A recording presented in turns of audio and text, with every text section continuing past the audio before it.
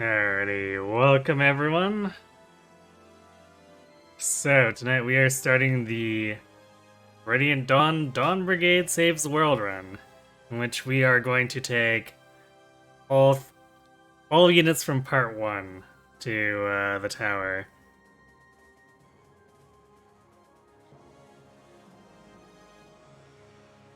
And, well, there is a little bit of latitude to make selections. The pickings are going to be a bit slim.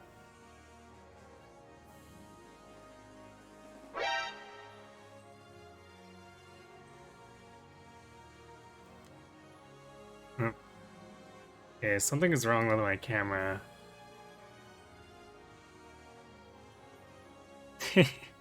Glad you enjoy that. Sorry, 1 second. I need to.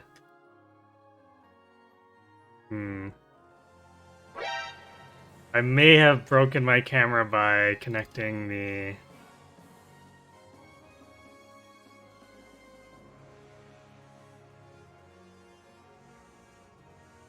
capture card.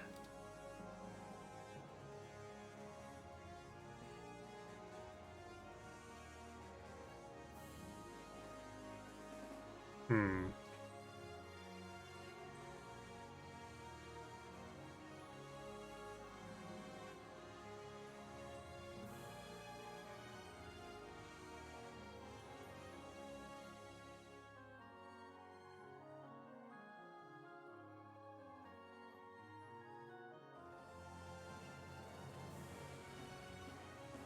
Oh boy, don't you just love making lots of programs work together and then for some reason connecting a device causes the other ones to flip out?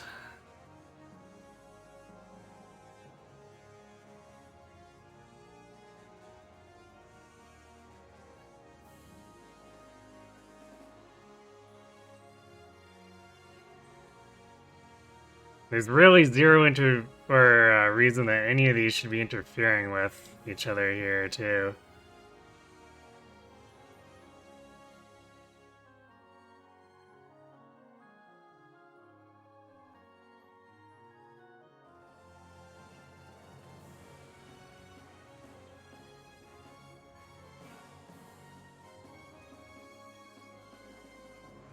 There we go, that's better.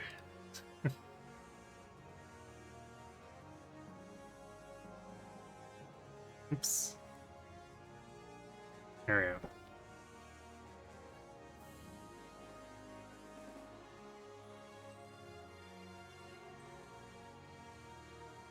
Anyway, before I noticed that, I was about to say I'm glad you enjoy what I've done with the redeem shadows. Alright, let's see.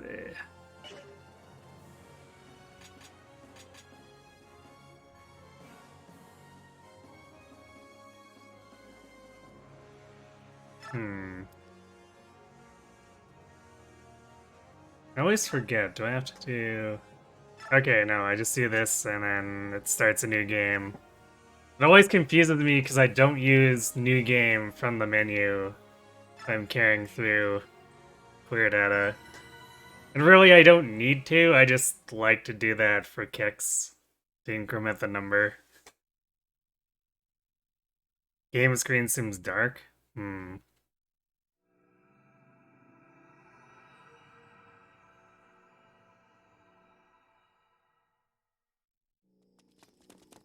Kinda has gone. Let's see. How bad does it look when we get to the actual...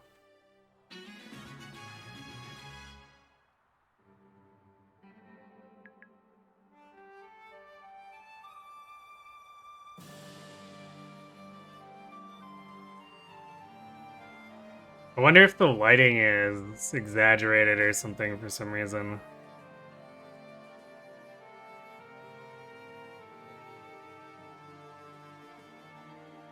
How's it look for everyone now that we're actually on the map?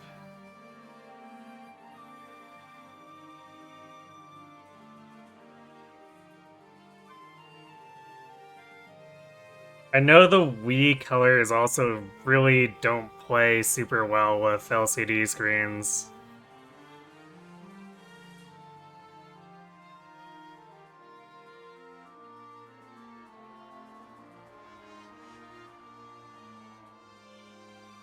Especially with,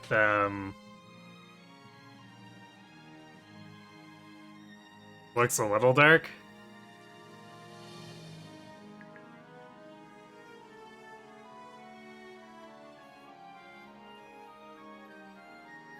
Let's see, I'm not sure if I can do anything about that.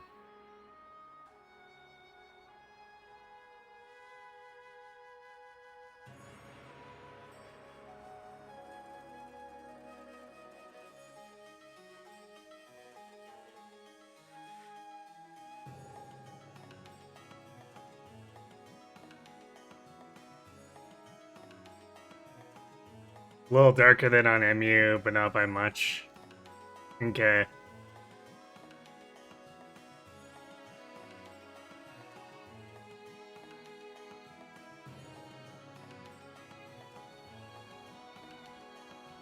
Here's the Wii brightness setting. It's true. Okay.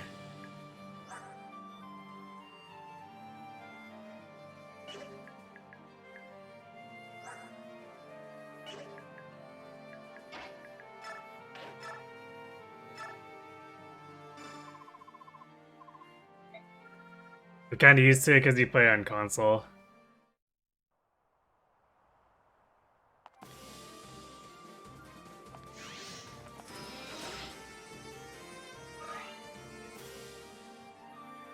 Yeah, it's just kind of how it is between GameCube and console, if I remember, or GameCube and Wii, if I remember correctly. Or even just Wii using GameCube games. Like, I remember Path of Radiance, when I was doing the hard mode runs. The, Navasa looks terrible on an LCD screen.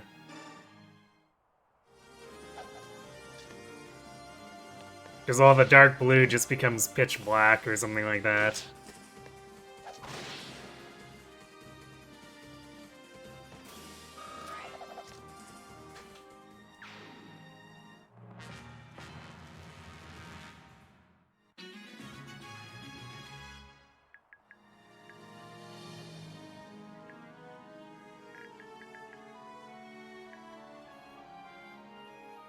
If we wanted to be aggressive, we could go in.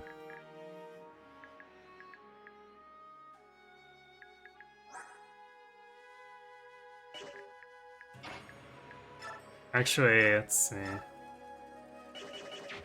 think we've got 100% hit rate, so as long as we double. Yeah. Also... Ah, there we go. It's like, this feels slow for some reason.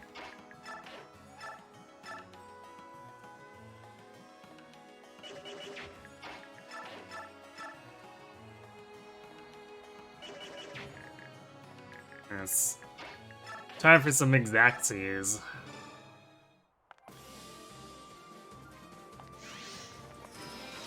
Feel like we'll have need of this emote, yes. Edward will be doing a lot of face tanking.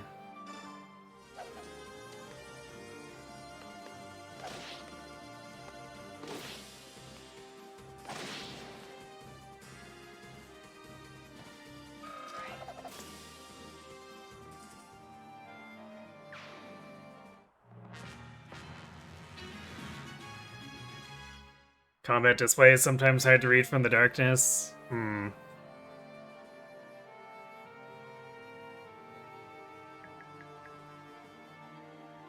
not sure if there's anything I can do about that. So I have limited settings on my capture card. Or rather, I guess, technically it's the converter since it's, or upscaler since it's the Tink, but...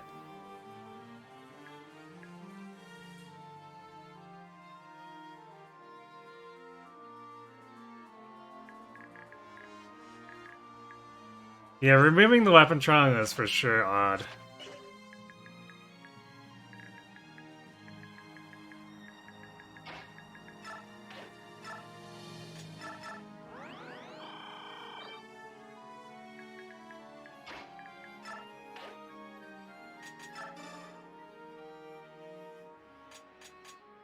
We'll do this.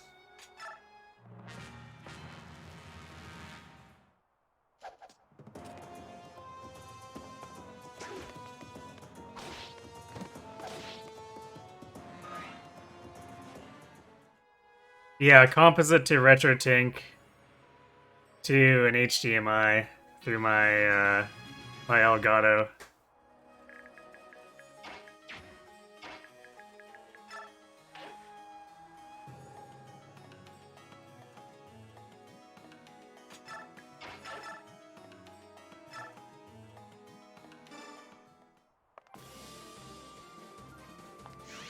There he is, the lad, yes.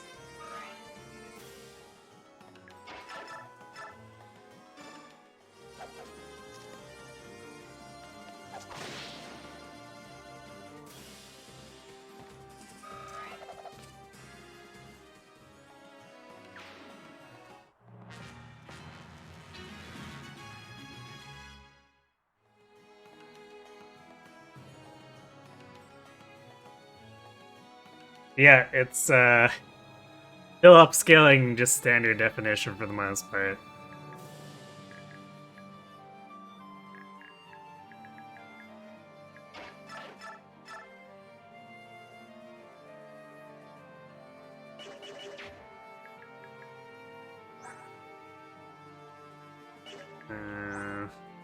Can we afford to hang out up there?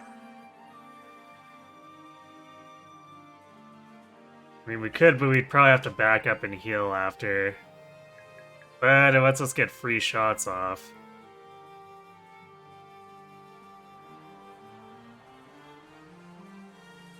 You have a Wii 2 HDMI, which forces progressive mode on your Wii and makes it look super nice. I might have to talk to you about that then.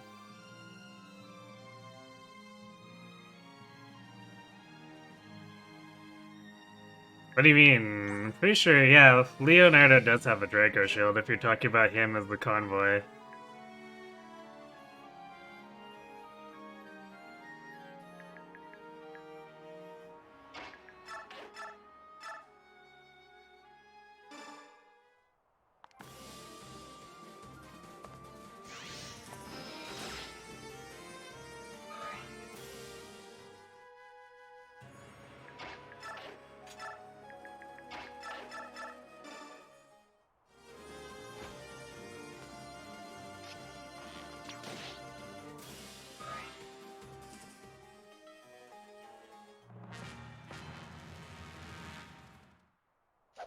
I literally named Wii 2 HDMI and you grabbed one from Amazon. Alright.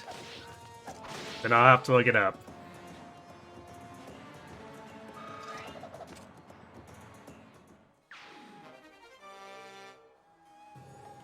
Also, look at that, and we're not face tanking. At least for one attack. He face tanked that one, but you know.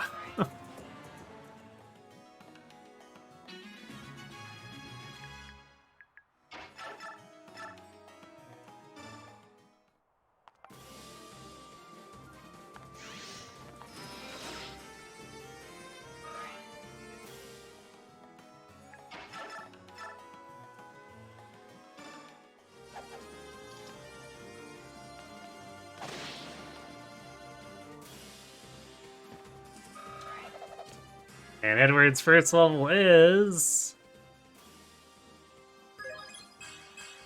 Strength, speed, luck. Okay. Seems good.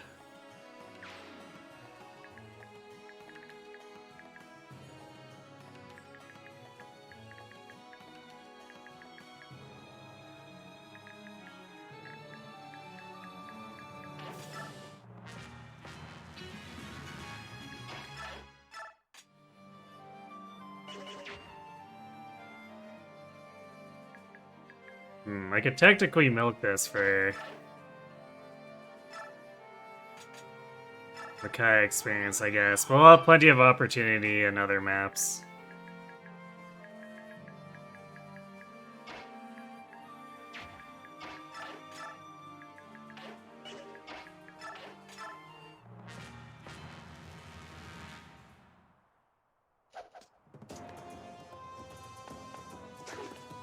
Hey, look, I think the avoid actually paid out too. Maybe.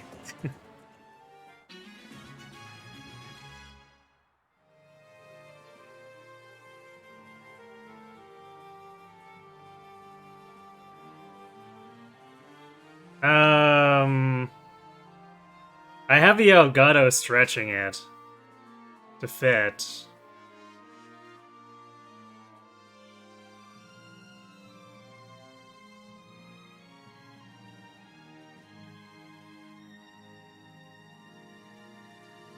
So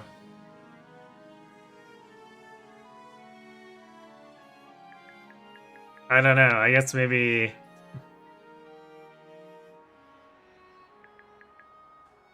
I don't have the option on or something on the Wii itself.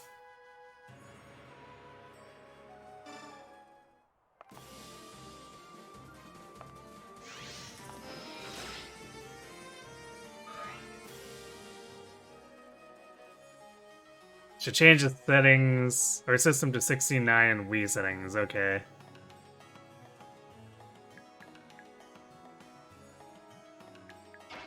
Alright, well, we'll do that after we give Leonardo a kill because funny Leonardo killing.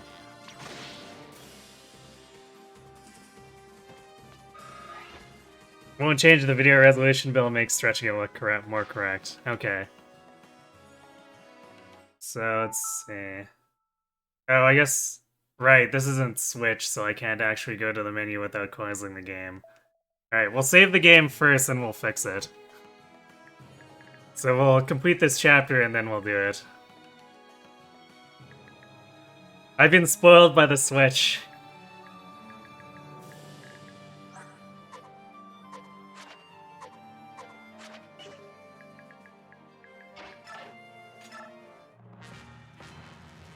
Old consoles, yes.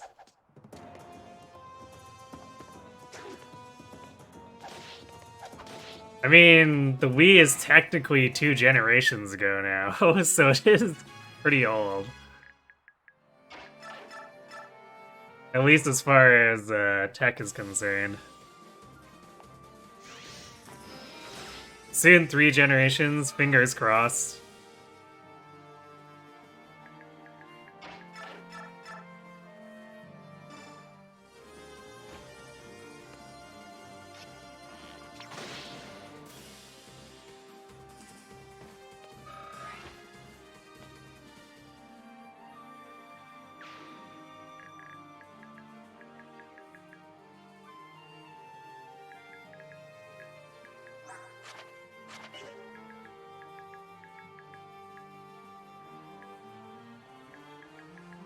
Yes, we should just be able to stand here.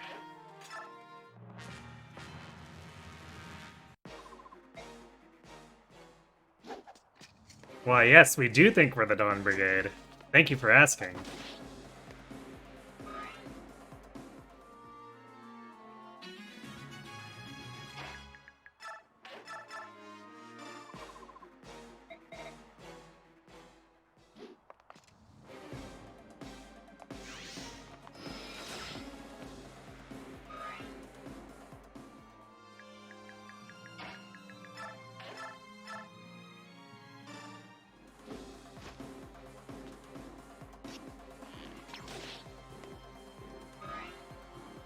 What's our hit rate? I bet it's not 100%. 98. Well, there's zero reason to risk it, so we'll just let him attack us.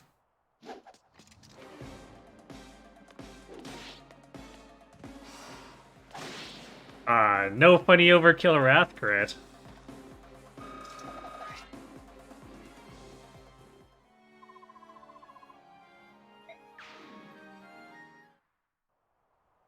His death animations are weird.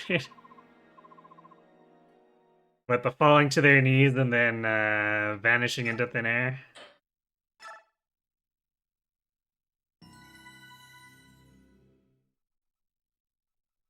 Good old Viritham. Alright. So we're going to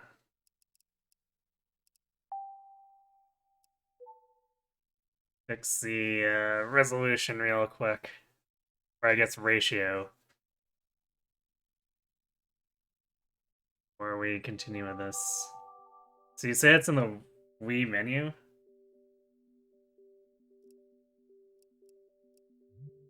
Is in these options?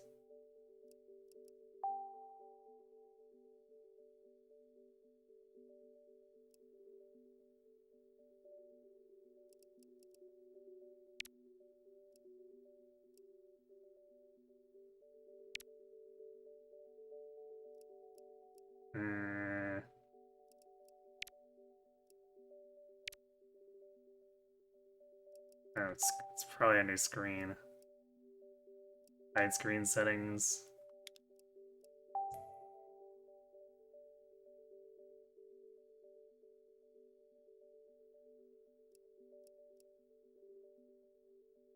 Yeah, okay, that already looks a little bit better, and this is just the menu. Hey, what's TV resolution? Oh, well, it's not like we can do anything, change it to self-upscale or anything. Wonder why that option's there.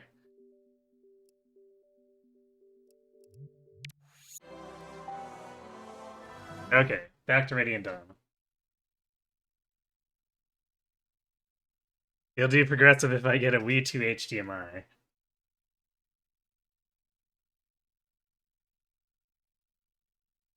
Yeah, I'm gonna have to go shopping after this. I do have an Amazon card too that I could put toward it.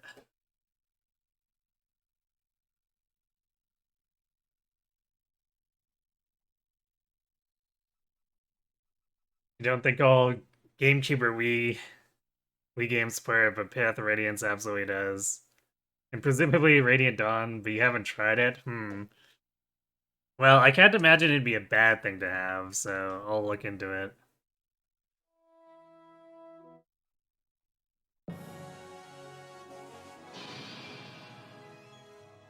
Hello, Zetanigi. Choppers and the Dawn Brigade. Not possible. The Dawn Brigade owns. Right.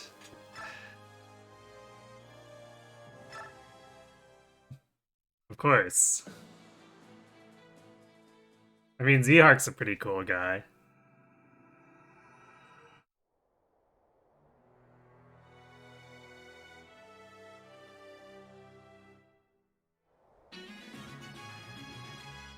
At this point, your Retro Tank Killer is basically just for your GameCube because you can't use your Wii for your GBA stuff. Makes sense.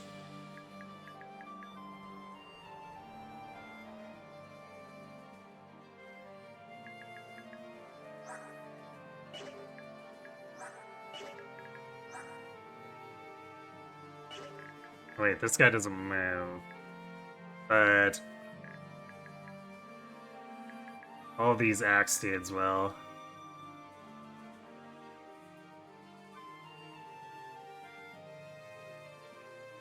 I remember being able to do an aggressive-ish formation if you put Edward and Nolan here. The problem is that Edward might wrath, and then you have issues.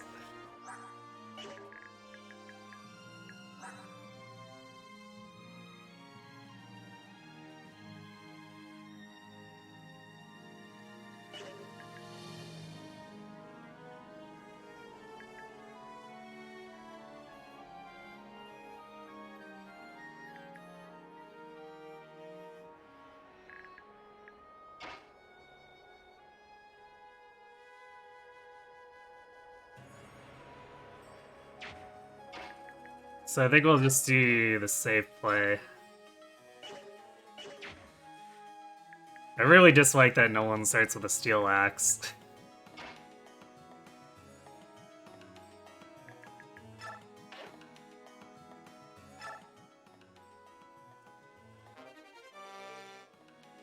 Should ban the use of Nolan, too strong?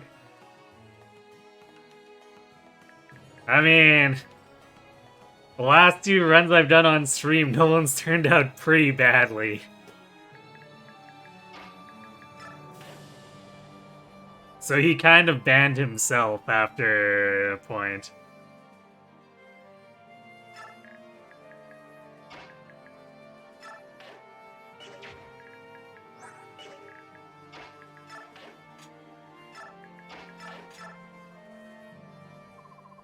Nolan, you're beloved.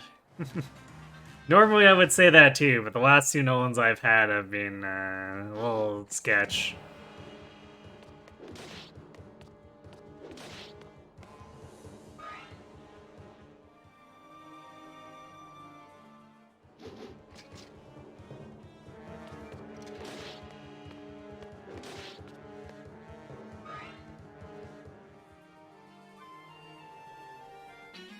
Your Nolan was the good one among the Dawn Brigade. Well,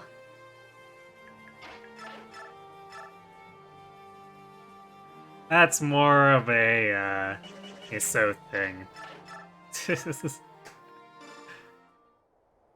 Seriously though, no. Nolan is usually good. I've just had poor luck with him the last two runs.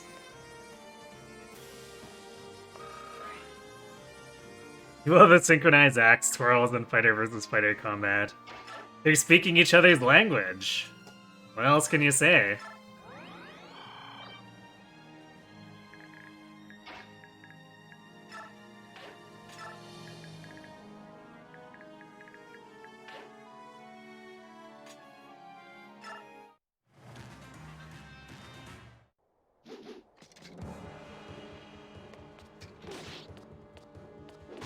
They're signaling to each other. This is axe combat.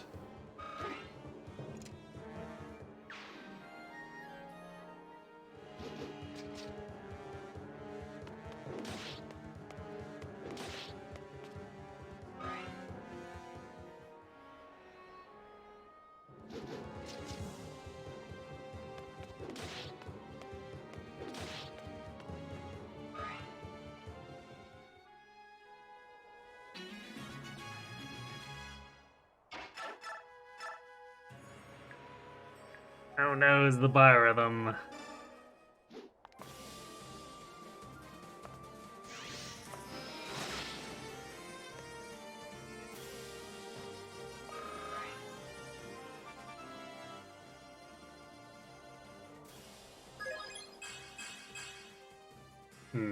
Well, getting speed on Micaiah is good. The luck in the reds was almost a given though, considering her growths.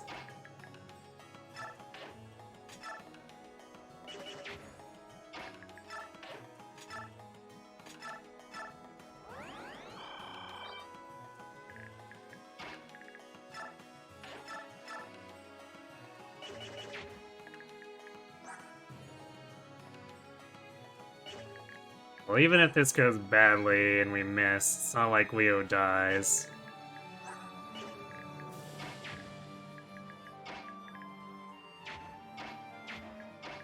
Although, can we do enough damage? Yeah, I think for the moment we still want to try to get more levels to Edward.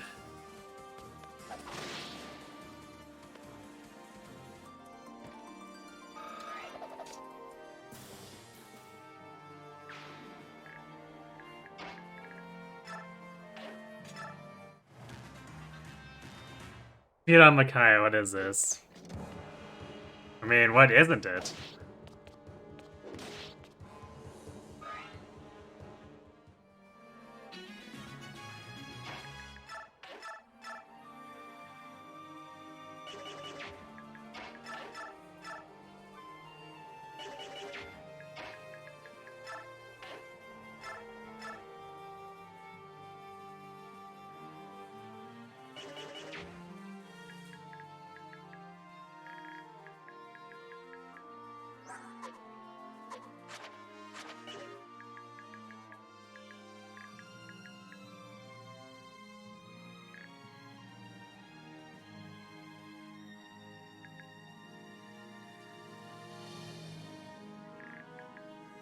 Hmm.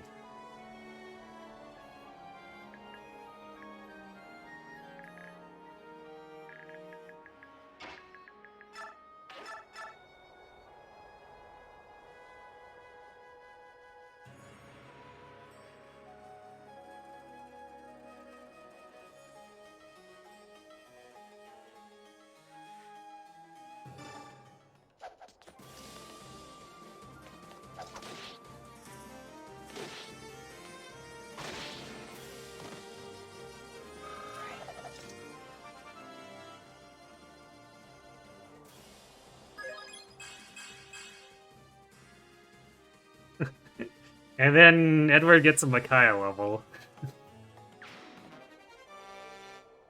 Gotta get that luck res.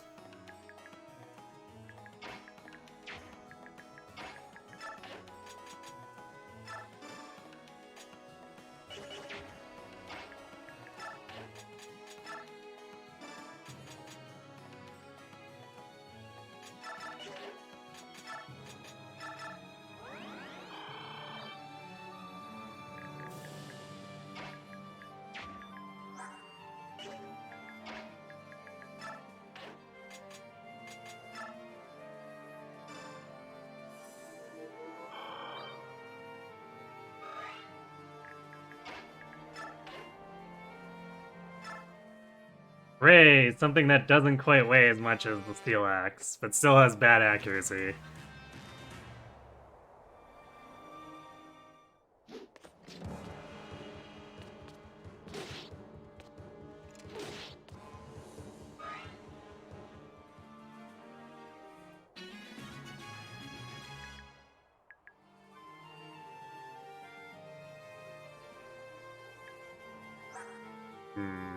I don't think Leo deals enough damage here. Yeah, he doesn't.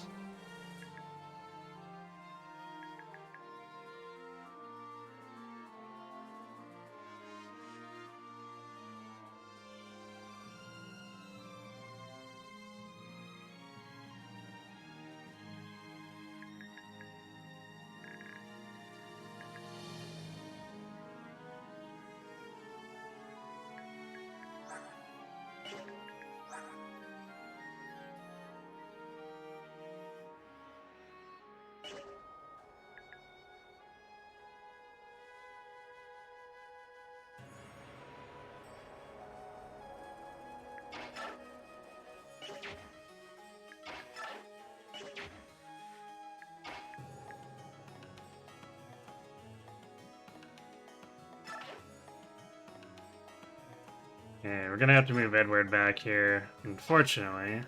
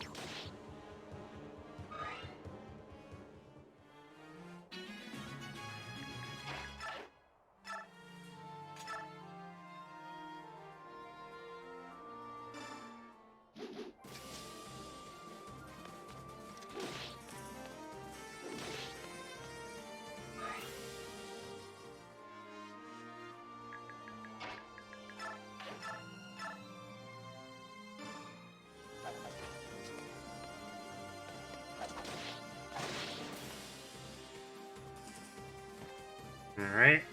Gets that archer off of us.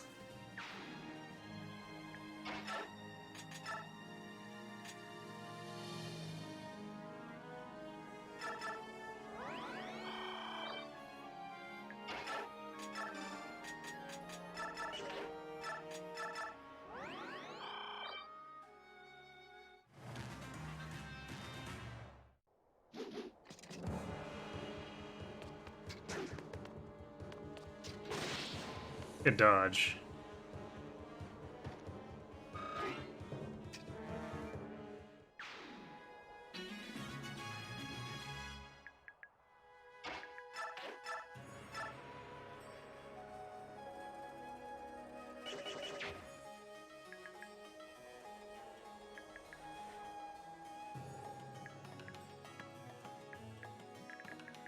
Our biorhythm has been kind of not a great place, but I guess its Sayas is also pretty bad.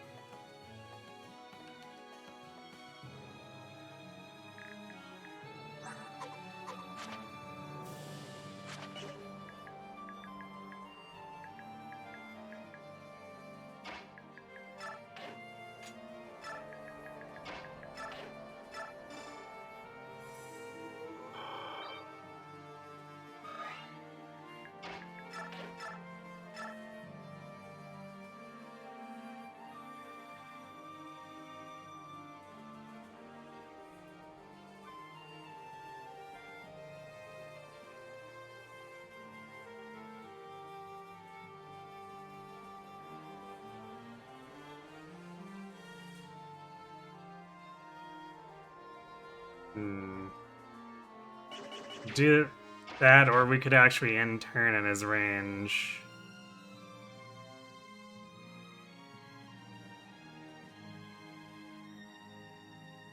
I know his Saya moves if he gets attacked, but I can't remember if this guy does. But he'll probably not even move anyway.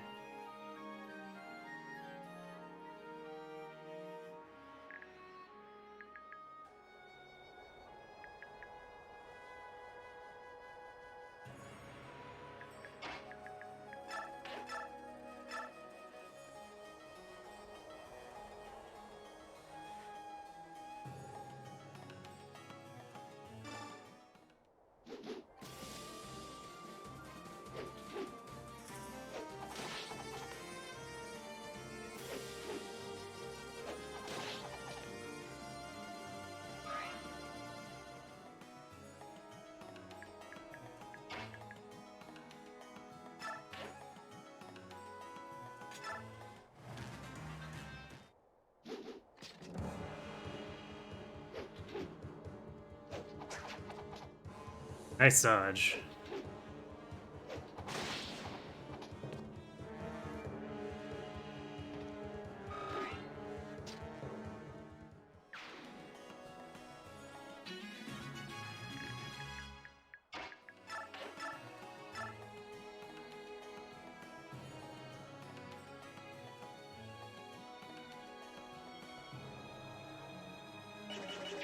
Definitely not a fan of the listed crit.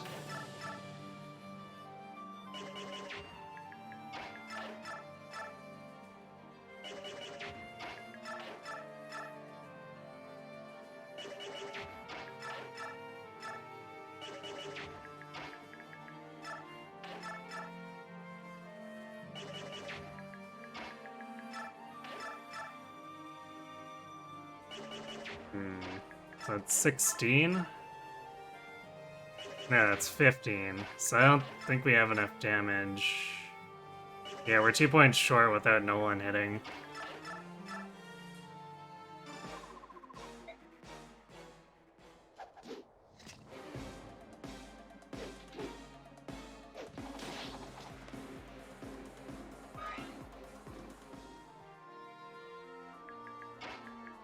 And now we just need one of these to hit.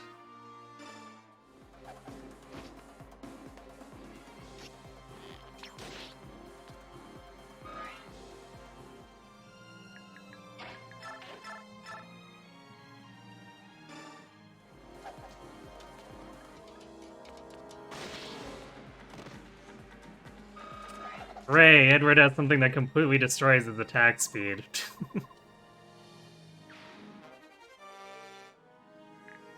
But he has it. For later, I guess.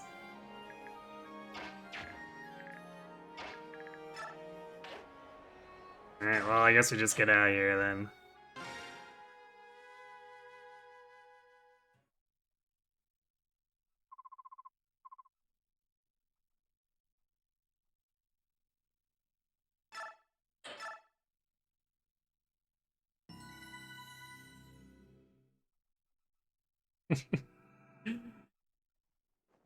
I like how much that emote has come back in full force. Now that we're dealing with Edward again.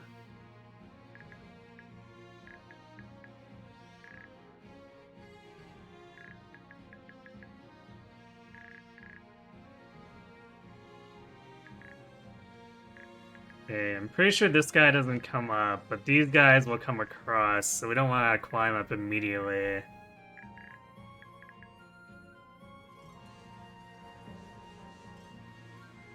Skipping all the plot now means we don't get to enjoy such bangers as moldy onions.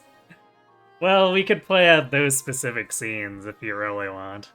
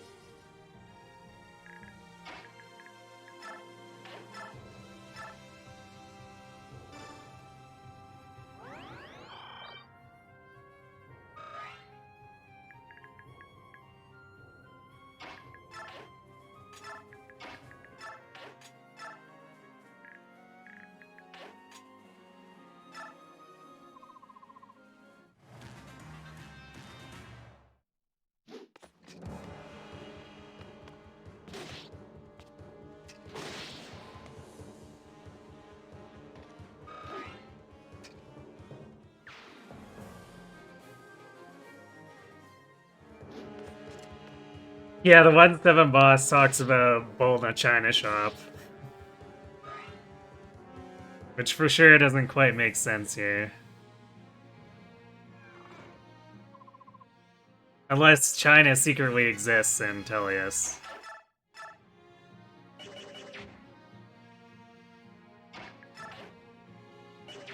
Alright, we can't attack through this wall. But we can attack through these walls.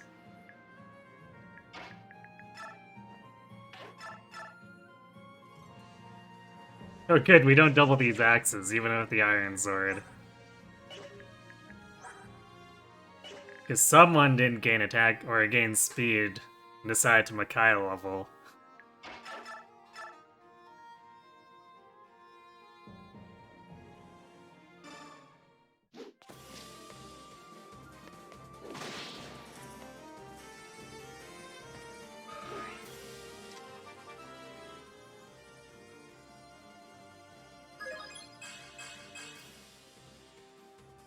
Oh, and what?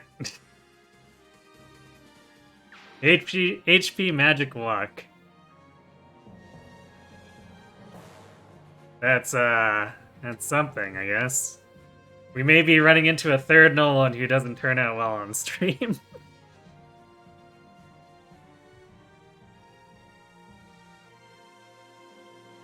Shouts to the Toffee LTC with 100% gross and full rigging, where Leo's trained and promoted for the sole purpose of landing a 1% hit and 1% crit up a ledge on an enemy with a longbow and 1E.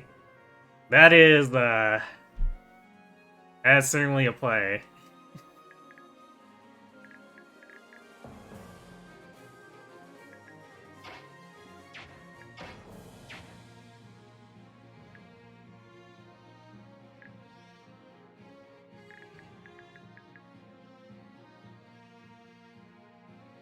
We're gonna do this, I guess. Yeah, Makai's only got 7 more hit, but it's something.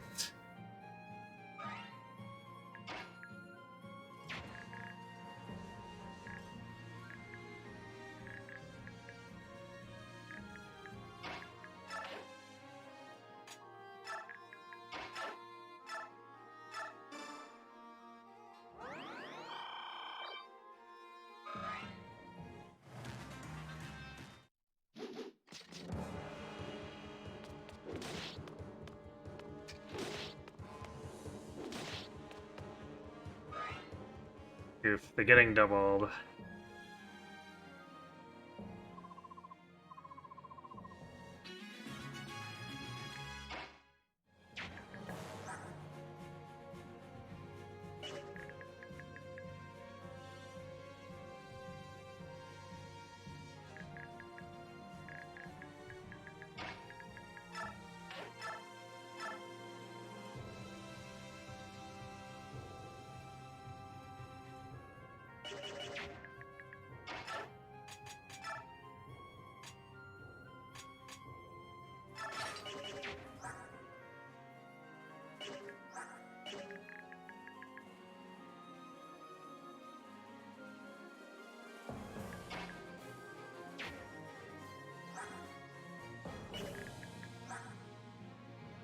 Hmm.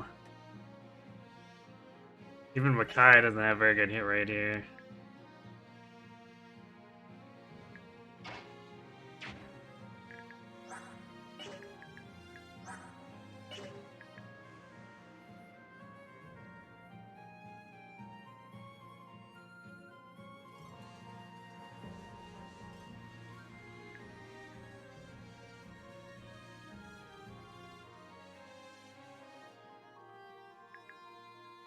I want to push, but I don't think we can do anything that's particularly safe as far as aggressive moves go.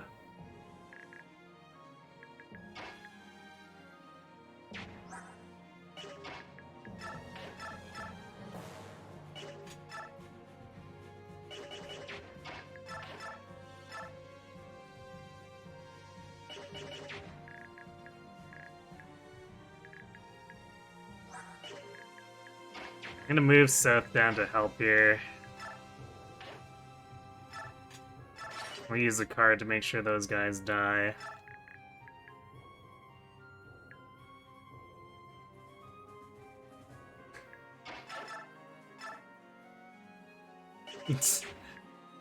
Nice hit rate, Micaiah.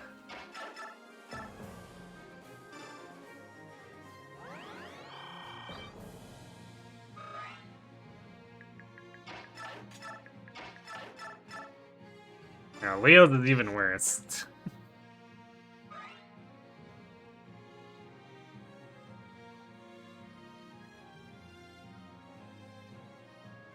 Toffee called Leo a budget Siege Tome user? Very, very short range Siege Tome, then.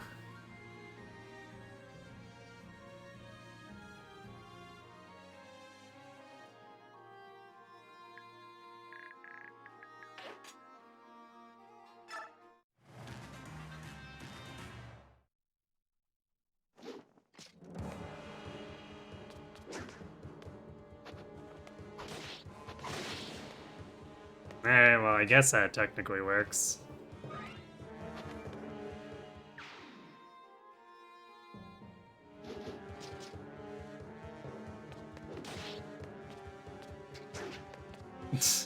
God damn it, Nolan.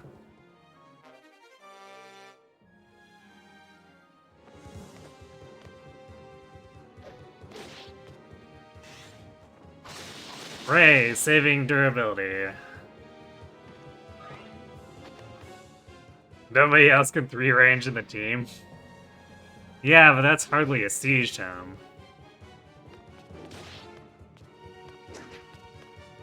Oof, Nolan, man.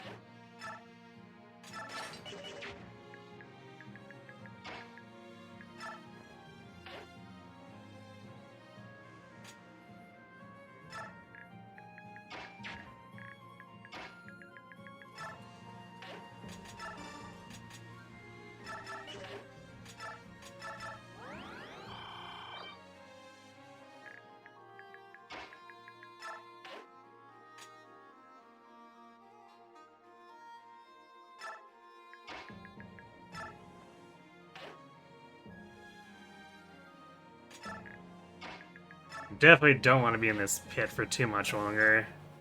Because stuff spawns from behind.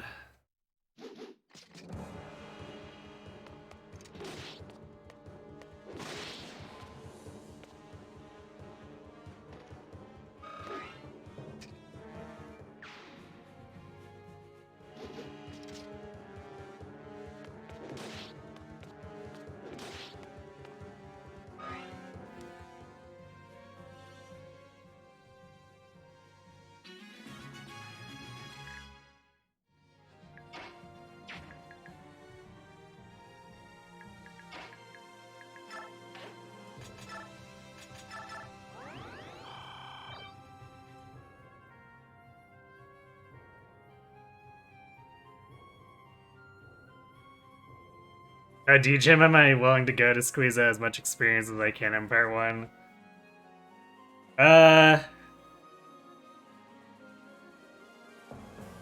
guess we'll see. If the stats are looking okay, then we probably won't do too much, but if the Dawn Brigade looks like they're trying not to perform at all, then we might have to do a little bit of boss abuse or whatever.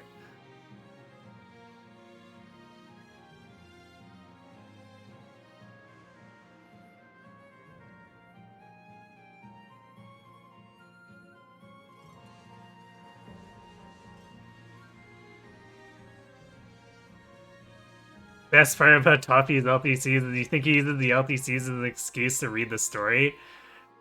Wait, so he just like lets all the cutscenes play out and stuff too?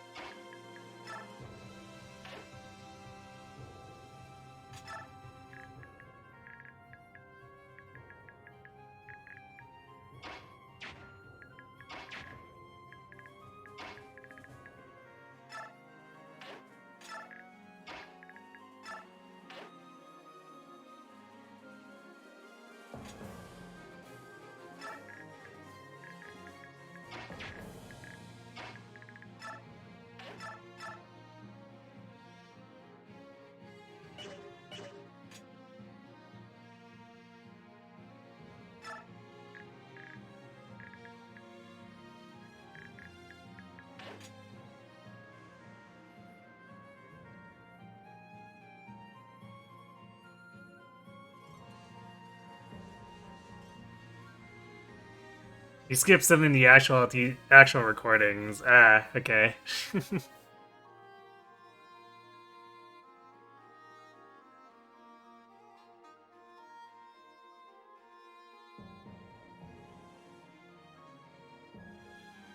Maybe you phrased that wrong because you made it sound like it's the only reason he LTCs. LTCs are basically his first playthrough. Ah, so it's an excuse to actually get around to the game. Is probably more what you meant, right? That makes sense to me.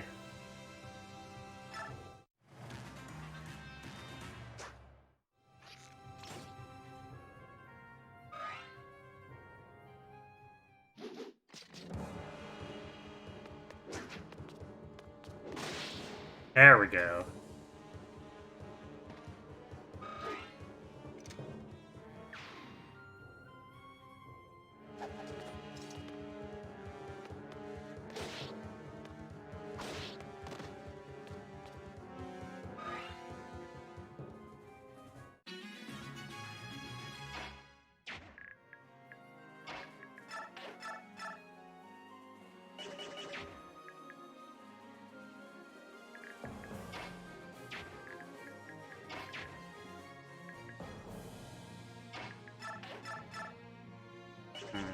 We definitely do not weaken this guy enough. Also, our hit rate is so bad.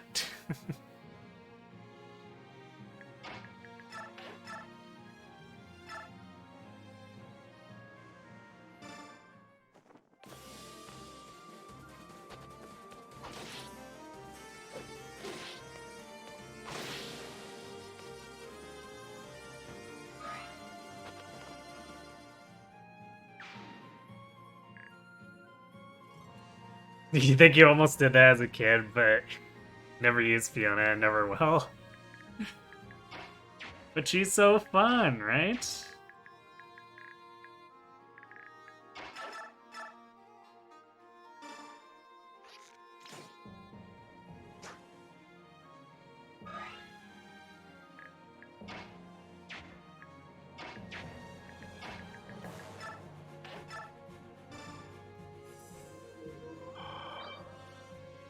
There we go. There's the nice degen turn.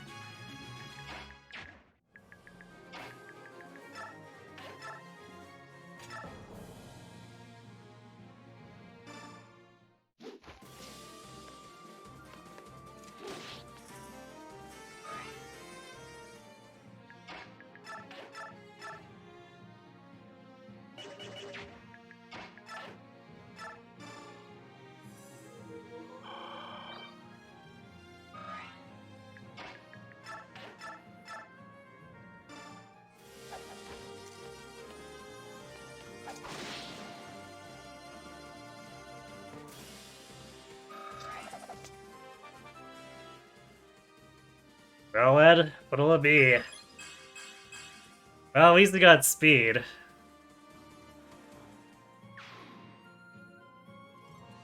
Chapter 3 units already doing like 5 damage to 27 HP. Yeah.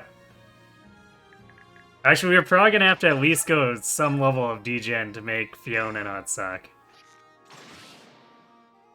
Or I guess technically suck less. I don't think there's any way she can end up not sucking. Especially with how much this part 1 hates her. Oh, nice level, Leo. Truly, this is the playthrough of all time.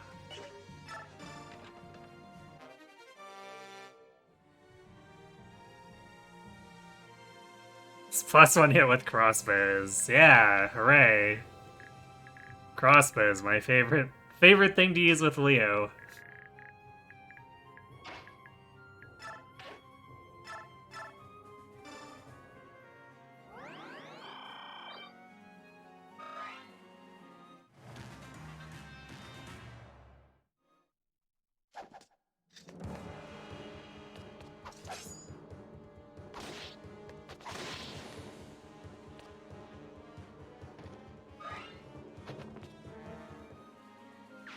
There are 2 chapters in the entire game where she gets to use Mountain Move. Relatively speaking, I guess.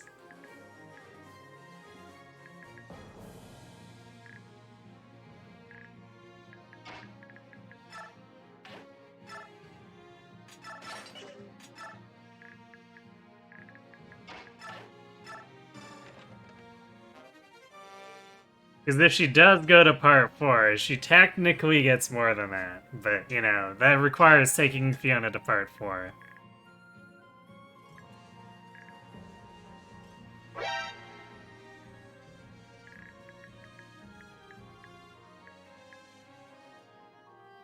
Hey, Gat. The question is, can we stop these guys here now? So we're a little bit behind from Nolan missing those 2 in a row.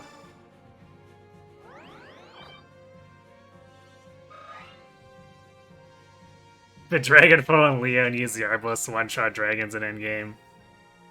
Yeah, Beastfoe or Dragonfoe with Crossbow is at least usable.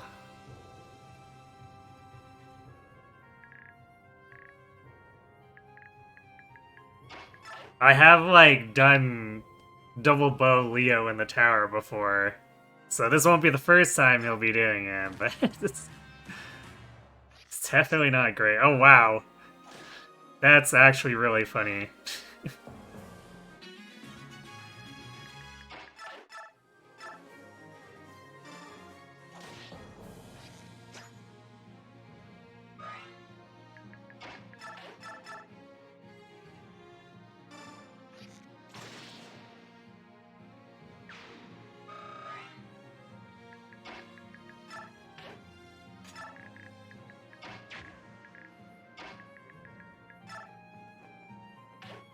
I wasn't actually... I guess it must cost... Let's see. Yeah, I guess it must cost 3. I thought it was 2 to climb a ledge, but I think it's actually 3. Because otherwise, one of them should have come up here and shot Nolan from this tile.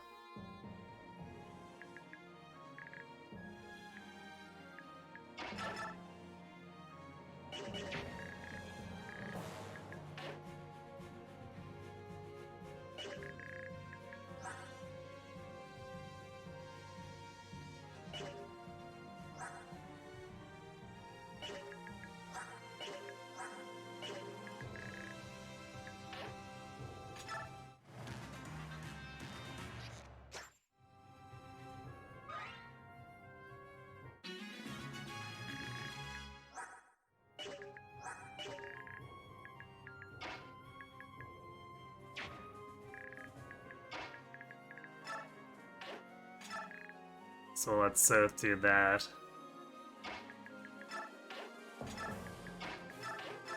We'll back up and let the rest of the Dawn Brigade fight these two soldiers.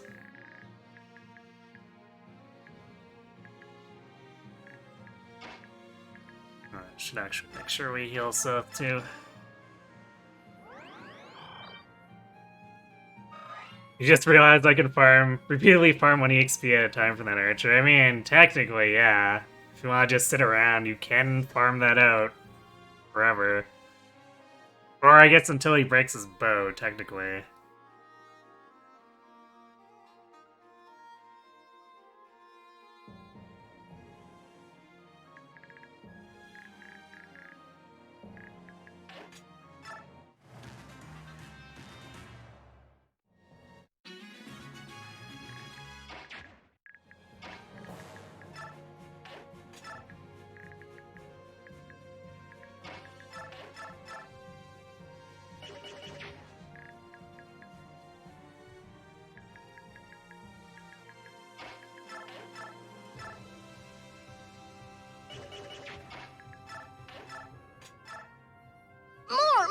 Okay, well, we get doubled if we use a Steel Axe. That's fantastic. Thanks for the follow, Treated Fruit.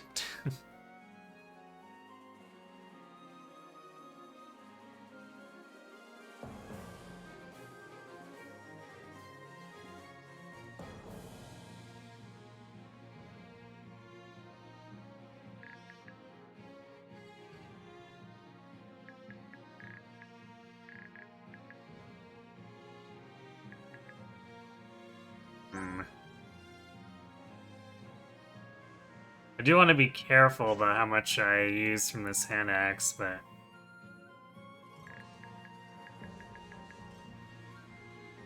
Do you want to just fully kite these guys? I guess we could.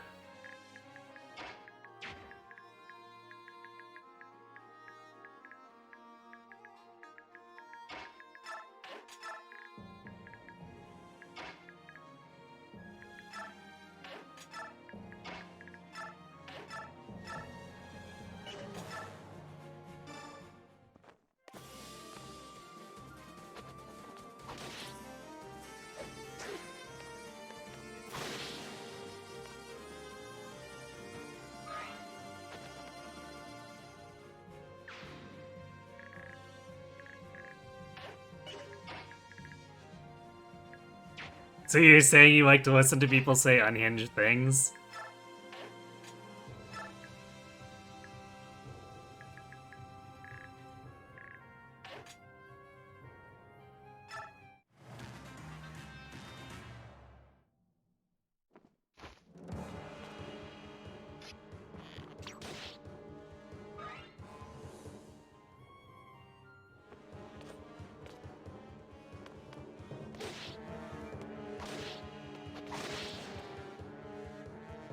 You do like to hear people say unhinged things. Well then, hopefully we do some unhinged things here then.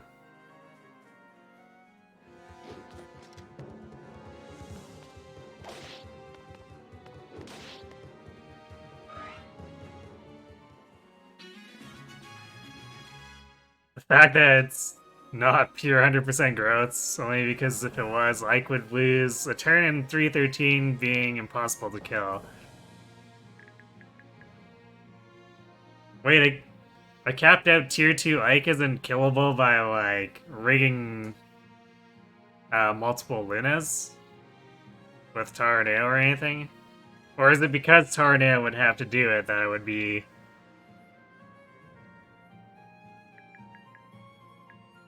that it would lose time? Or turns, I guess, technically speaking.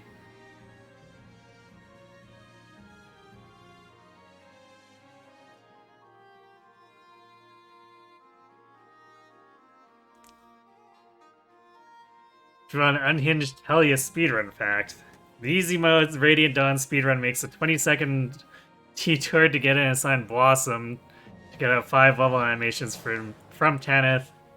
The normal mode speedrun gives Paragon to Tanith. Well, sometimes you just need stats, right?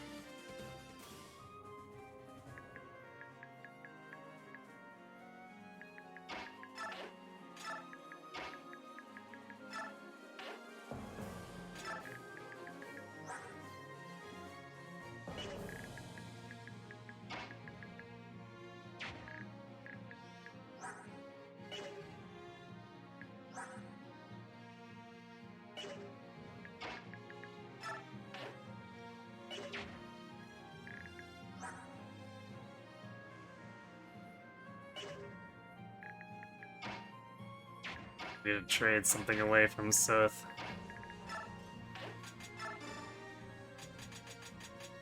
Actually, if we do this, we can get Thani into Micaiah's hands without needing to shenanigans around that.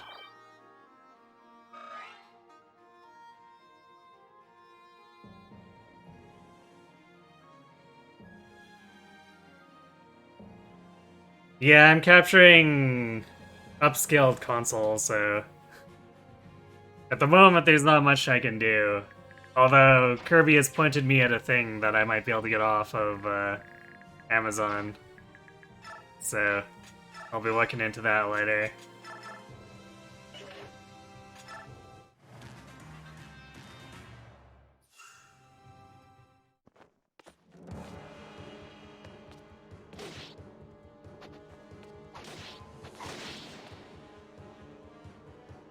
Part of you literally wants to regrind and improve your Radiant Dawn speedruns just so they're recorded in progressive quality. Makes sense.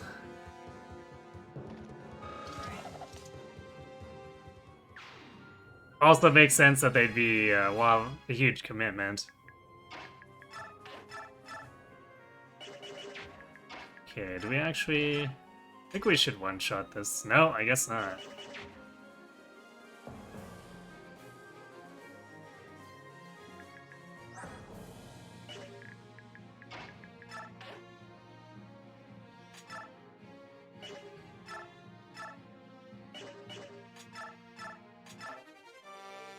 I guess we'll let the boss fight Sith there.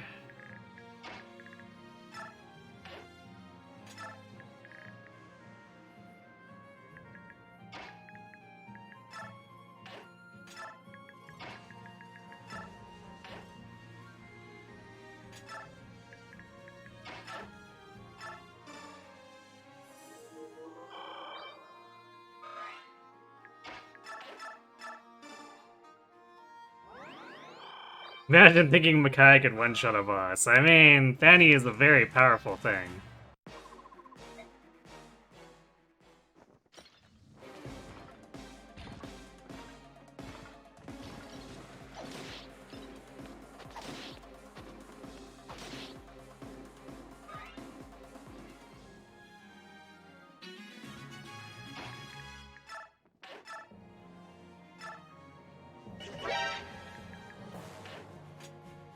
Let's not accidentally end turn.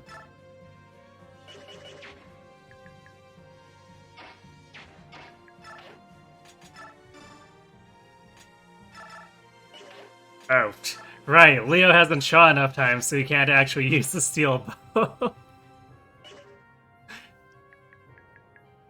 Well, that sure is a thing.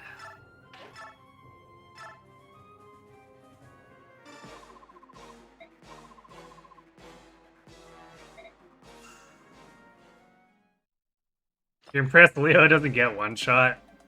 Javelin moment, I guess.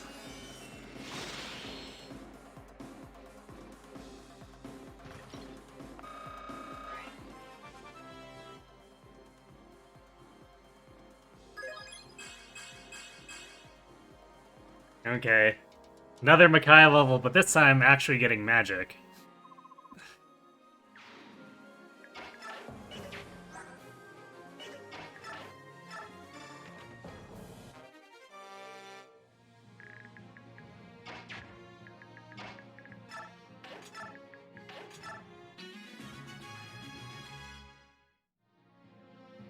She got HP. Yeah, that's true. Not quite Makai level because of that.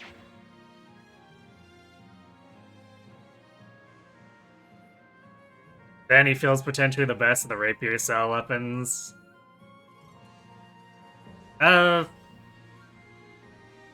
yeah, I guess, because, yeah, it hits res.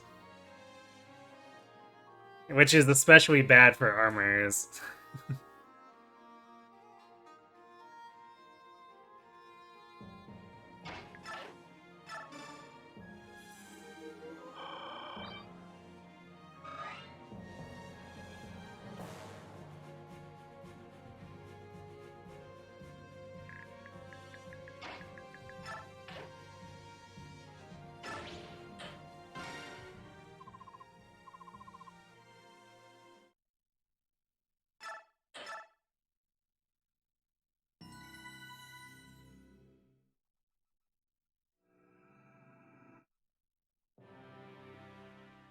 Hooray, the jail.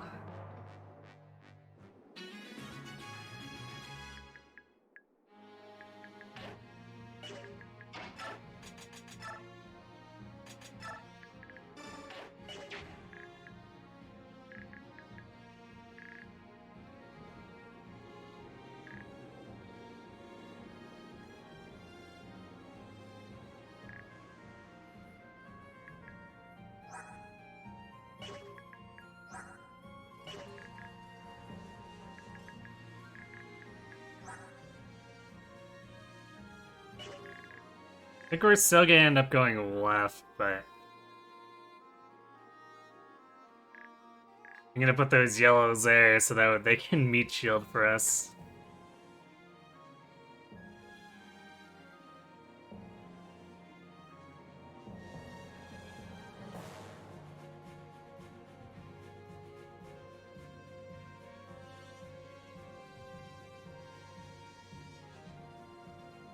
Does the wind spear count? Probably. I mean, it is basically just a rapier spear.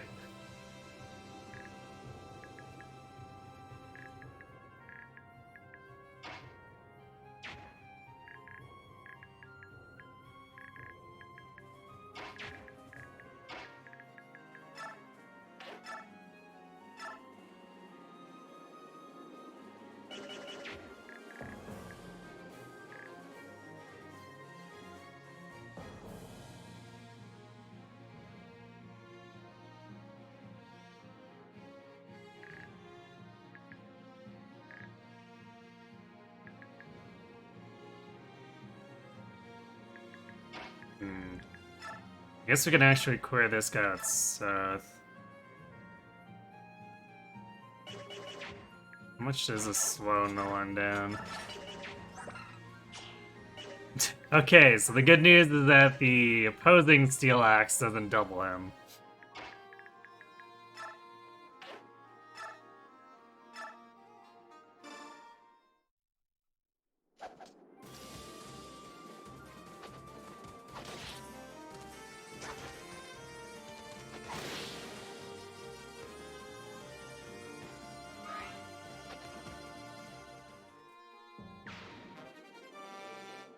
Wing Spear is interesting since it's a rapier style weapon that's not a main character. I mean...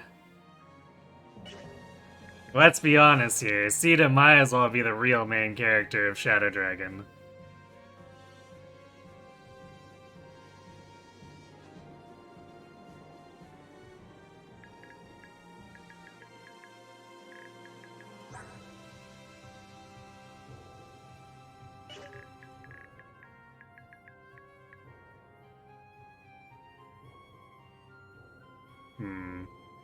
I'm actually not sure if this guy's gonna come out.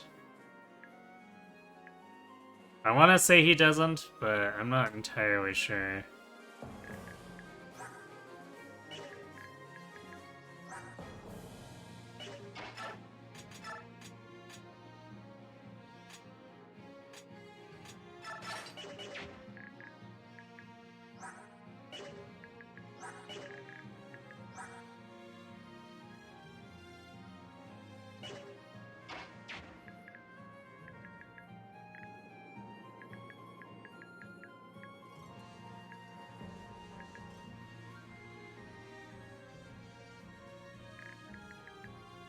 The alternative is... to kind of bunch everyone else up together and...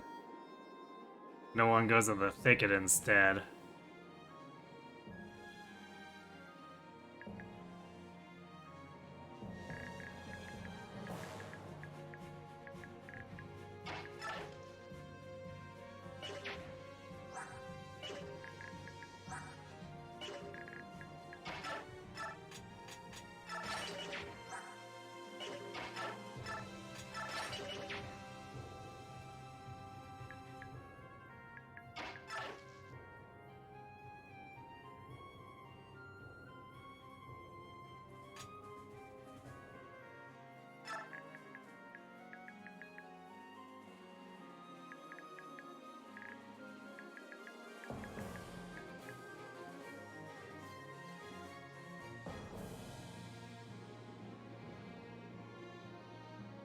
Actually, I might need to just put Nolan here.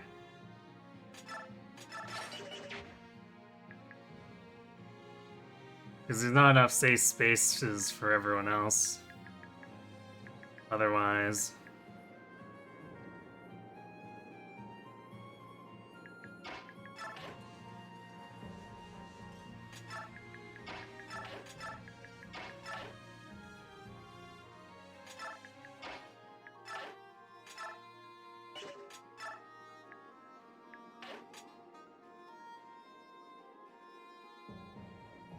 How many character locked staves are there? I want to say I feel like that's mostly a Kaga thing.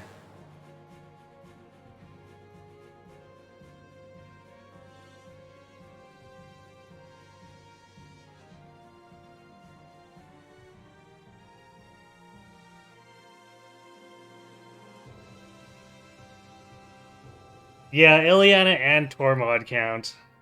Because where they join later is a struggle, so I think it's valid. Technically same for like Moram and Vika too, but I'd rather use Tormod than Moram and Vika.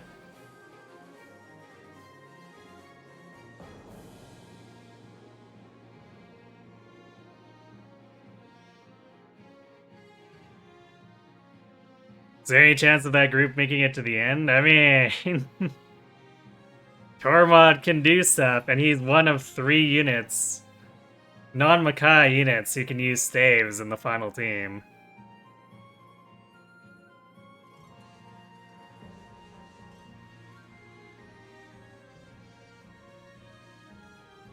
Yeah, stat-wise, Moram is fine, but his lack of 2 range is a major annoyance.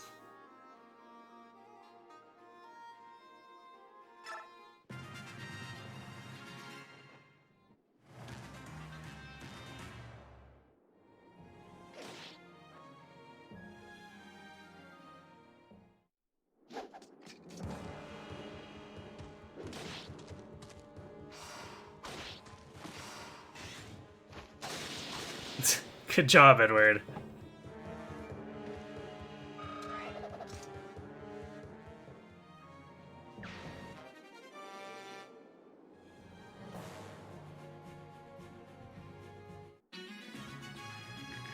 Wow, I didn't remember Iran's team coming this early.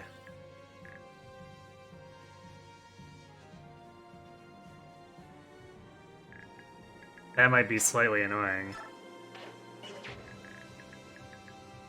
But this guy definitely didn't move.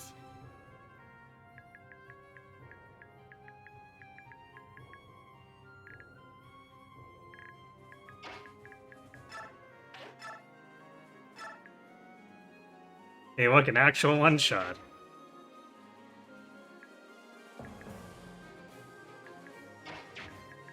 Sorry, hit right 100% here. No, no it is not. Also, I forgot to trade the Wind Edge over, so I should do that at some point.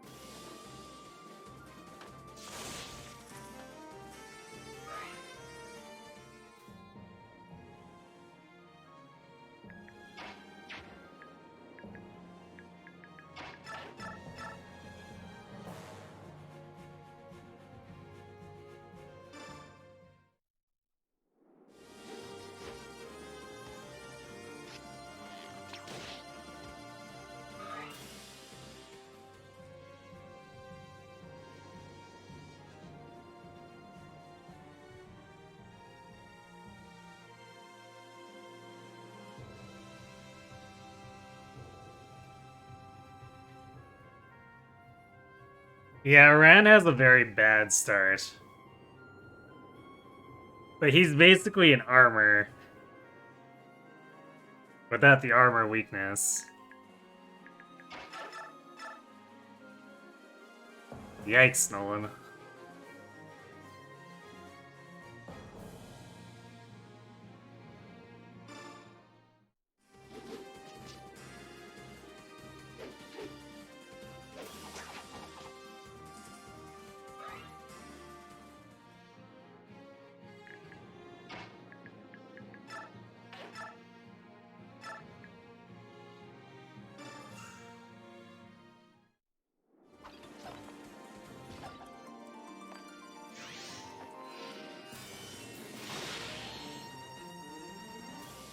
Halberdier Iran's useful for 3-6 because he doesn't immediately die like everyone else. I mean, Nolan usually has enough bulk.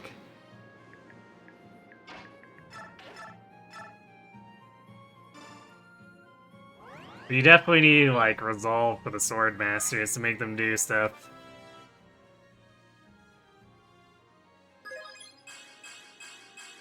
Ah, yeah, Strength Laura.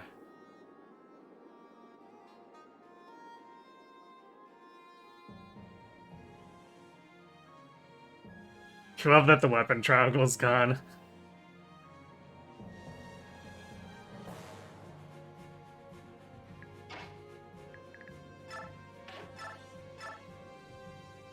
I mean, it's not the craziest thing for it to be gone, but not showing weapon or movement ranges is very questionable.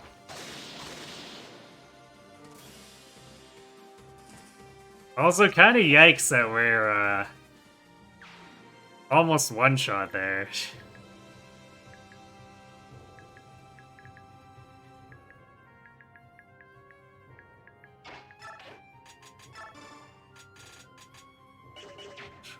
Let's see. I want to one-round these guys.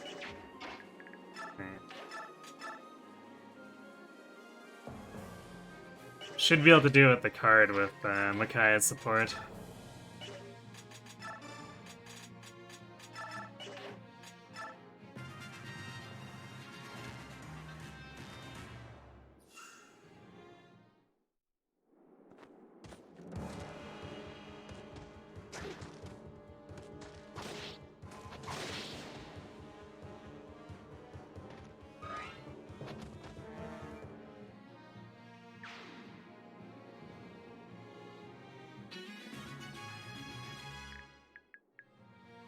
Alright, we should be able to trick Aran into attacking Earth or Amy. I don't know if I'm probably not going to use him, but we'll recruit him just in case. Plus he's kind of a body for other things, so...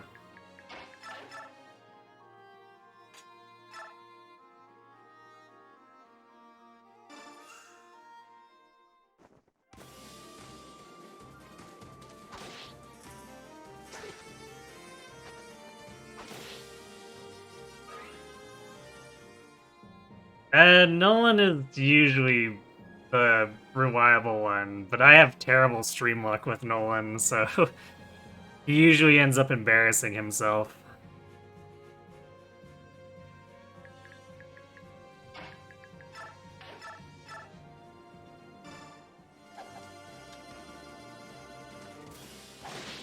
Edward can be usable, but he has to get good luck early on, and then you have to capitalize on it. Whereas Nolan has to do badly to end up not doing so hot. Yeah, see, Edward is, well, he's okay. Not getting defense is probably gonna get him into trouble against the Lagoos. But in terms of killing stuff, he's actually looking pretty good.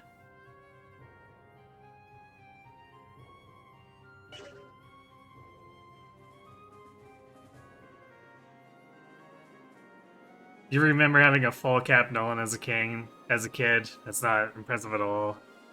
Technically true. But Reavers have good caps, is the thing.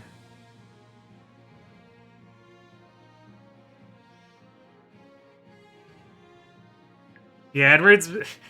The funny thing is that unless Edward gets 100% speed growth for like his first 3 or 4 levels, he has basically no damage output.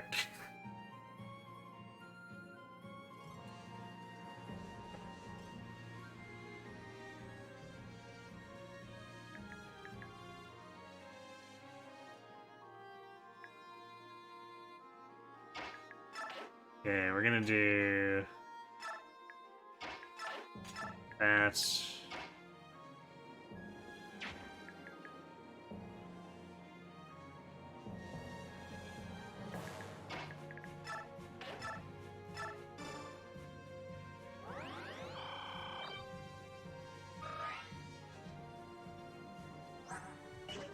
Actually, is he gonna... Well, he wouldn't kill her anyway, but not sure if Aran would actually target Laura. I can't remember. There's some, like, Dorcas who would happily murder their friend.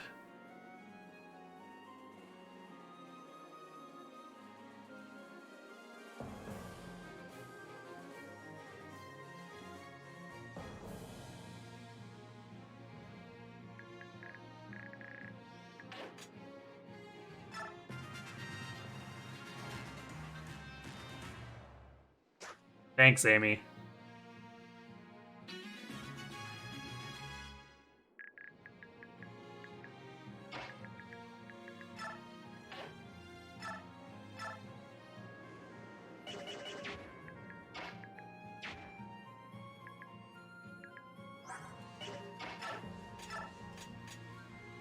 Alright, I haven't actually traded him the Wind Edge yet.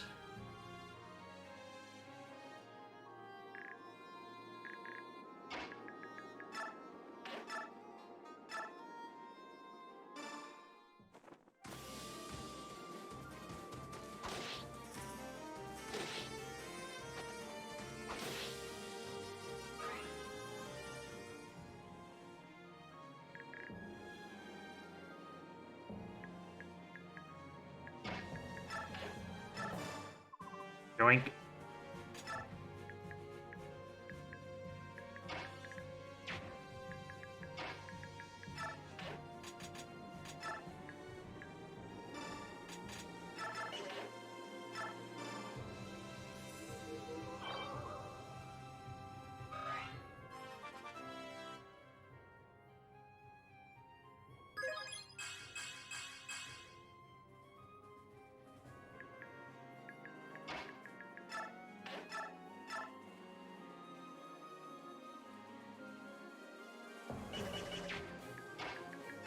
That hit right.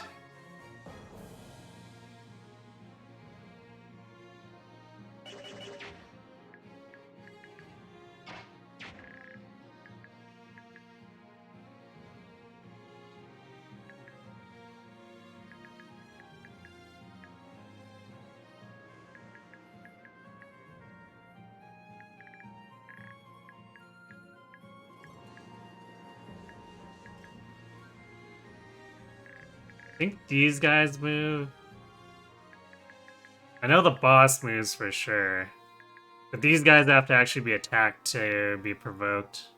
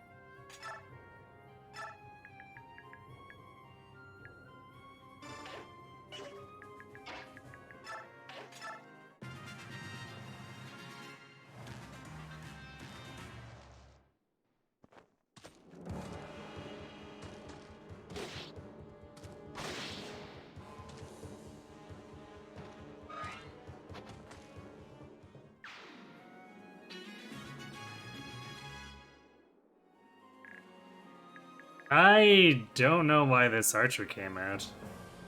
I guess it must have been a zone trigger. Because you definitely couldn't reach, like, actually reach south.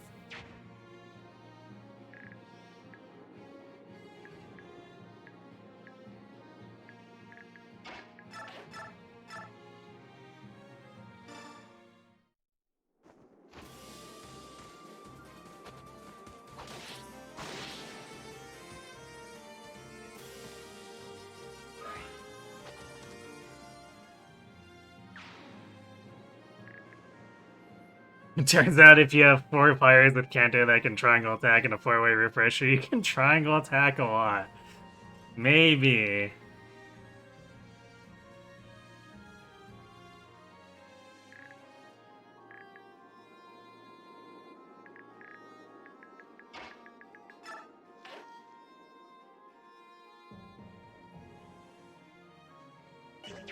Okay, we're gonna just hang back and catch these guys when they spawn, I guess.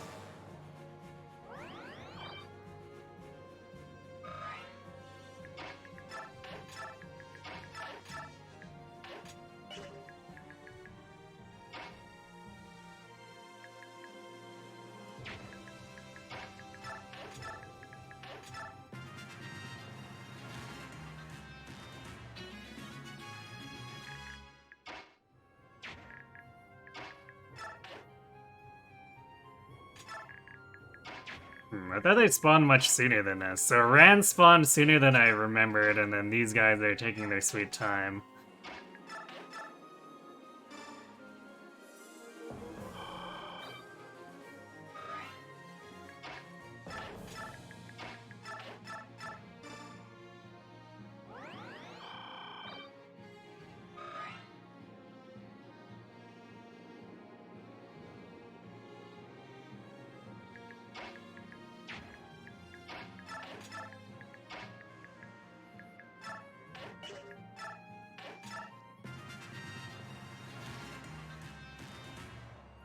There they are.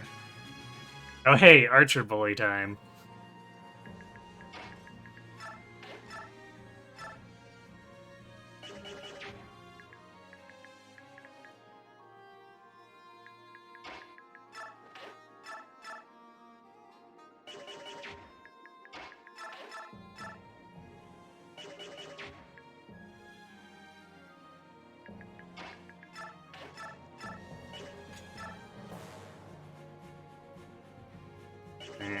Stupid biorhythm.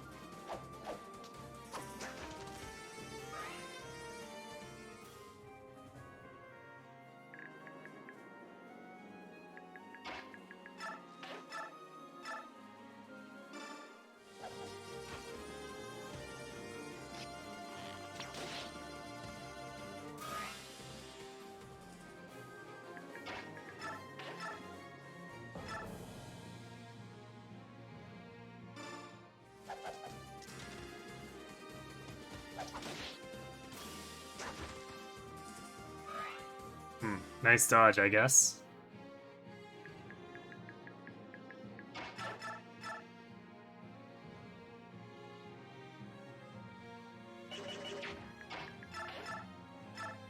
Could tactically steal the kill on Micaiah, but we want to feed it to Edward.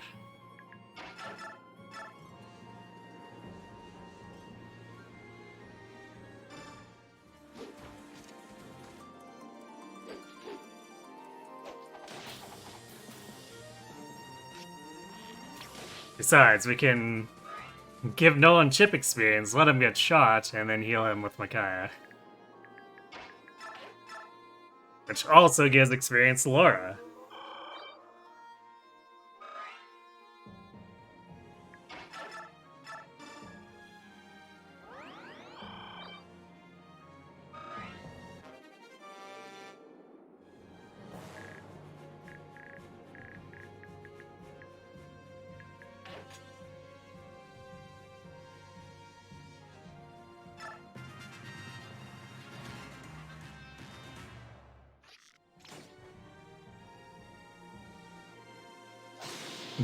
And Amy gets crit. Not unexpected.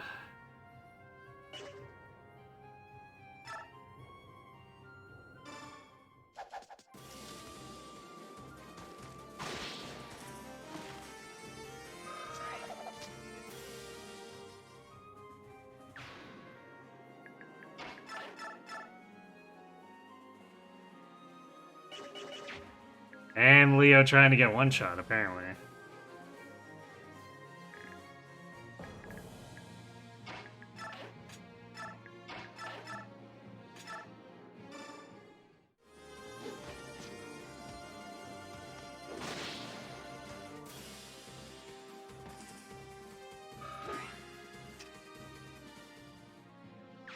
I have no idea. I have never actually even thought about attempting to triangle attack with Douglas. I imagine probably not. Unless there is some kind of programming glitch.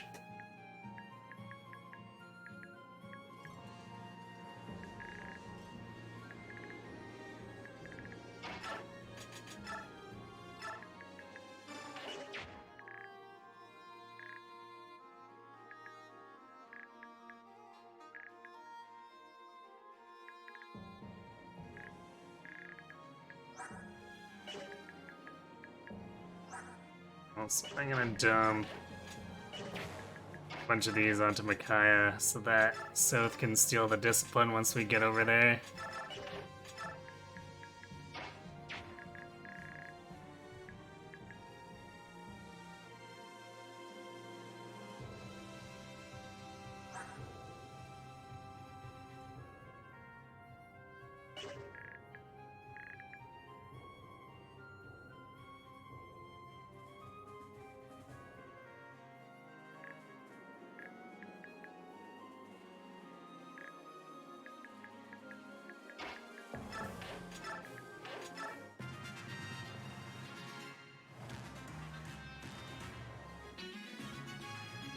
Oh, hey, more dudes I forgot about.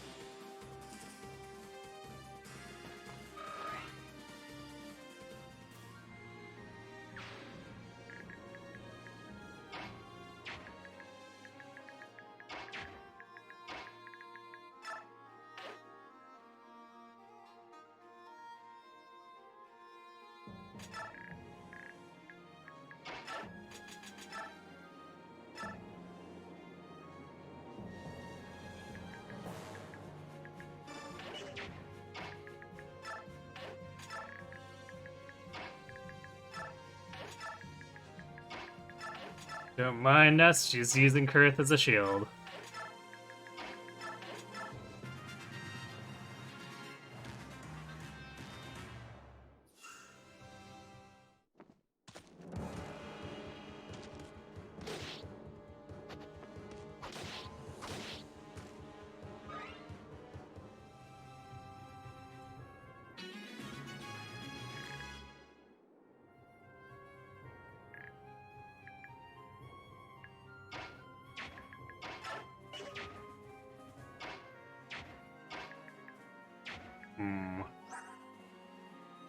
We could try to snipe this with Edward.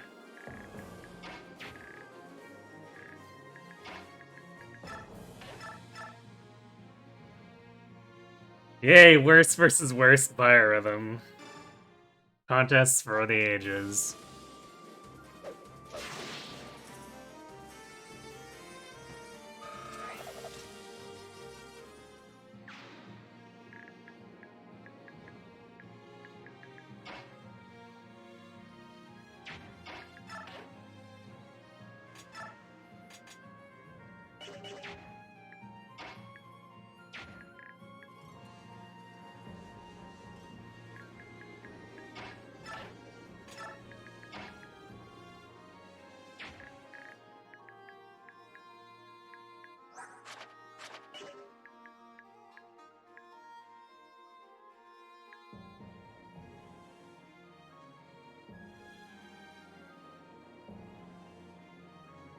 Actually, I think if we move Seth down here, Paul's a boss.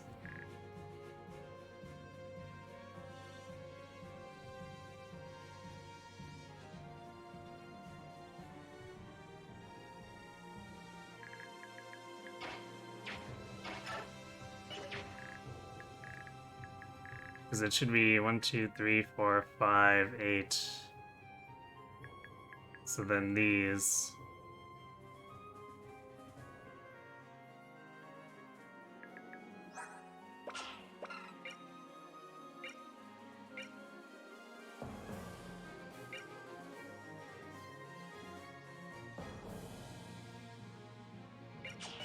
Three, 5 attack.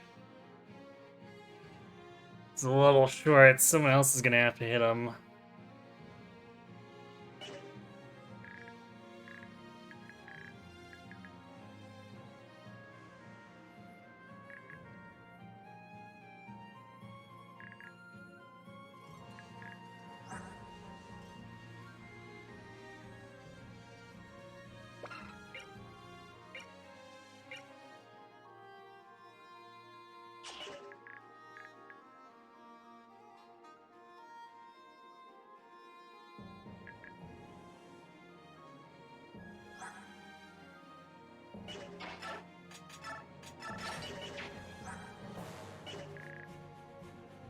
No one could pull him, but it's gonna be garbage.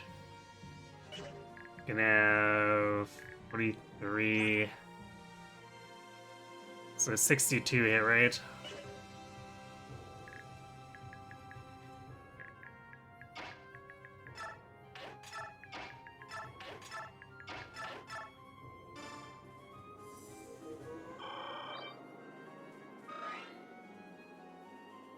How often can the Armor Knights even set up a triangle attack on 4 move? Not very often. I mean, I guess you could force it.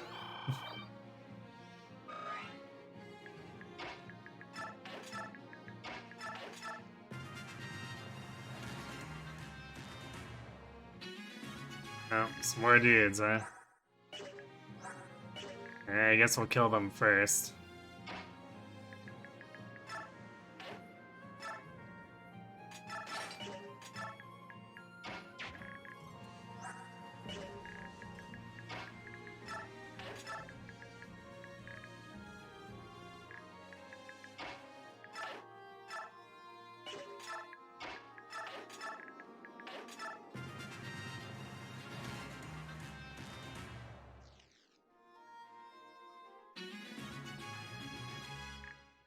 I also totally forgot we got them from behind. Second time.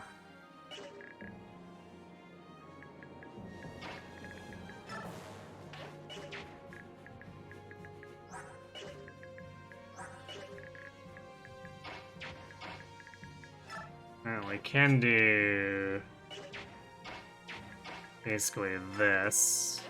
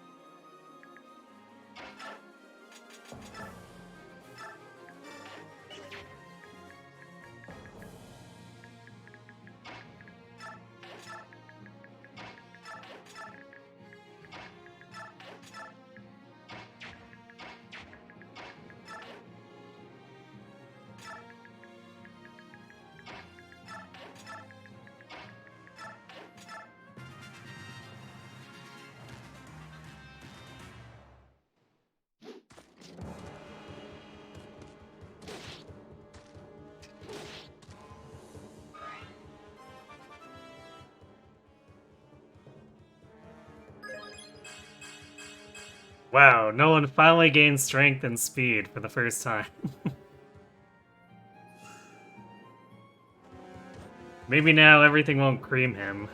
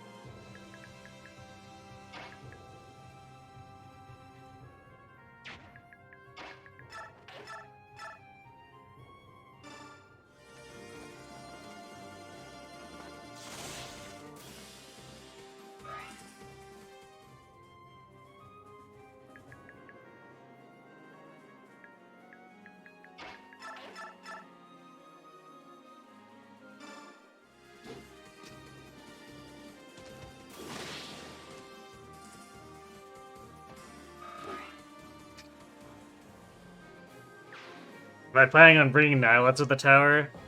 Only if things go exceptionally badly for any of the other units. She's basically like the backup plan in case we have 9 usable units and one that's like complete dead weight, I guess.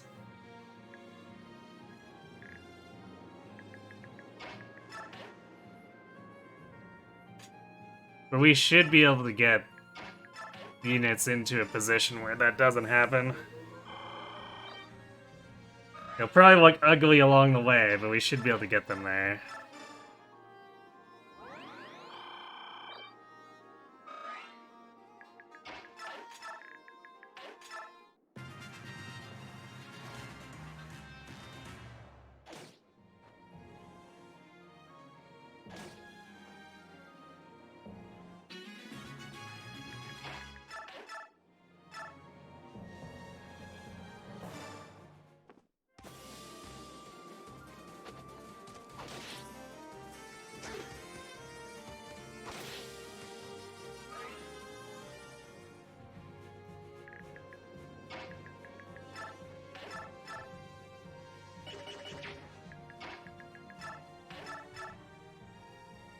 Damn it, Edward.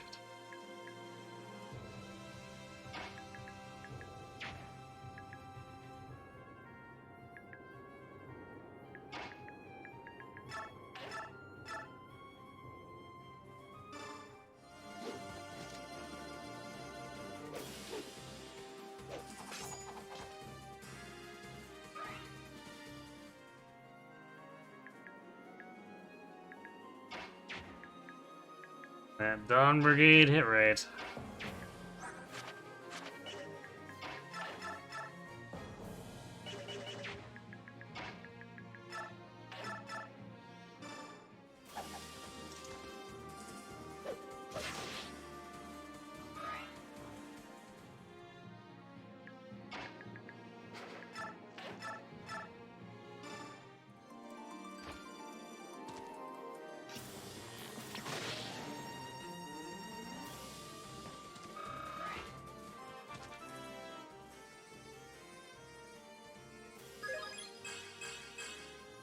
Well, he got speed and a little bit of bulk, so maybe he won't get one shot by other archers.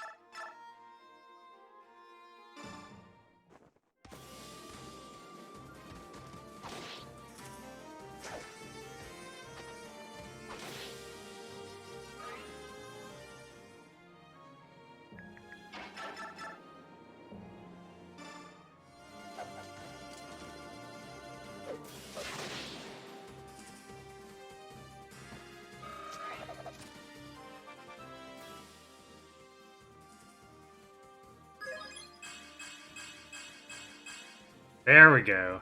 This is a good level. This is kind of more what I'd expect out of Nolan, but, you know, stream Nolans and all that.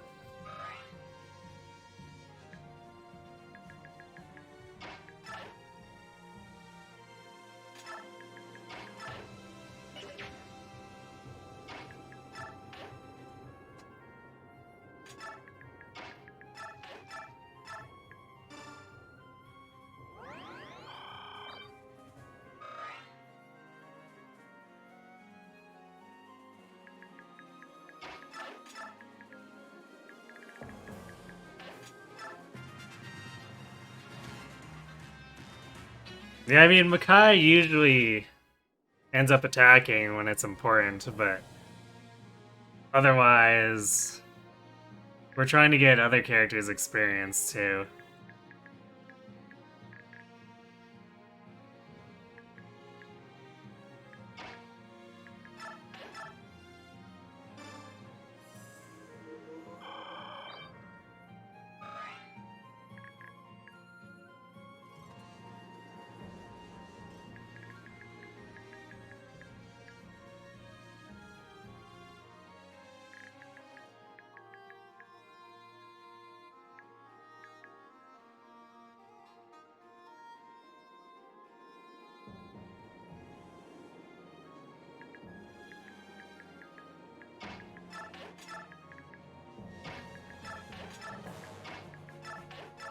Actually, we could probably hide behind Kurth here too to protect us from the boss if we really want to.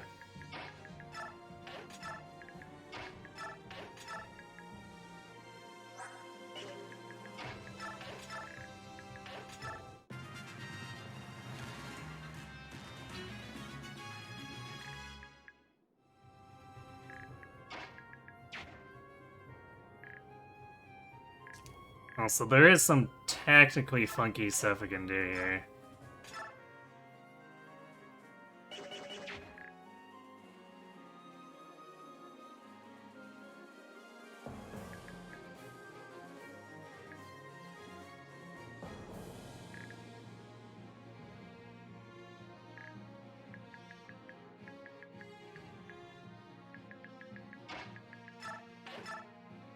So we can kill this, pick Makai up, and move her over.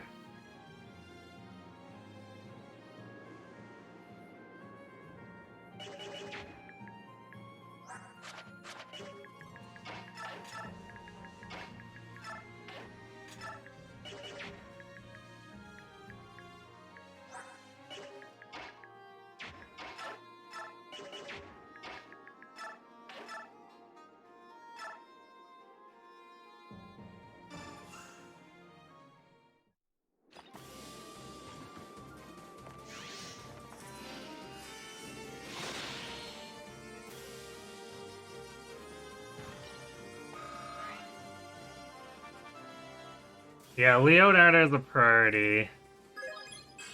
We're probably gonna need to use a lot of BXP to fix him up, though. He is, had very questionable first levels.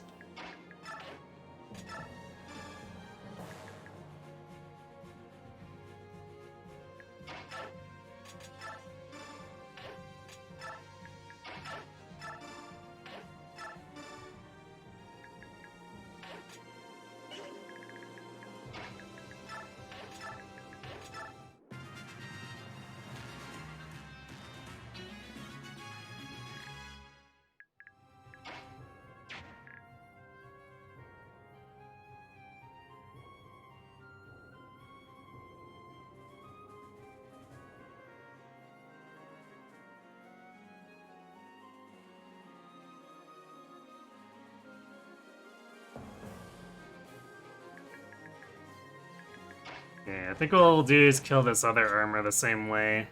Then we can pick up with Nolan and set up the counterattack.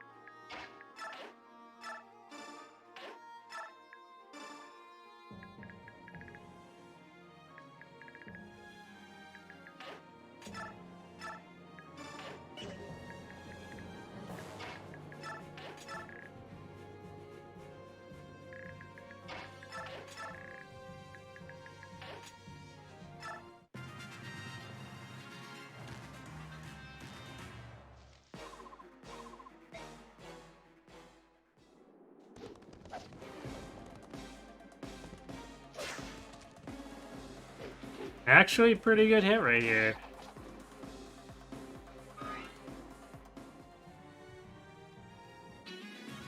And his goons didn't come out to help him.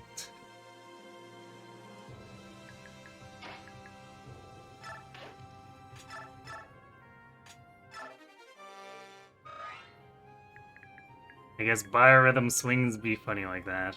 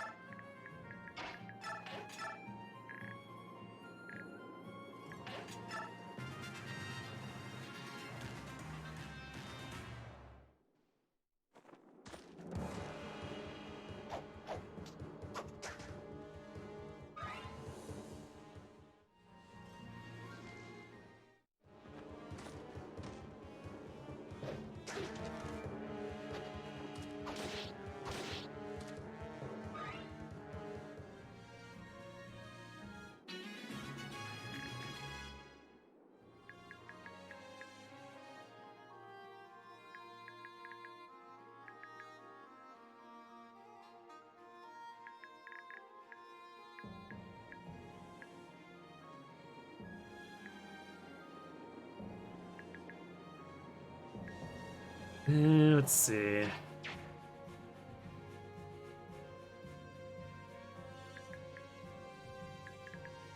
Now this guy's in the way. Although we could probably just attack from here and body block with Seth.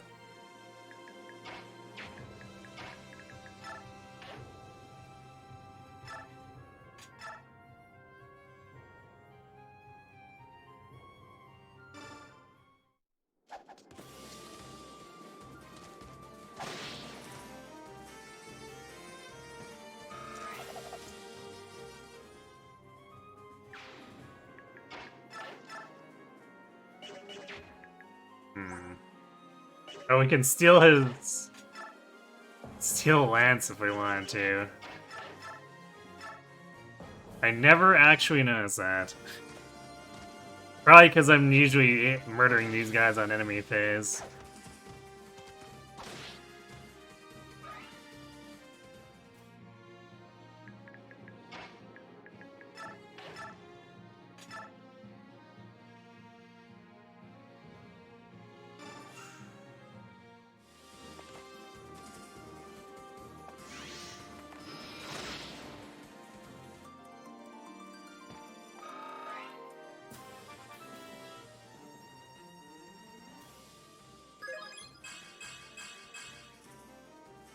Well, she got slightly more bulk.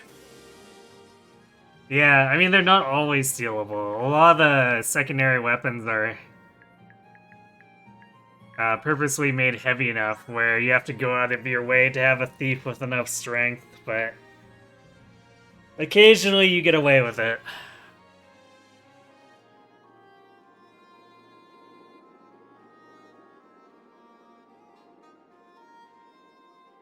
Yeah, I don't think most enemies have multiple weapons for sure.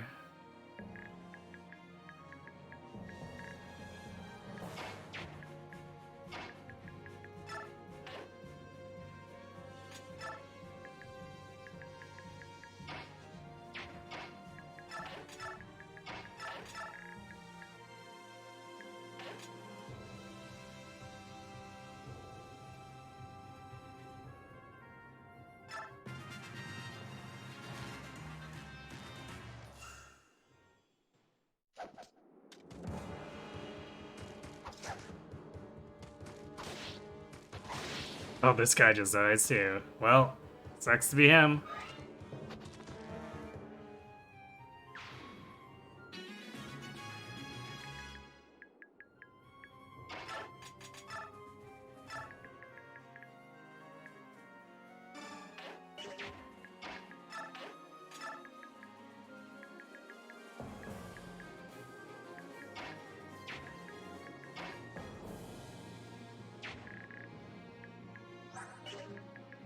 Let's see, the longbow guy doesn't move, but this guy does. Let's see. I guess Doth could technically steal this guy's steel axe too if we get him to swap. Or the hand axe. If we can catch him before he swaps.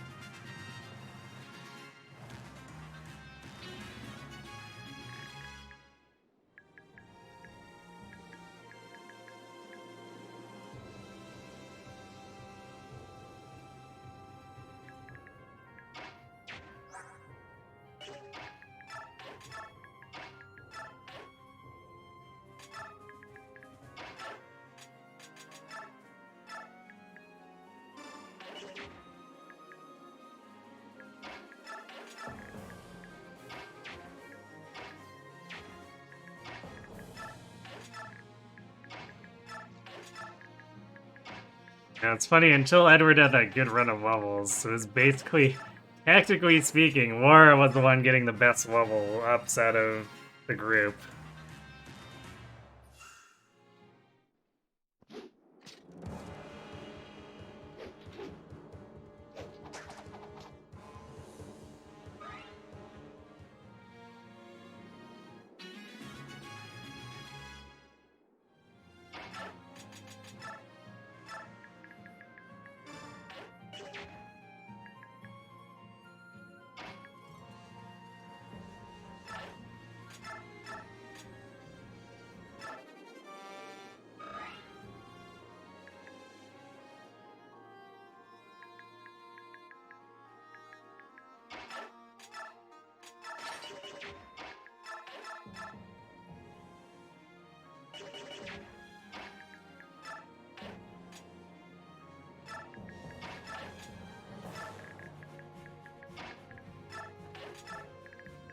I'm not even sure what I'm gonna do with that steel axe. I'd rather have had the hand axe, but I suppose I could just pawn off the steel axe for a little more forging money.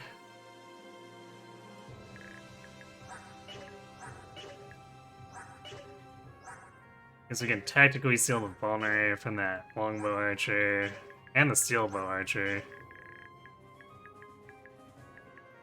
Although those aren't particularly high value.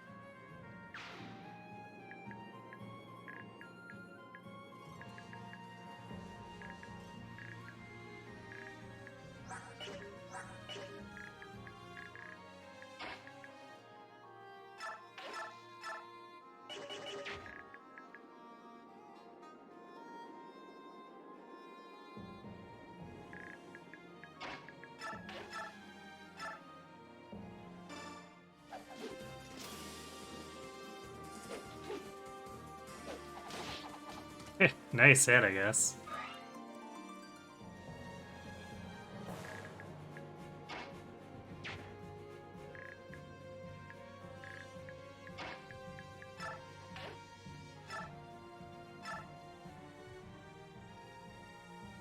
Actually, Oleana's safe to do this because she's behind that wall. She also has enough bulk where even if this guy could shoot her, she'd survive.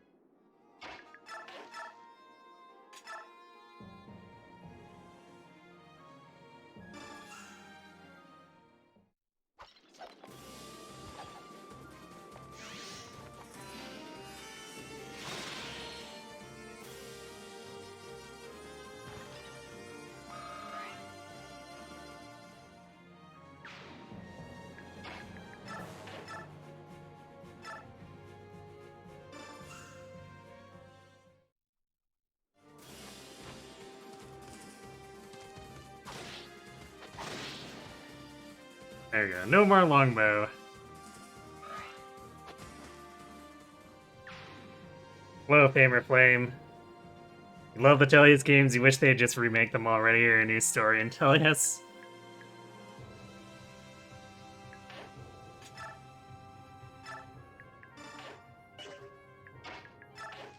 Would be nice to see a remake. I feel like the odds of a new story are pretty low, though.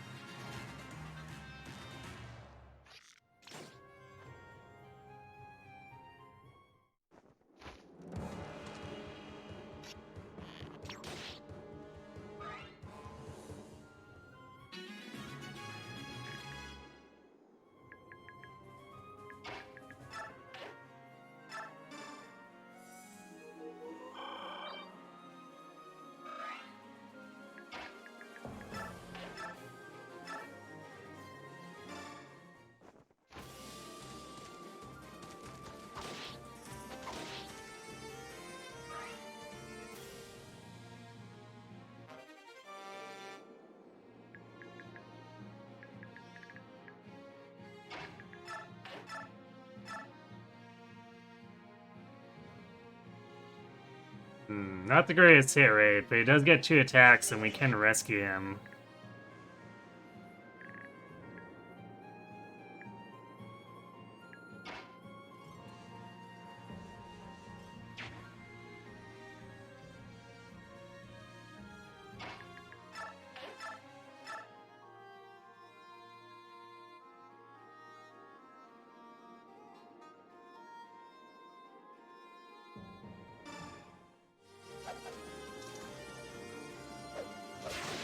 Aha!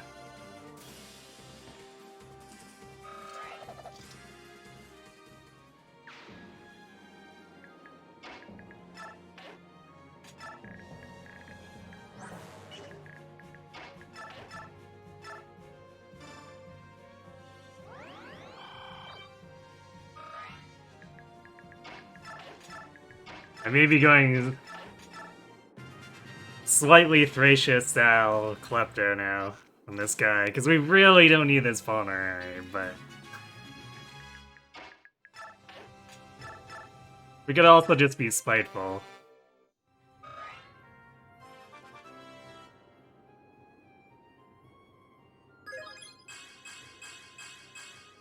Well, we got a good Soth level.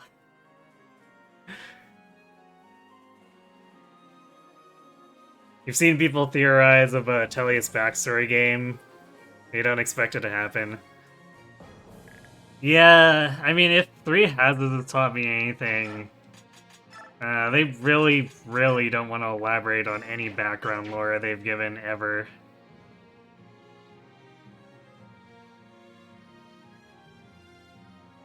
Yeah, that's true. We do technically get quite a bit more experience for Soth for stealing over actually doing combat.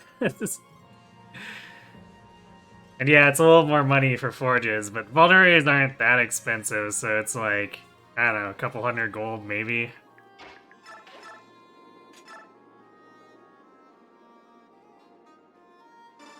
You thought Soth was the Jagan. Well...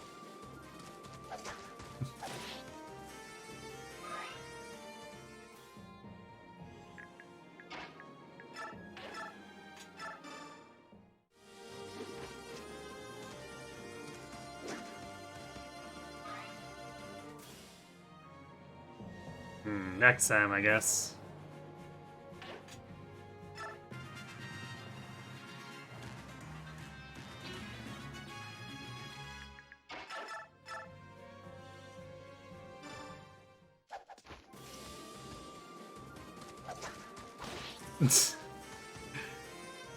Damn it.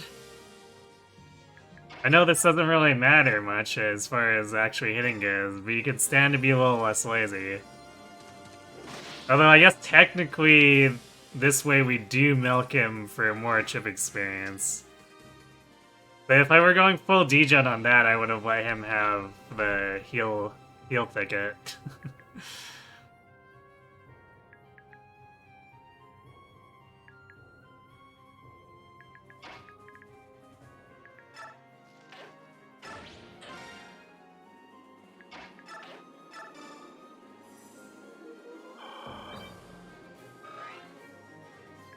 You think it came up because random backstory characters like Altina have made it into heroes? I mean, that's true, but so is Uller from Yggdrasil.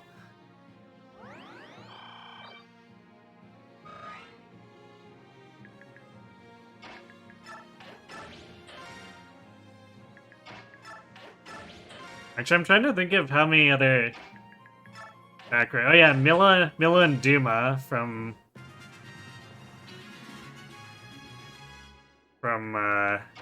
Valentia have made it in despite not being playable otherwise. So like, oh yeah, Elamine from Mario Kart.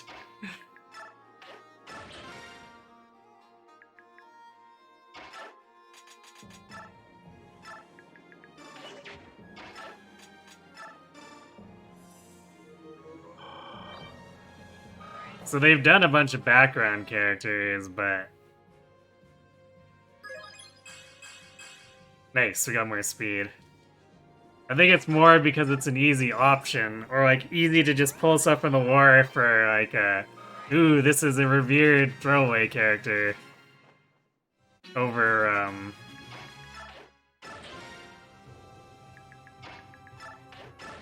actually inventing stuff. Although, maybe those weren't as popular because they stopped doing that before they got the complete set. So instead, we just have 8 different alts for Gulbag.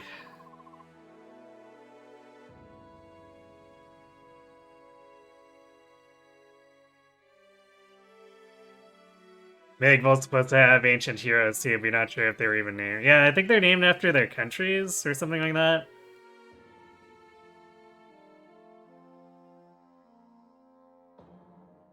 Where's the AoE heal? Good question.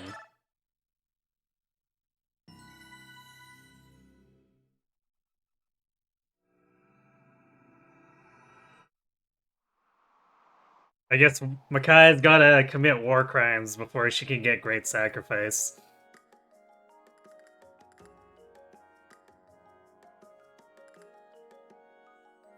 You think Aleb's ancient heroes have enough detail a game could be made around them?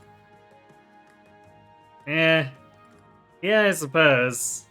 But like, FE7 technically kinda tried to do that, elaborate on Athos and Bramamond. And it was okay, I guess. But also probably caused a bunch of plot holes.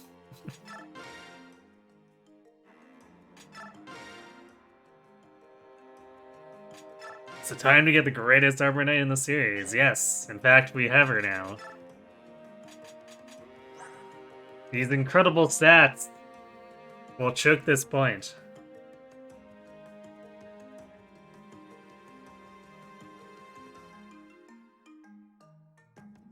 Spirit of Armads is wielder, that's true.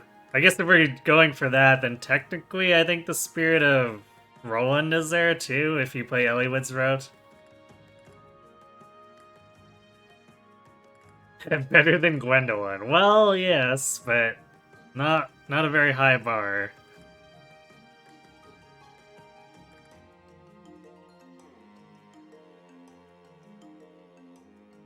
FE7 caused potholes by bringing out the legendary weapons which were supposed to be sealed away in FE6. True, I guess. Even though it was only 2 that came. Well, I guess 3. 3? Yeah, because Oriola, Durandal, and Armads.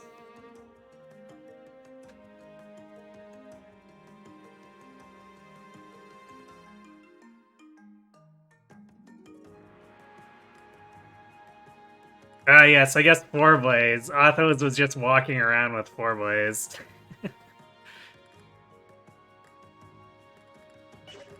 Who put them back? I guess Eliwood, he's a pretty goody two-shoes. I could see him going back and personally returning them.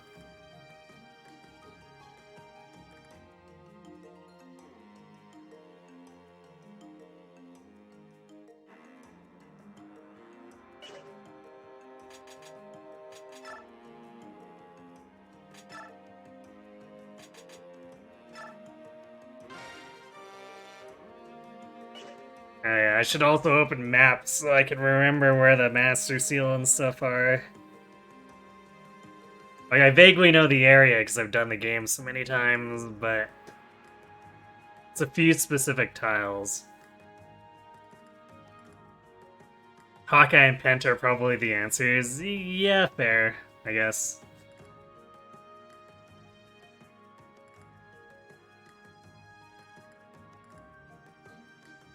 I thought I was gonna have an issue querying the maps to get them. Is it true? Okay, who else?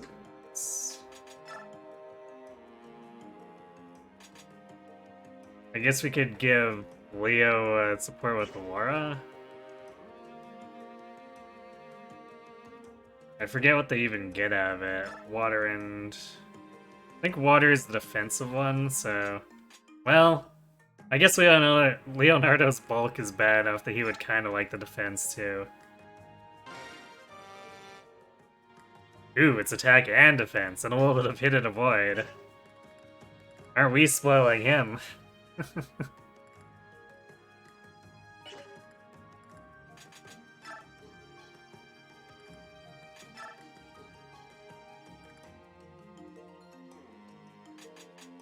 I guess we can also dump a bunch of this stuff on the convoy since we actually have a convoy now.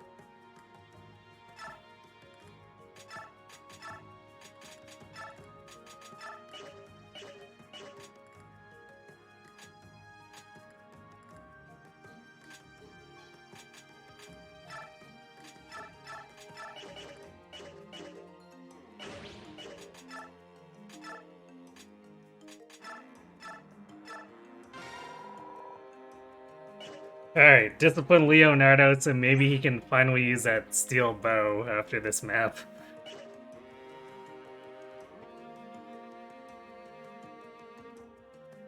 You can see some ancient game around those age heroes. It'd be strange seeing a young Athos, though.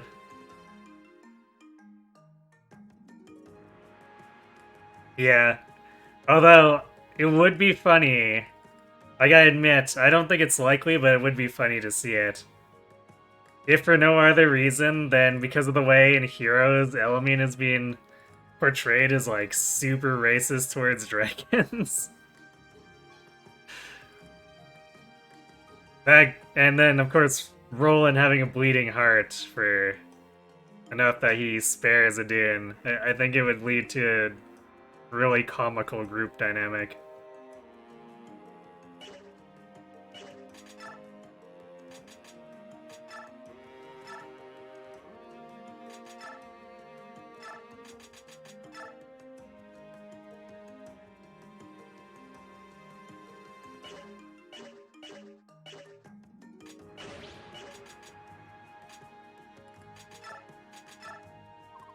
And how much do we get for this? Ooh, 320 for the steel axe. I mean, it's better than nothing, technically speaking. The vulneraries are actually worth slightly more than the steel axe. Okay. Huh.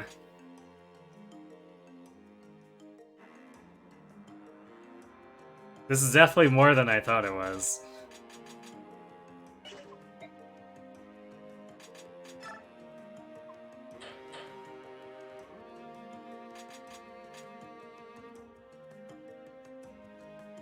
Let's see. Well, we're probably not seriously using Iran, so I don't think I'm gonna buy the Javelin. But I think we're gonna do Beast Killer and Hand Axe.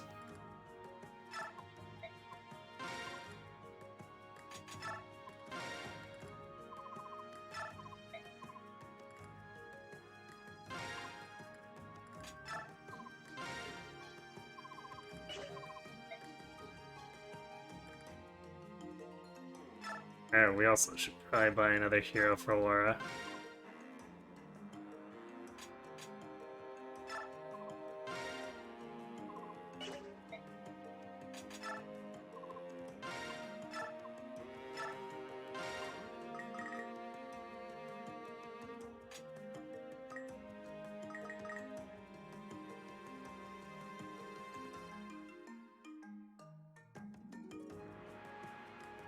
Forgot how reasonable the forge costs were. Radiant Dawn. Maybe arguably a little too low, even.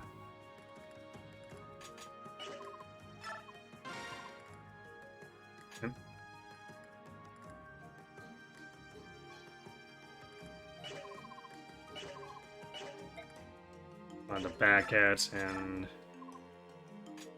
sell that extra vulnerary, I guess.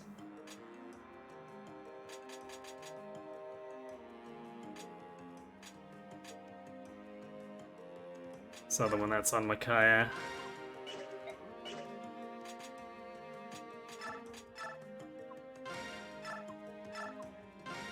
Oh yeah, I guess if anyone wants to name it, better redeem soon.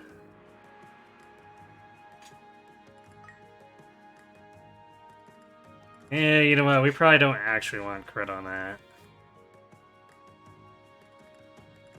Hey, Audrey. Hey, Grumbo.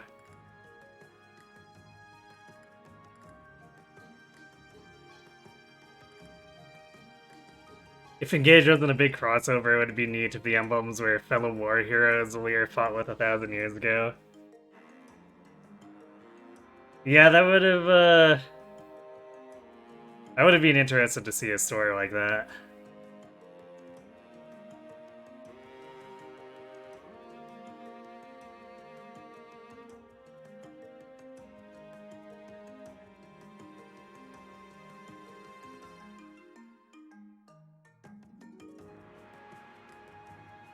Arcanea has, what's his name? Anri?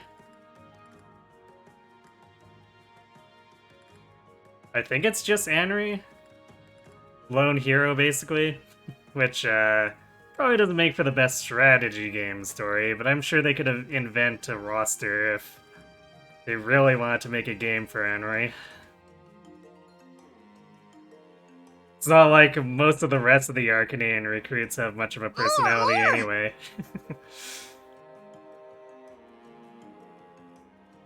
Hey, thanks for the follow. S2 system? Yes, S2 system.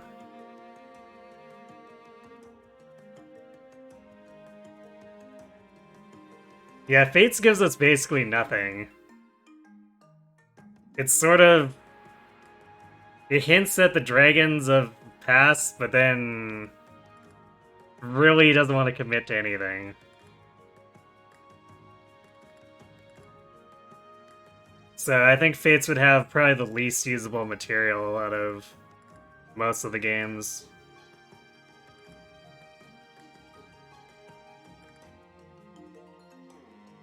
Do you think any prequel game would need to invent a roster? I mean, true, but you'd have to go harder in something like, say, Arcanea, where you've only got one person named, compared to many of the games that came after, where you've at least got like 4 to 8 people as a starting point.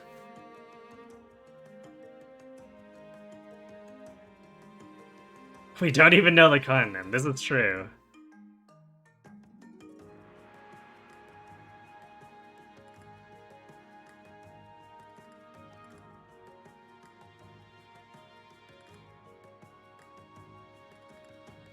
Hey, well, I take it no one wants to name Edward's sword?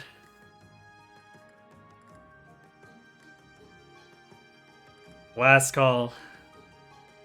Oh yeah, I guess since they do the color thing too, if you redeem for a name, then you can pick a color too.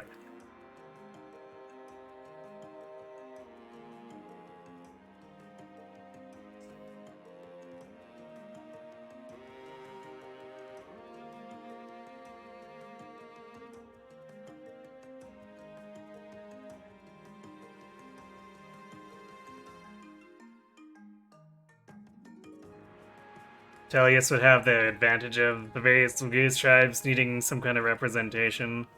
It's true.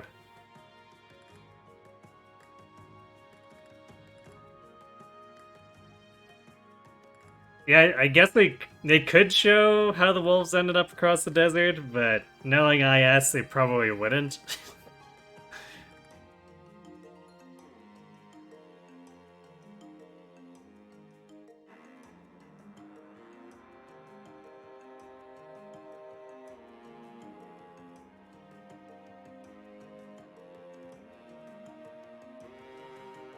I believe so, yeah. The Hawks and Ravens used to live with the Herons initially.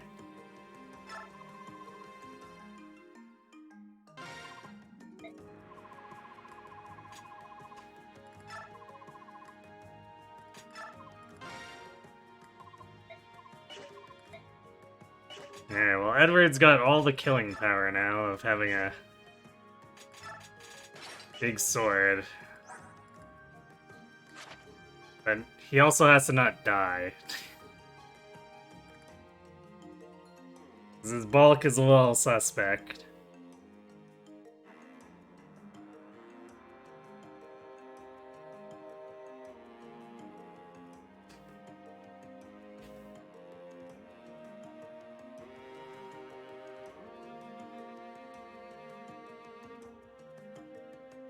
any of the prequels happen, you'd think they'd be unofficial.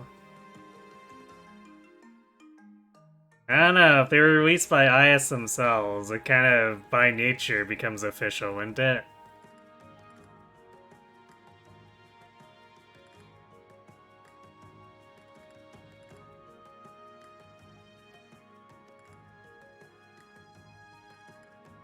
FE President is not to revisit worlds. Yeah, aside from Heroes, you're not... Once they're done with the stories, they generally don't.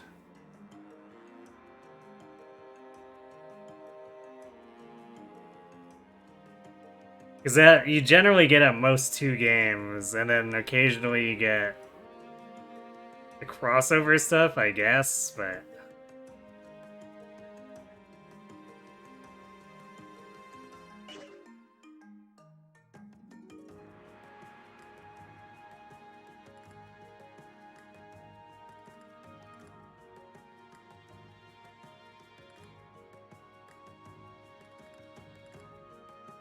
It's not like the Gaiden / Valentia relation to Arcanea is super tightly woven.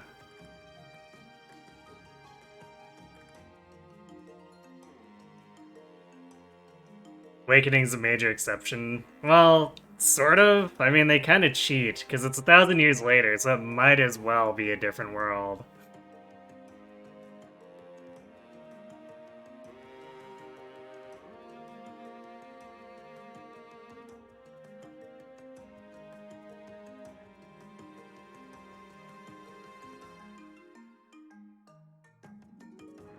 Or actually, wait, no, I think it's 2,000.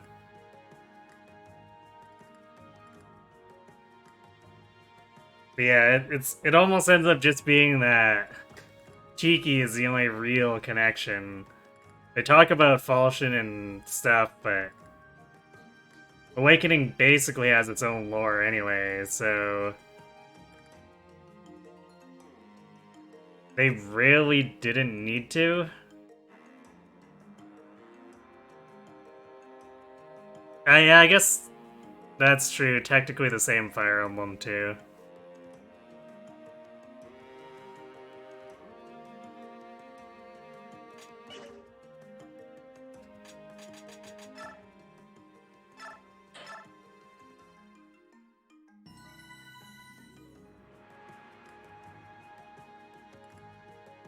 But it's generally a handful of connections.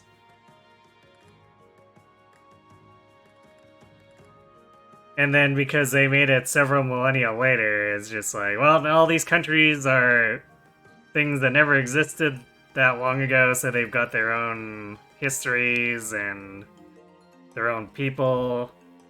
So it's basically not even recognizable when you look at it compared to any of the other Arcanean stuff.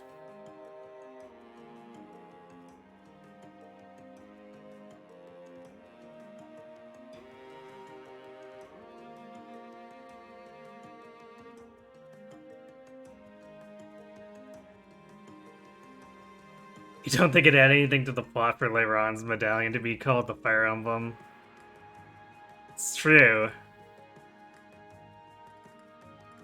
Beginner question, between Birthright and Conquest, which ones do you recommend after having finished Awakening?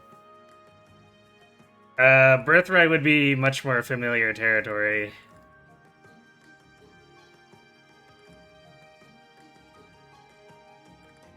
Unless you really pushed into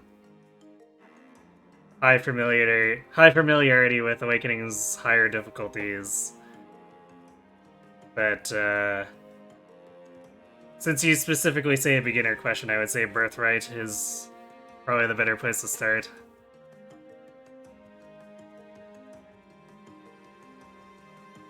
Crest of Flames at least has a name resemblance. It's true. I can hear Days the Emblem is an object, not a Colgate mascot. I mean, technically it's both at Engage. It's a Colgate mascot inside a ring. Eh?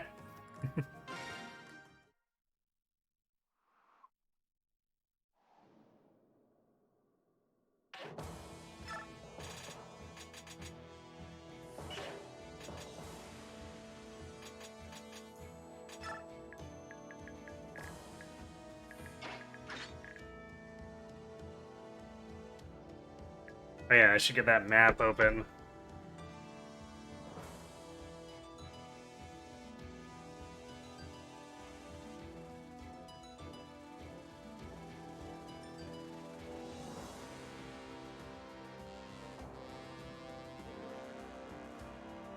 Big Leaves is actually called the Fire Emblem. Yeah, it's I don't think we even get to really see it. Because it's Burns' treasure, and they're like, oh, it's the Fire Emblem. But it's just people talking in text saying, oh, look, the Fire Emblem is right there in front of us. In your hands. So we don't even get a description or a picture.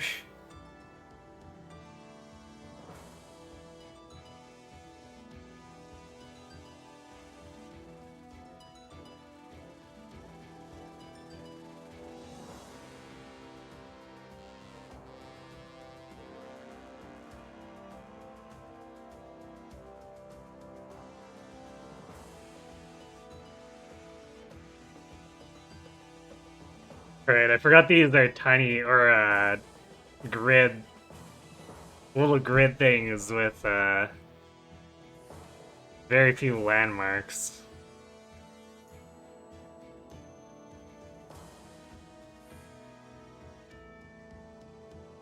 It looks like the Master Seal is around the bottom right, or the bottom left corner of the bottom right pot. And then Beastfa is just above the wall on the far left.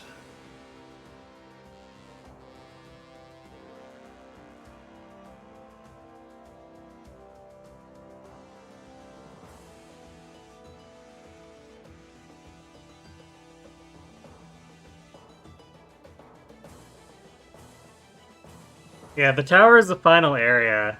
So we get to pick 10 units, and then we pick a Heron, and then there are 6 force characters.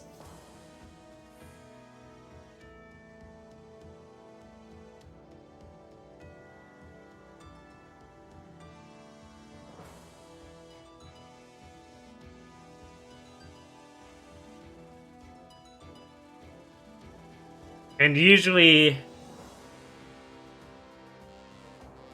like, the standard way to handle it is you get to that final section and you consolidate all your best units from every army.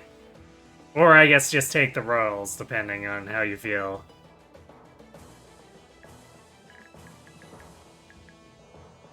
But here, we're gonna force as many characters from the Dawn Brigade or Part 1 as possible.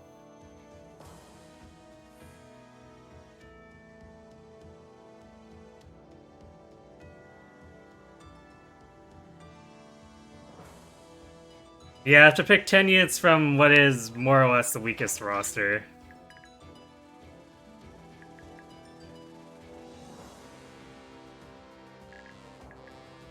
Alright, question is how much I want to commit to this wall here.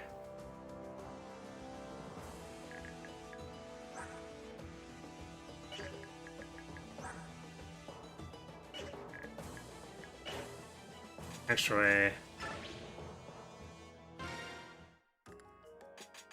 what I should do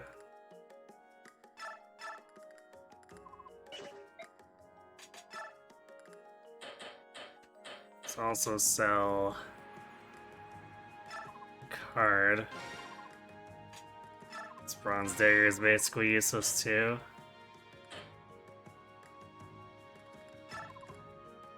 We're gonna get rid of this other Steel Axe because Nolan basically does not have the strength and speed to prevent himself from getting doubled into oblivion with it.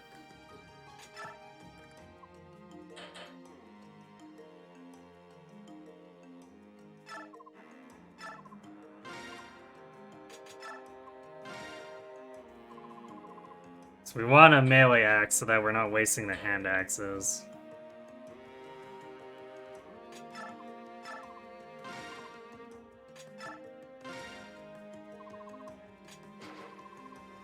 No, we can't quite afford that. I guess we could sell a herb.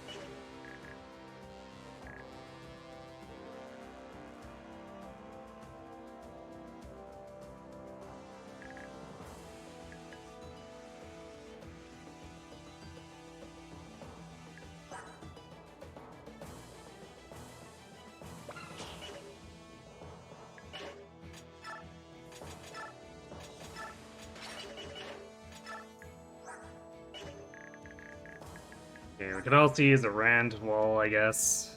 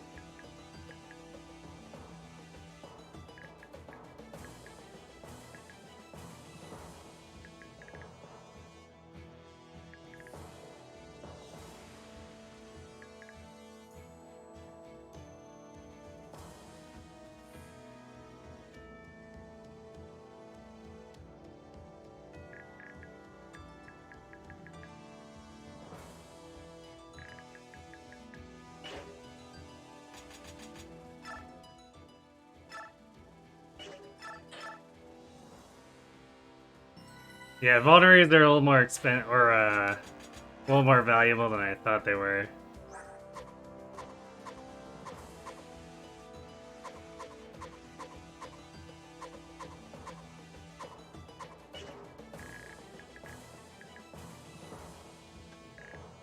And we get a ton of gold too, as long as we don't accidentally kill the boss early, or route the map early. I say kill the boss because usually it's just down to him by the time I go clockwise around this.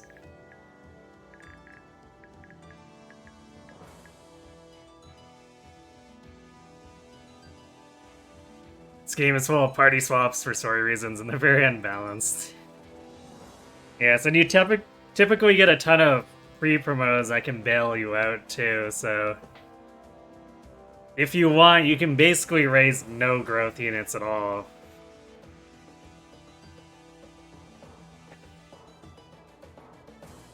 Especially since you get to the tower and you can be handed 4 or 5 really powerful units that solve most of the issues.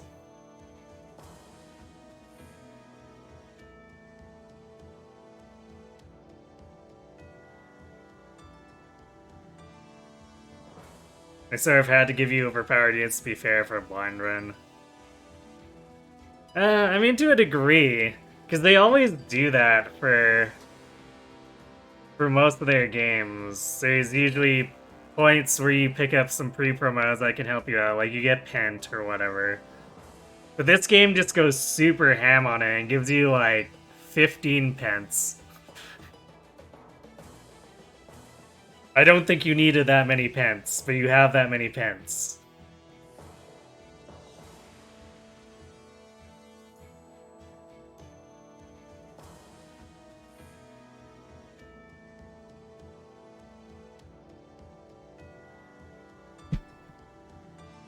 Alright, we got ads coming up real quick, so I'm gonna let those run while I refill my drink, and then we will come back and beat up some bandit lagoos. So, be right back.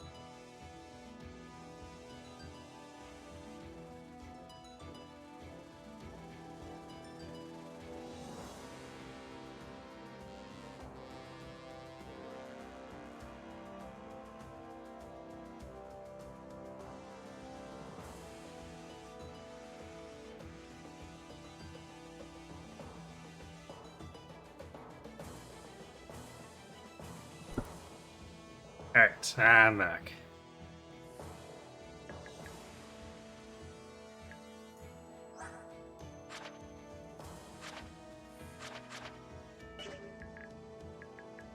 How much is Ed doing here? 11 twice. Hum.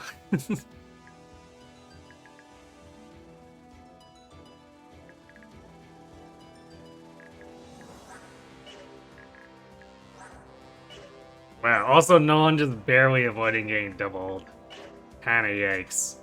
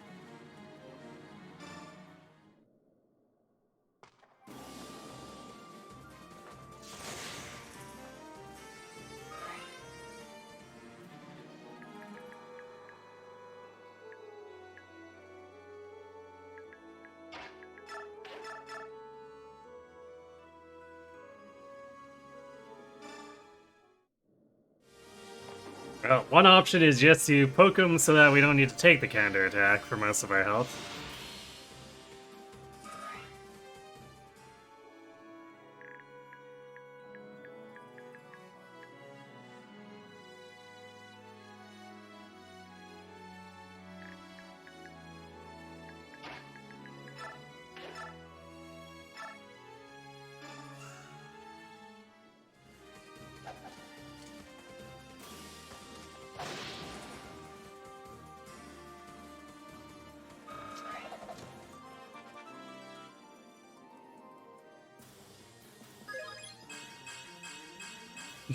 Okay, Ed, looking good.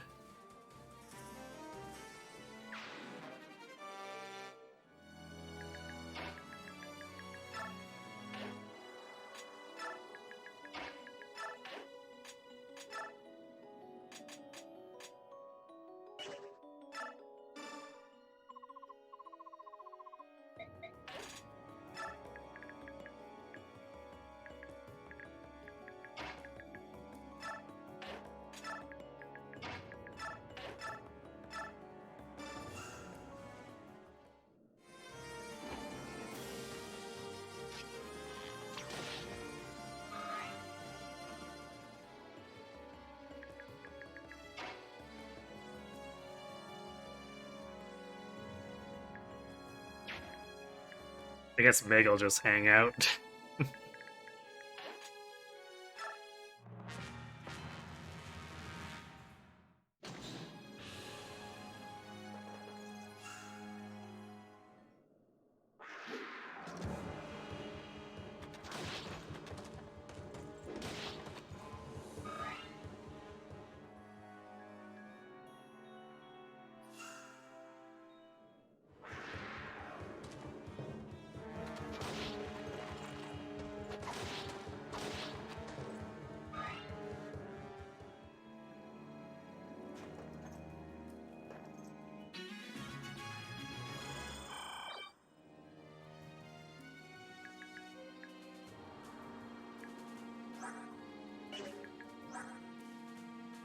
Damn, 1 point short of doubling this.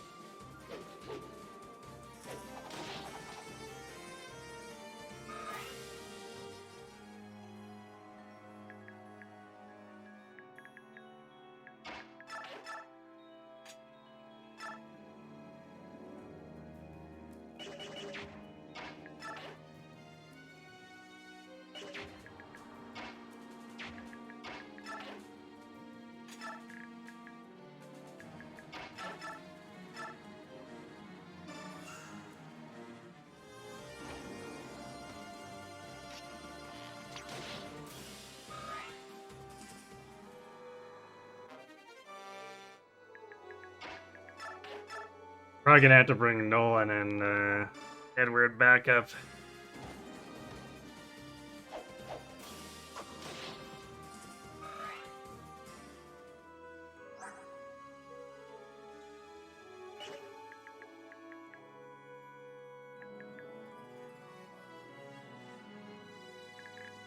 So that we can hold the north point a little more easily.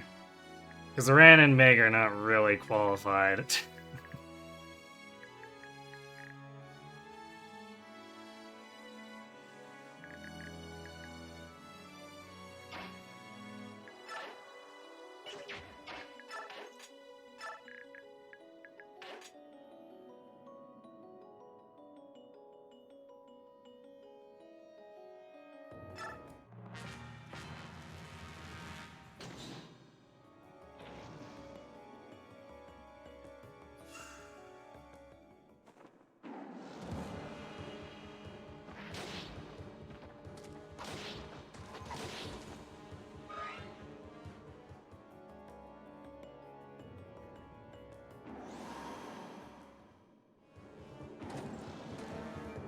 Oof. What's the crit too?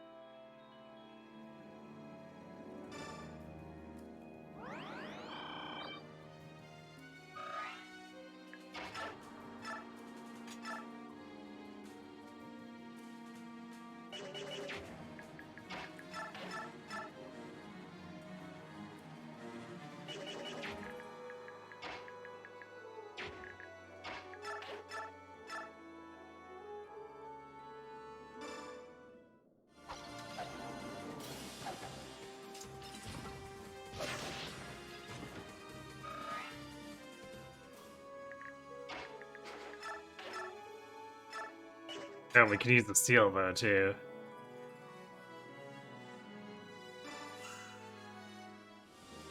Which is kinda cool, I guess.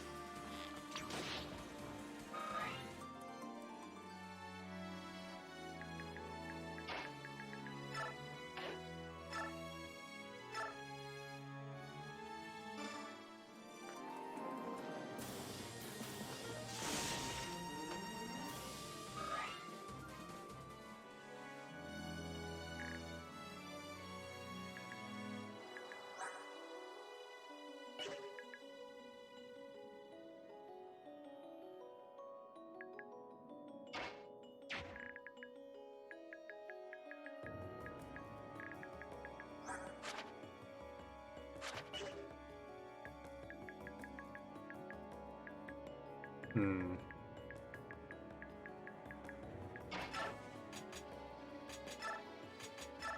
I think that one can actually reach south. He just wasn't doing it because he was body blocked by his buddies.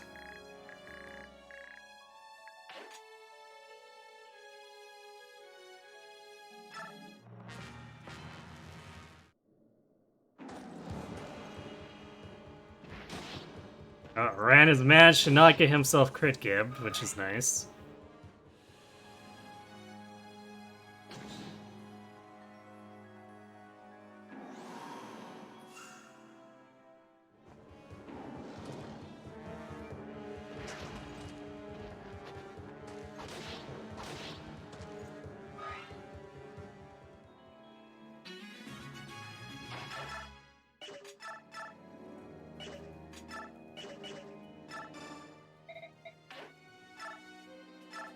Do that so that we don't accidentally select that at a more inopportune moment.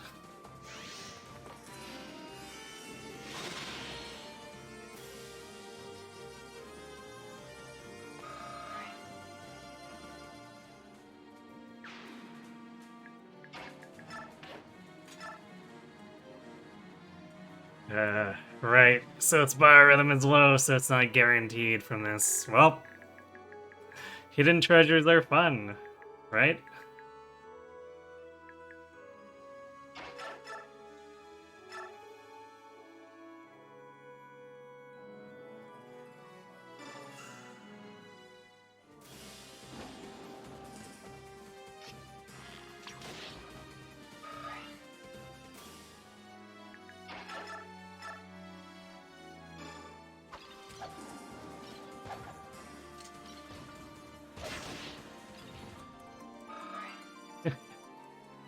Well, Meg's getting some decent chip, I guess.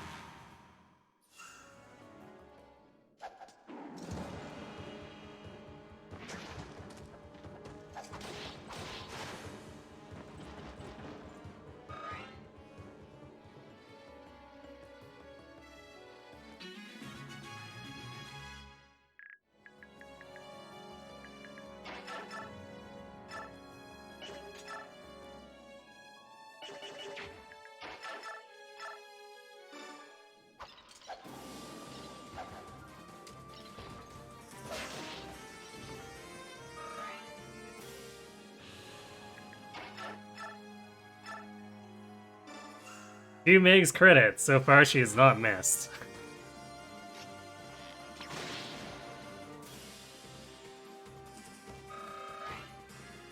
Oof, even for Leonardo, that's really not worth much. Big yikes.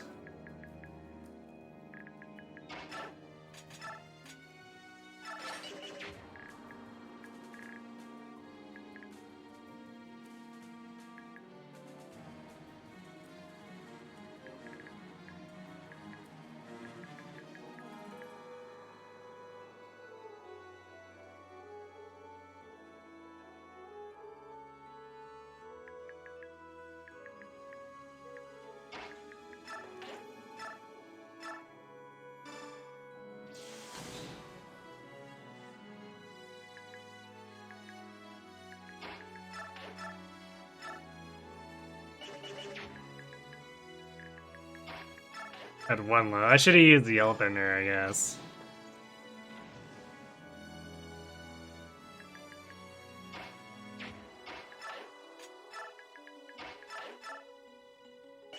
I can't throw out the hand axe over there.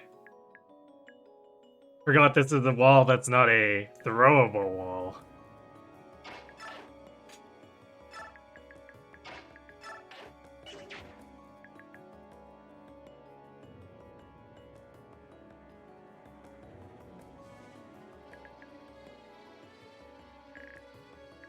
So that might be a bit annoying. This is also going to be very annoying if we keep knocking this Master Seal.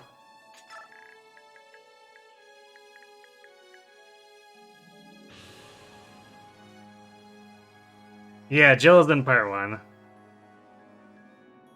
Do I know how the Leguzi XP calculation works in this game? I don't know the exact numbers, but I know if they're transformed, they're worth a lot more.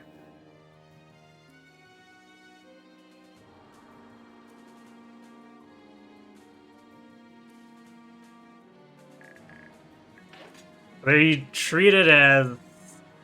Or they feel like they're treated as a much higher level than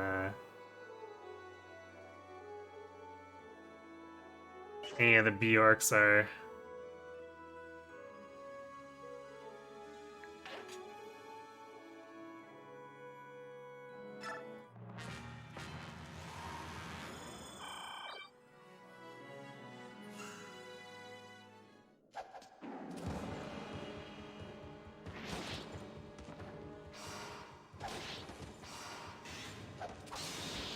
That's why we don't equip the good sword, because that would have killed him.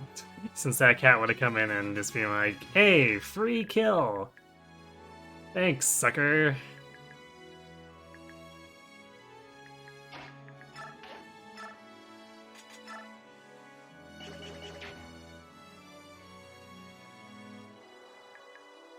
This is still kind of not great, though.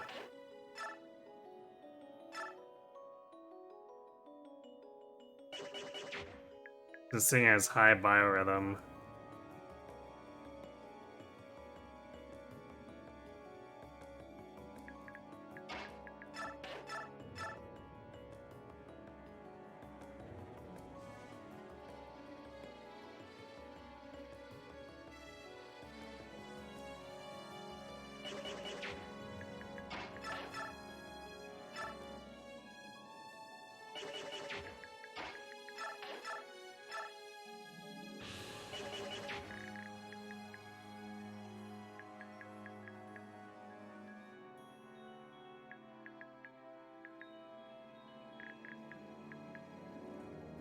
I might back up and unequip here.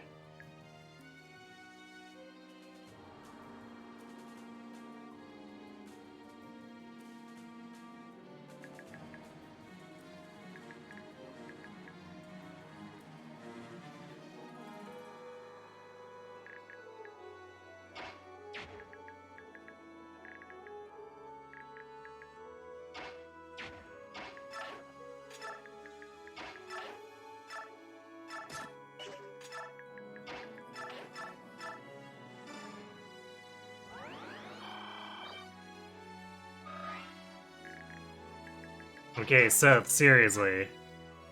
Pick up the damn item.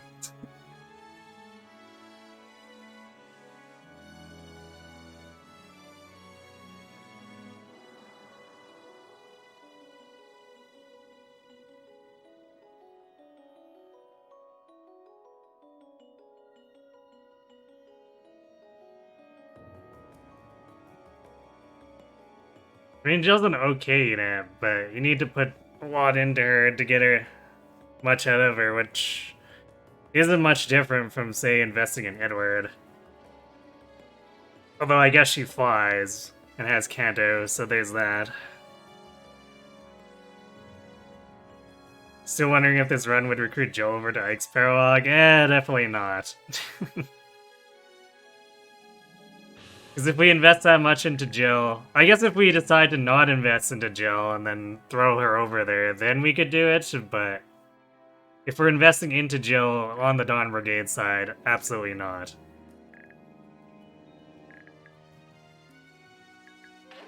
Because we can't afford to give away our huge investment.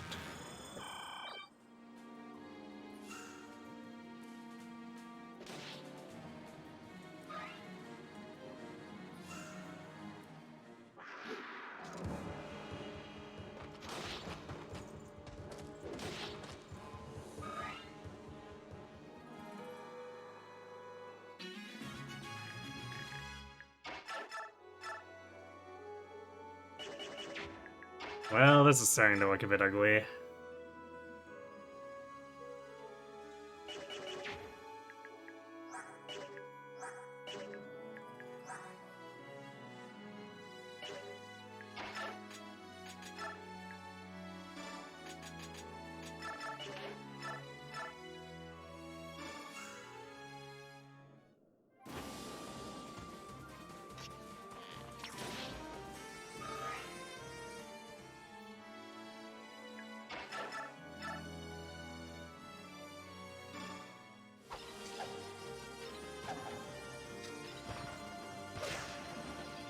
Alright. She hit all those 60s, there is a point at which she wasn't gonna land it.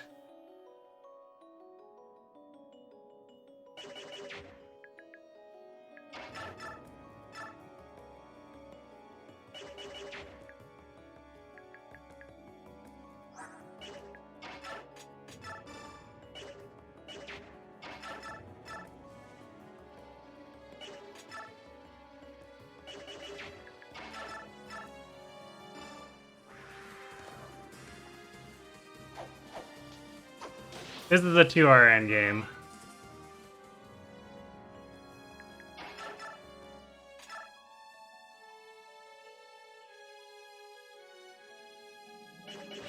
You know what? Maybe we shouldn't do that.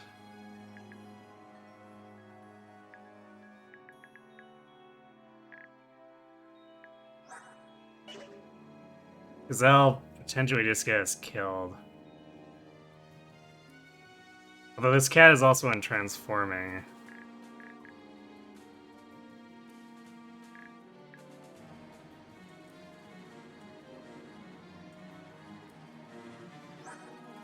I'm gonna heal Edward and then trade him down to the standard iron.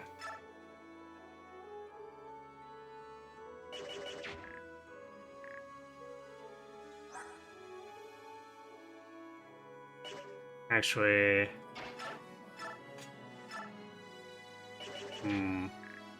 Same defense.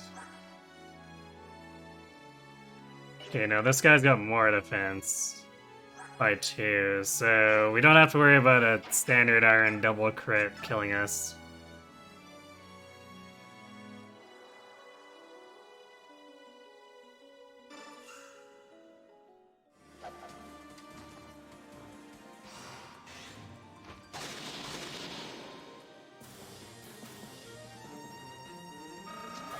Hey, Dryzalizer, you see it's counting tiles with Kurai. Yes, yes it is.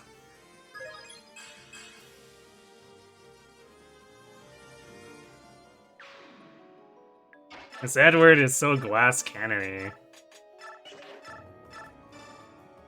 He makes me afraid.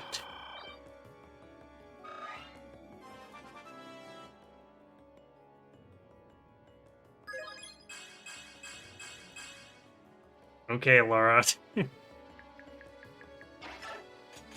Laura out here getting the biggest levels on the team a lot of the time.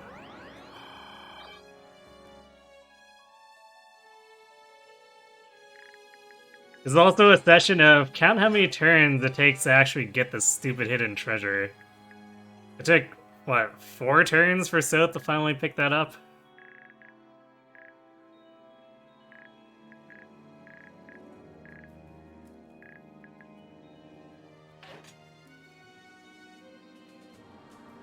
Wonder what the chances Laura will be brought to endgame. I mean, she is one of 3 staffers who are not Micaiah. So, odds are pretty good. Even if she weren't getting good stats.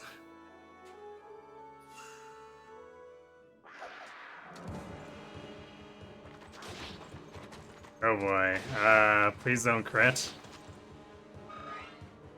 That was very dangerous for Edward.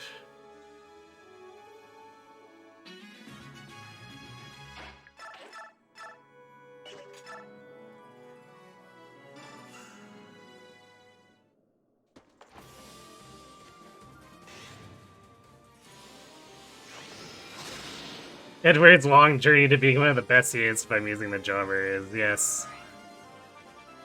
Between him, Nolan, and Jill, I guess.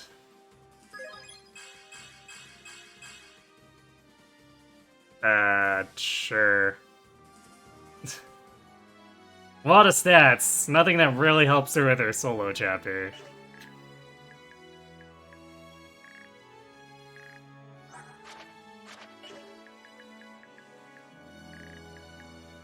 I guess worst comes to worst, I can refresh myself on how to do the Micaiah never gets touched LTC strat.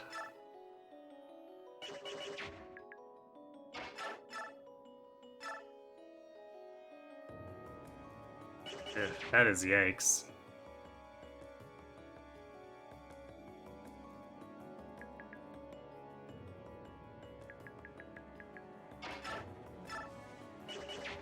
Okay, how much do we do here?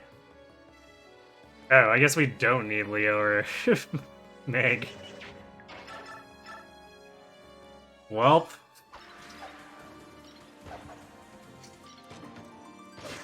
Imagine Micaiah with an axe. I'm pretty sure we engaged someone who had an axe with Micaiah and engaged at some point. So kind of like that.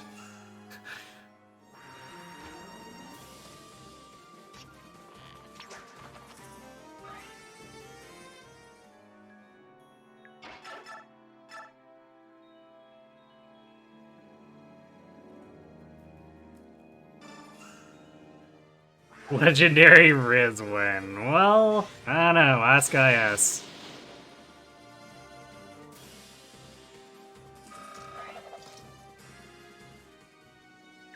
Laura will have much better staff rank than the,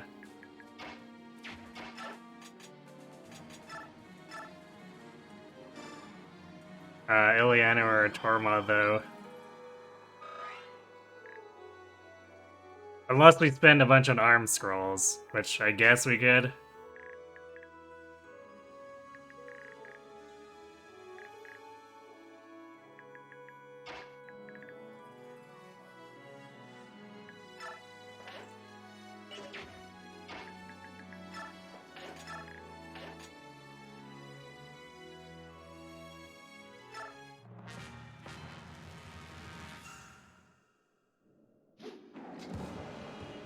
One thing you'd want to try is Louis Celica to have a teleporting tank.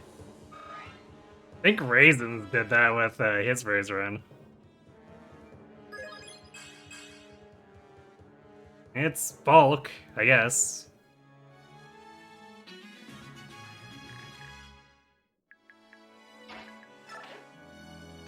Nolan also has a very slow journey going on here.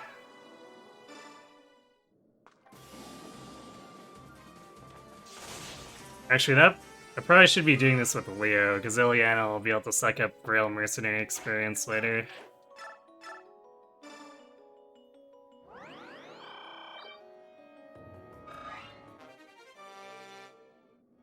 I mean, mobility is mobility.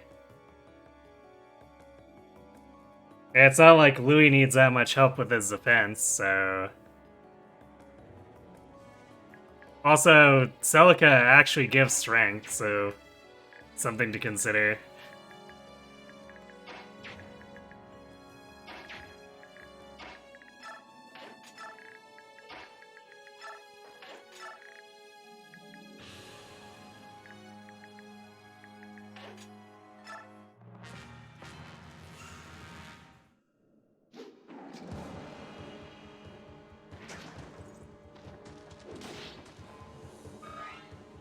I know a way to make the flame lance usable? Maybe.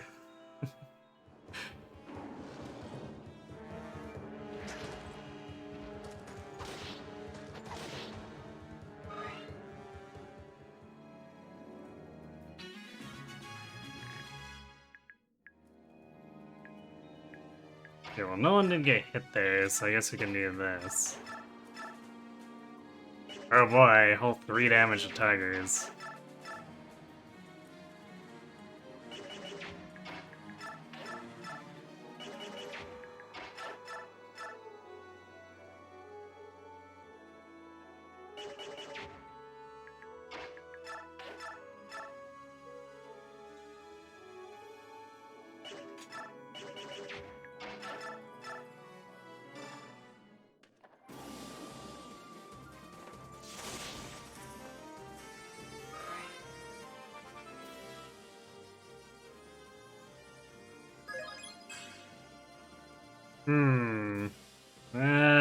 You're not inspiring confidence, Ileana. Oh, not with this game. They were talking about Engage. So the Flame Lance for Louis. No, Mist Sword claims to be magic. It's actually not. The game is lying to your face. Whoa, strength for Leo. Impossible.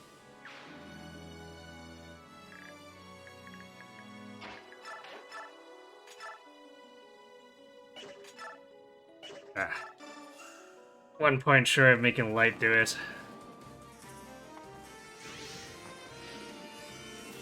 You had no idea.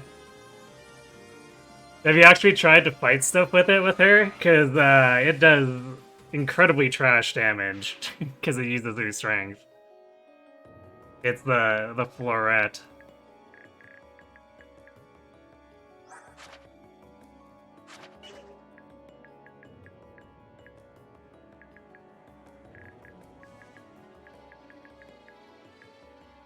Yeah, you don't let's open this chest and then we can move to the choke point after.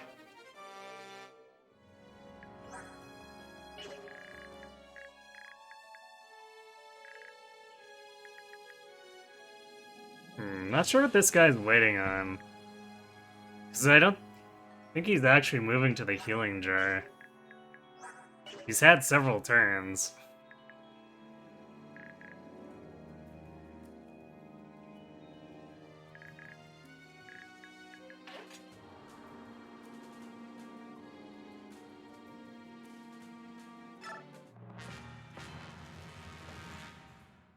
Well, he's just waiting to charge back up so he could go Susan and Edward.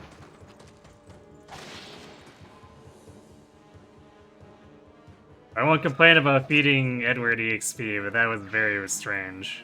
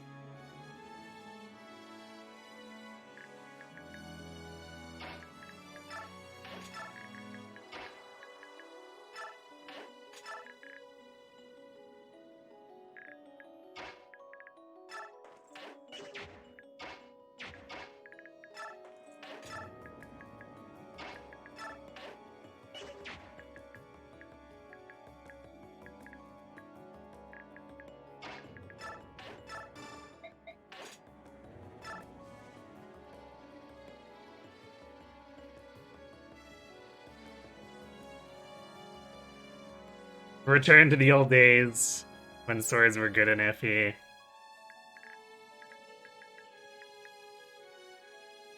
I mean, it did still kind of dunk on Wind Edge stats, even though they gave swords a 1 to 2 range weapon here.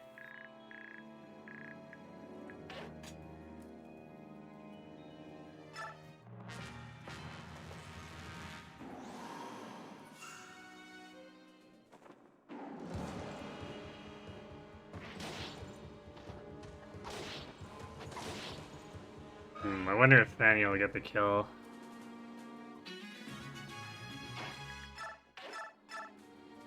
Yes, it will.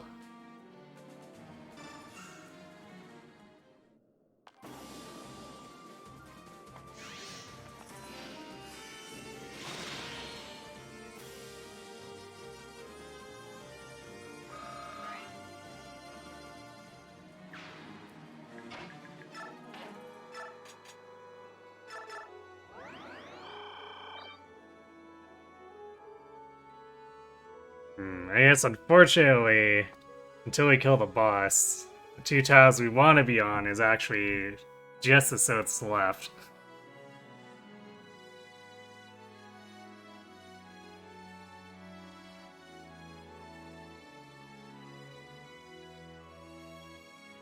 You don't think this game has magic weapons of a physical weapon type?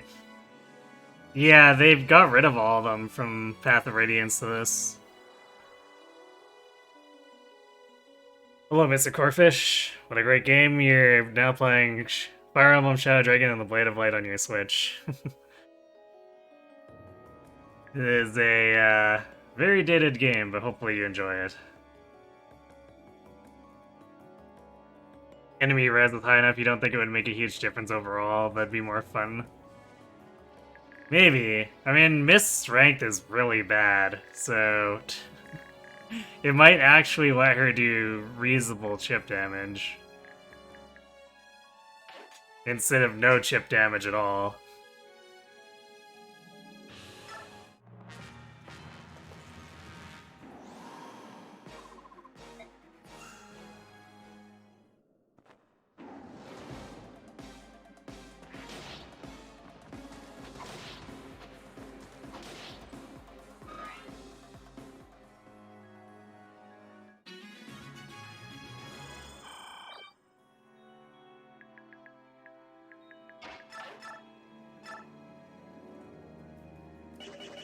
Hmm.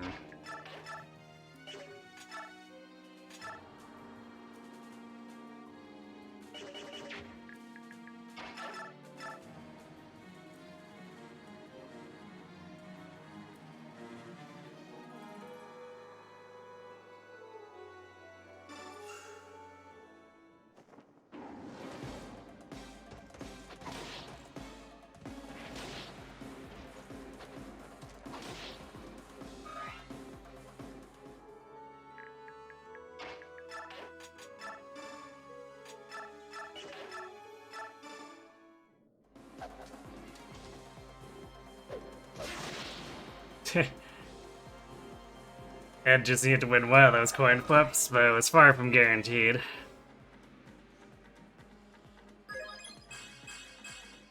Alright. Slightly more bulk.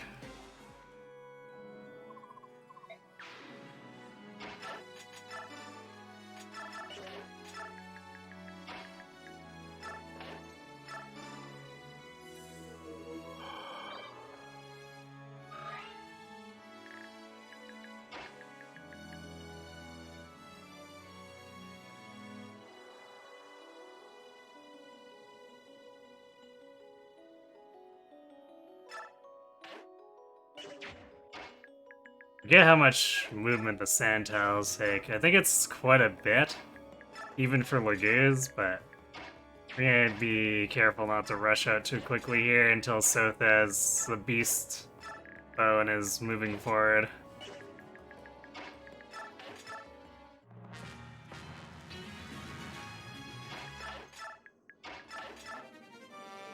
Okay then. In contrast to the Master Seal that took 4 turns.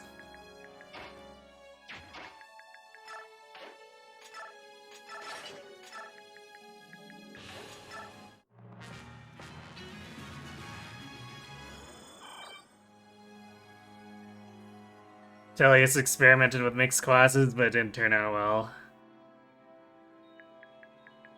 It's very difficult, because it's hard to not hit or tip it over and make it too powerful, but if you hold back too much, then it's just worthless to have a mixed offenses class.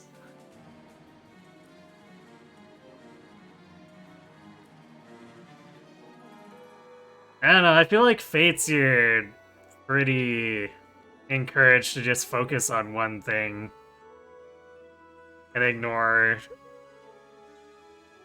the other weapon type for the most part. It's almost the same in Awakening. But it's basically Robin and their kids, you can kind of get away with it. Actually doing mixed offenses. But for the most part, IS is not very good at actually balancing those.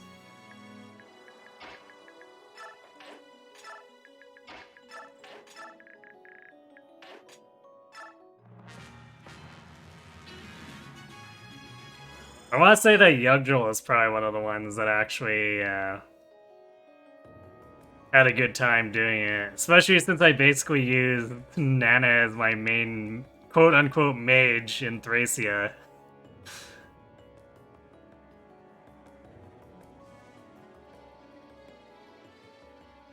A ton of engage emblems have mixed offense capabilities, which seems to benefit exactly Saline and no one else. And even then, like, Saline's base offenses aren't high enough to actually matter most of the time. Like, her strength occasionally comes in handy for, say, like, Torrential Roar, but a lot of the time, she can't really use any swords that actually makes her physical damage outrun her magic, even against most mages.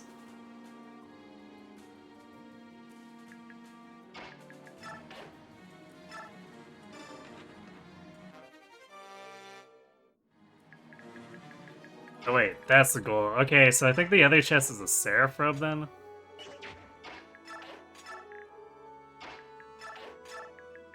It's been a while.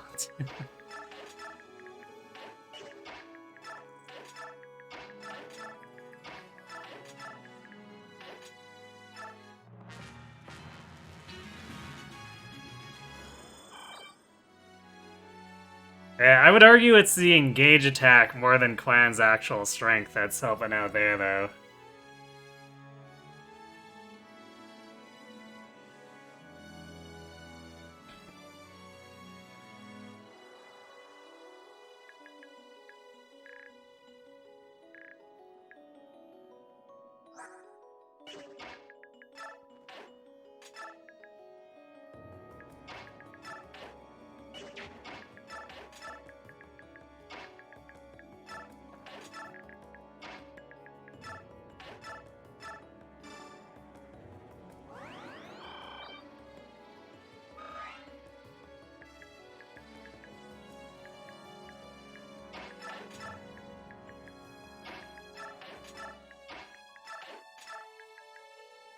You wonder what it'd take to have good but not overpowered mixed classes.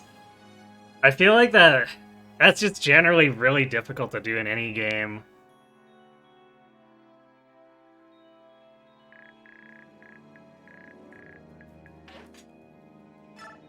I feel like you almost have to kind of homogenize things unless you want to very closely design and tune enemy formations to have very clear weaknesses where they've got like one res. So even your middling magic will blow them up.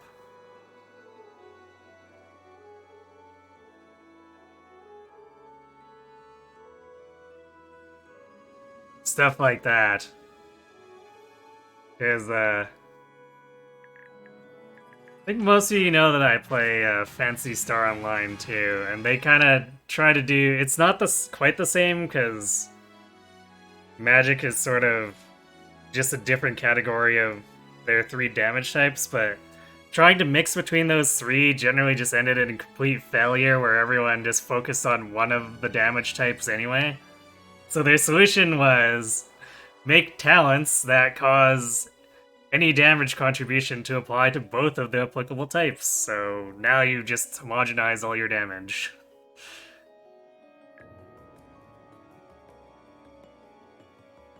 Echoes kind of succeeds with the mixed attacker thing. Yeah, Echoes makes it work because you just have an attack stat. Although then arguably that just makes your magic better almost all the time. Because enemies have no res. So your magic versus your physical weapons are probably going to do like 10 more damage per hit.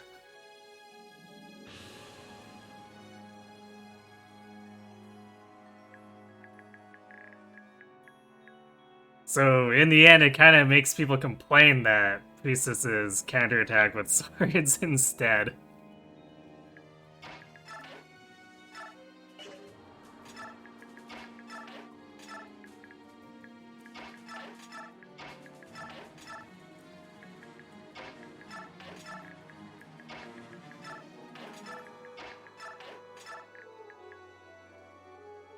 I think Shaz the Valentia should have allowed choosing what to counter with. Yeah, it would have been nice. I feel like they probably didn't change that because they were trying to be true to Gaiden. But it would have been a nice quality of life thing. Although maybe too powerful, depending, like, if you're allowed to say choose Excalibur as your counterattack, it might be a little much.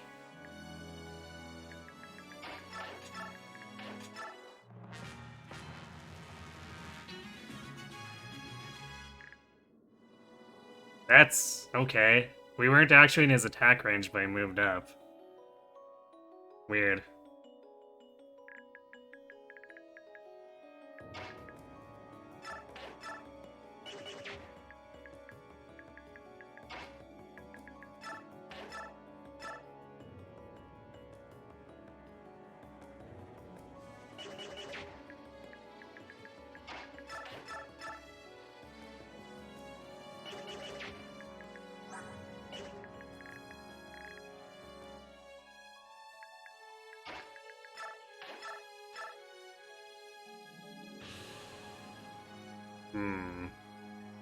We don't...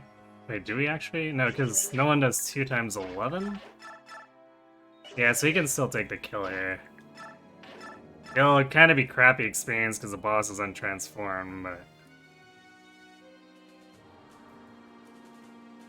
you can get it.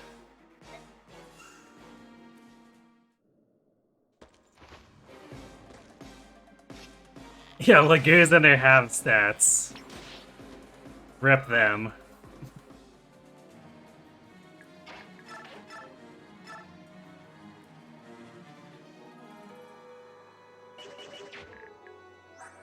I should double check this. Oh, it's a cat. Yeah, never mind. There's no chance of no one dying to that.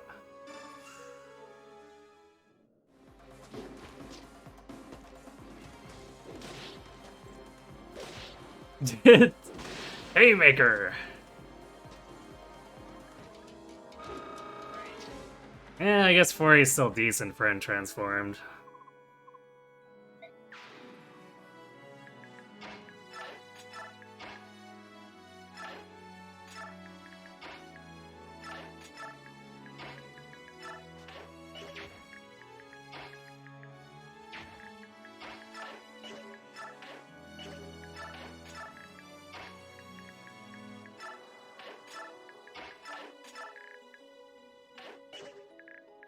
And Meg's probably not doing anything, but we'll move her up anyway.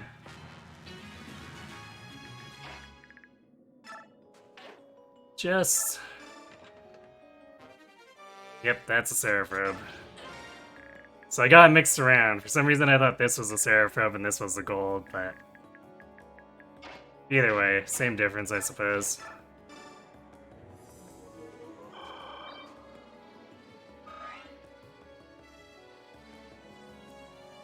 You read somewhere that the Lagoos EXP formula also works in reverse.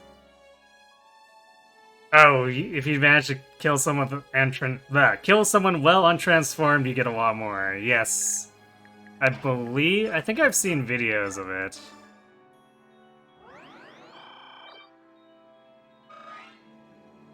But, like, it's basically setting up ridiculous Wrath counter crits, which is just not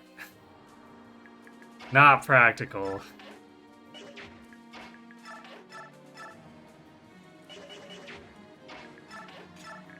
It's funny, yes, but actually making it work in practice is probably not gonna happen much.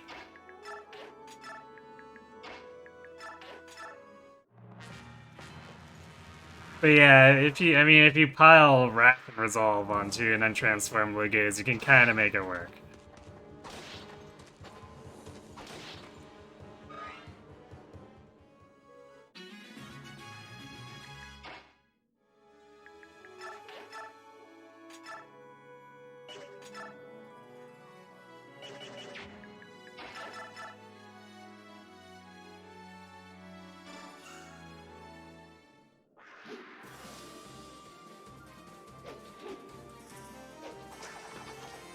Oh, no one. Hey, but he got Axe rank, I guess.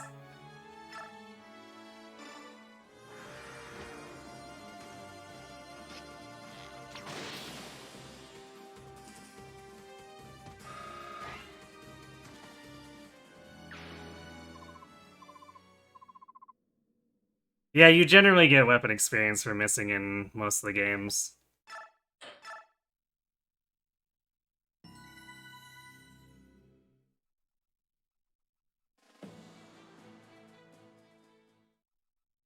In fact, in situations where it's safe and, for instance, like Awakening, where you don't use up Magic Tome durability for missing, sometimes it's better to miss so that you get the weapon experience.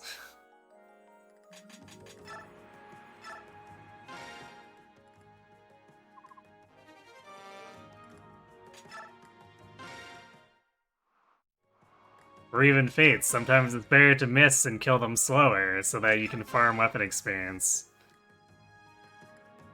Until the Lunatic 5 limit kicks in anyway.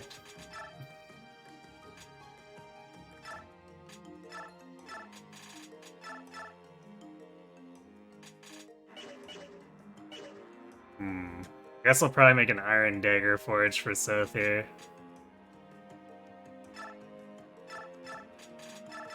Oops.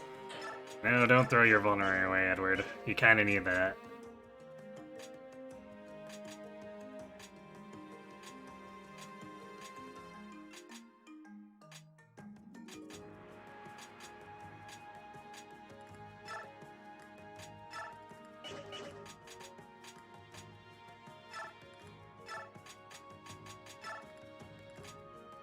Wait. Oh, he brings his own vulnerary. Good boy.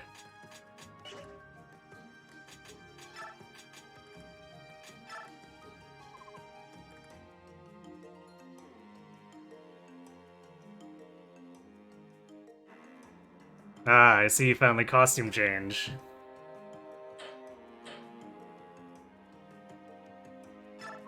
Yeah, we're definitely buying the Wind Edge so that Edward and Meg don't have a share. I don't think I'm gonna fork over any of that money for that. I don't think we want any of that.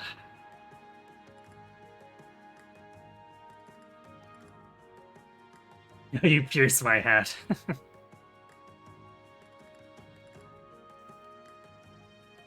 Yeah, the perspective on that one doesn't work quite as well. Because the horde should probably be sticking out of the middle instead of the top, but...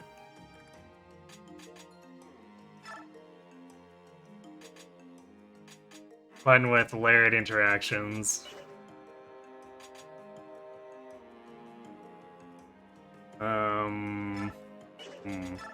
So now that Leonardo can use a steel bow... Wow, he's actually almost at B-bows, too. I should probably pass that discipline over to someone else. Question is who?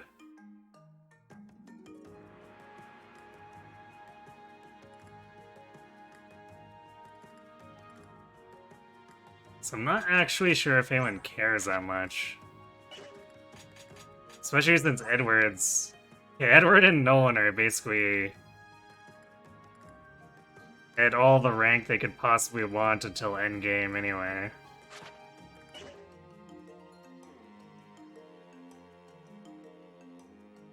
Maybe we just leave it on him so he can get a bit higher.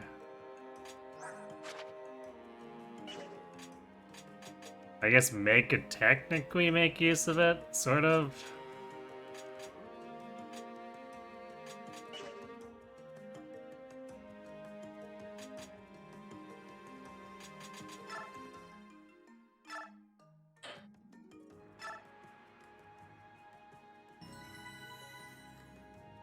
So look at the benchmarks before I actually go throwing a ton of money into a +5 Might Iron Dagger.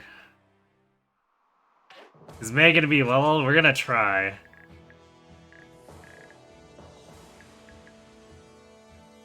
Because it would be funny if we bring Meg and Fiona into the tower.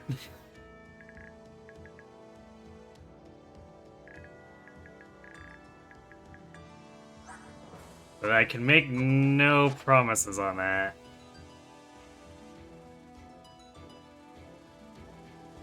But we're gonna try in earnest. I'd rather, even though Aran technically has, like, better growths, I'm gonna try in earnest to do Meg instead of her, him. Oh man. I think Ed, yeah, even after gaining all that speed, Edward doesn't double the opposing Myrmidons. Hilarious.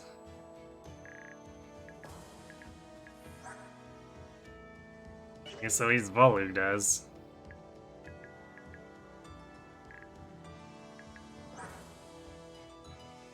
Actually, I should probably make a axe forge for Nolan as well. So if anyone wants to name the forges, I'll be making an iron axe and a iron dagger. I guess word of warning, the daggers are probably not gonna last long.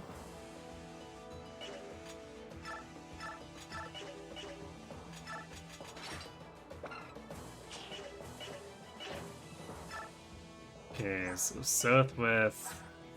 and is just 20 attack. But I guess that's with Makai in range, isn't it? Yeah. Although, I guess it doesn't take that into account, because 19 plus 1 is 20. So if we want to double these guys and kill them, we need 23. 23 for the fighters. I guess he doubles the merms too.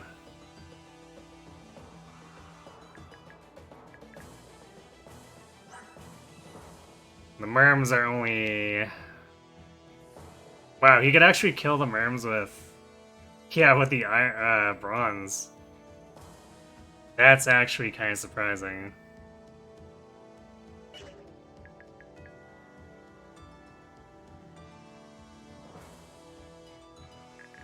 So maybe the Iron Dagger doesn't get used up too much, or Iron Knife doesn't get used up too much in this map.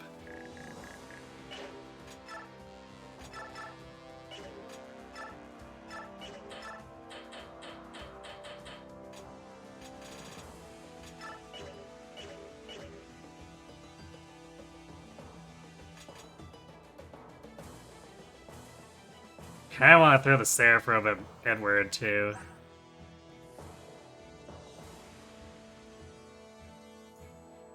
Because otherwise his durability is very suspect.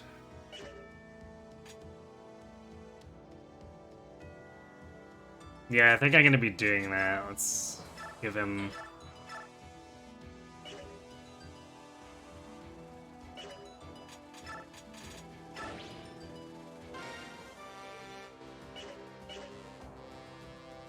There we go.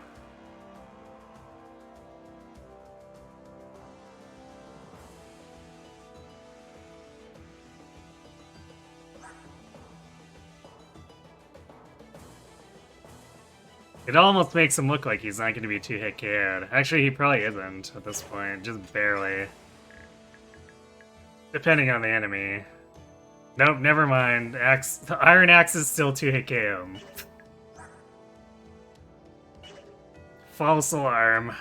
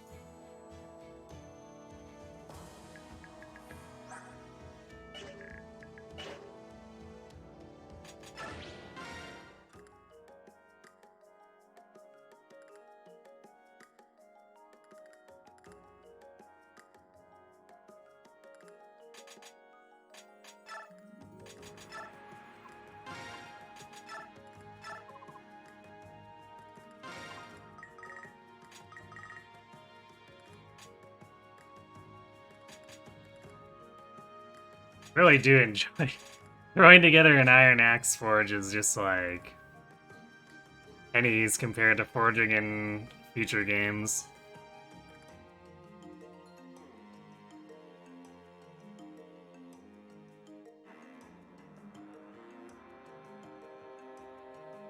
I'm gonna double check, but I didn't see any redeems for forges here.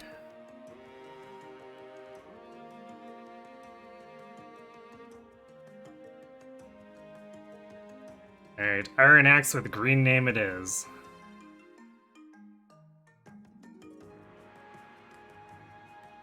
One more motivation letter to do and you'll finish your application for a few jobs you wanted to try. You hate writing cover letters so much. I'm not a fan either. I kinda heard it's a dated way of doing things, too.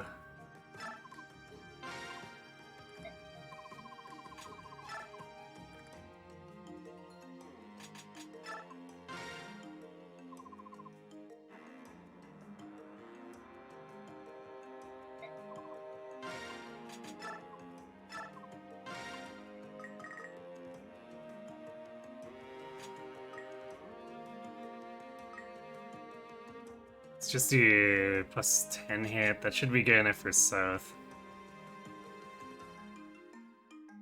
That way we can make more of these things as necessary.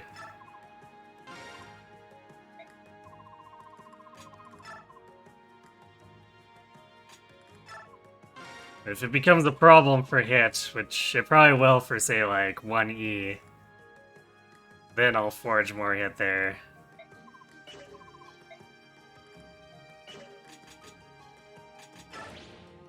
But still, which brings me back around to my constant complaint that despite being like some kind of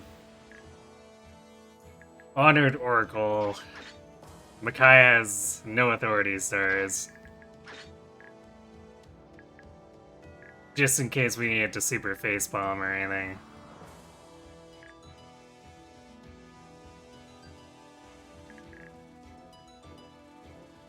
You know, I guess if we're intending to go for long-term Leo, we should probably make him a bow too.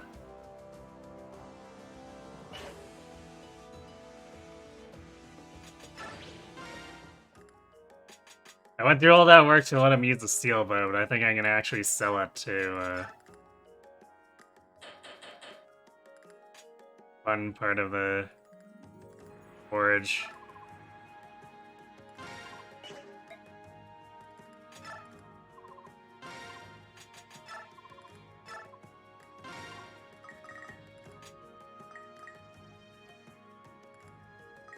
The bows are a little more expensive.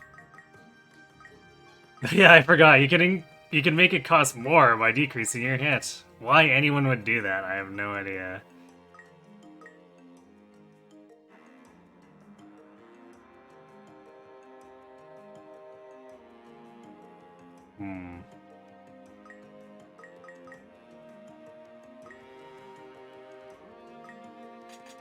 Still like that. I don't think I want to spend another 1200 for the last 10, but this should be enough for him.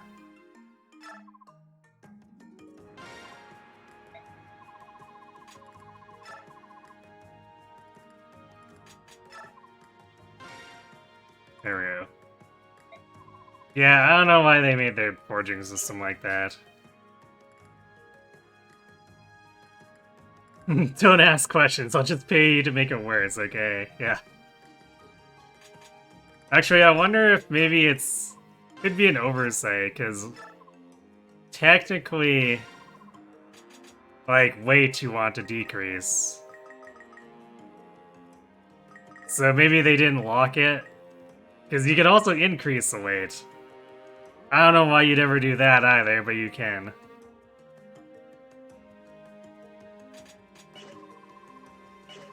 Yeah, there's the 255 crit bug in the Japanese one. That's taking advantage of the fact that they let you decrease your crit.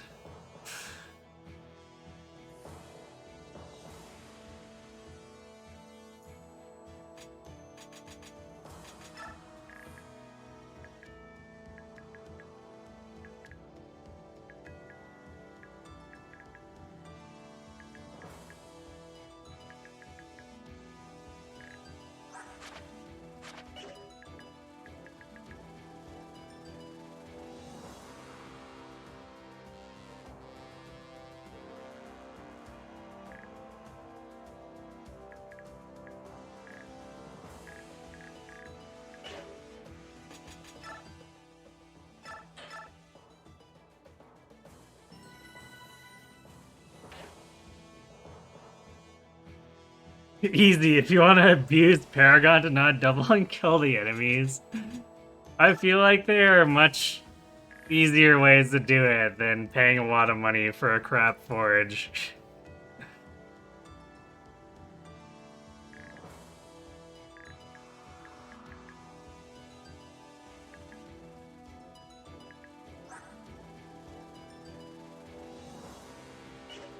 Well, hopefully Jill doesn't kill herself. And Zehark. Although Zehark's much less likely to kill himself.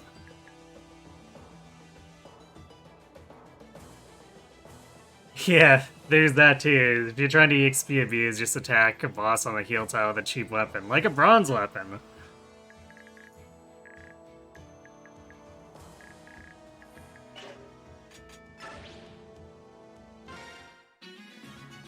Radiant Gel, yes.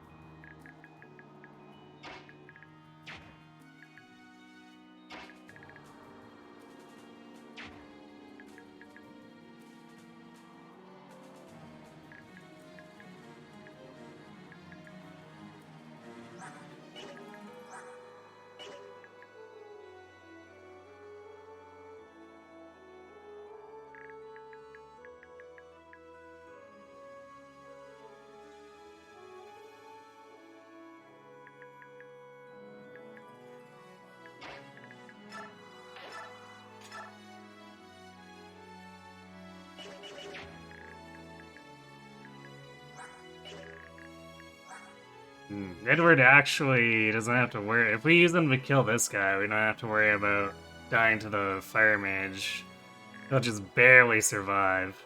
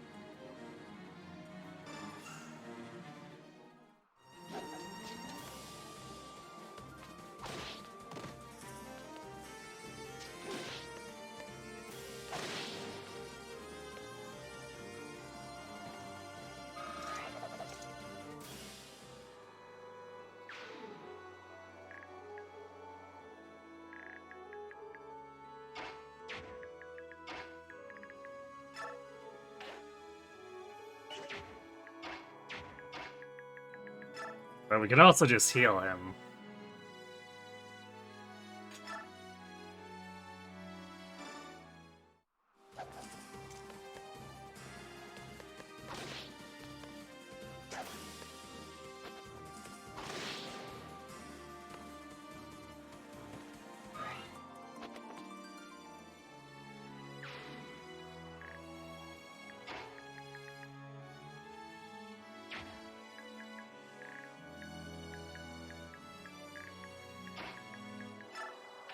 And it's very likely Volwig's pulling aggro instead anyway.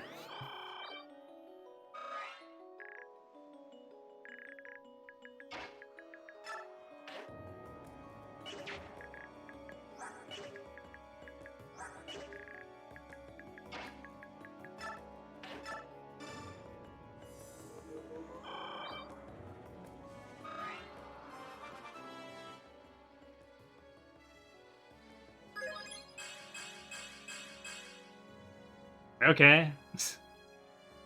Probably still getting one shot by stuff in her solo chapter, but it's a start.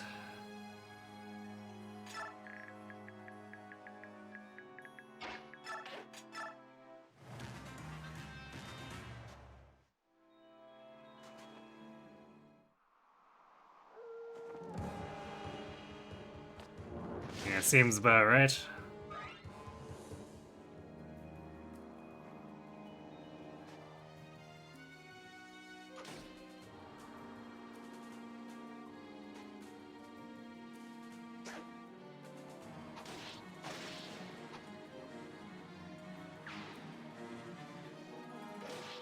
Ouch.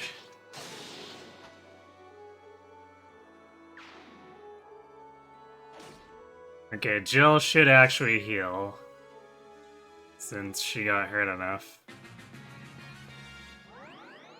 But I don't know if Zehark will.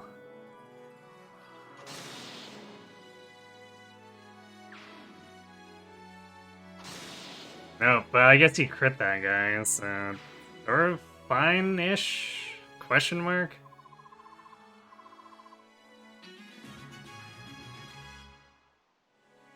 Bro, she has almost as much speed as magic. Yeah, it's, a little weird. Although, let's see, 8 levels for, what was it, 4 speed? Yeah, it's a little bit blessed.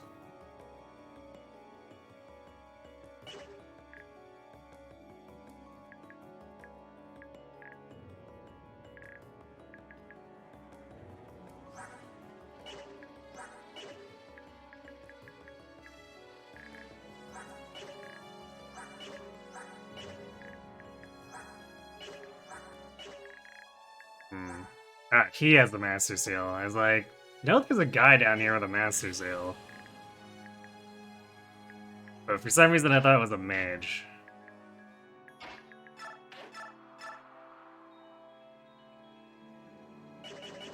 We could do that.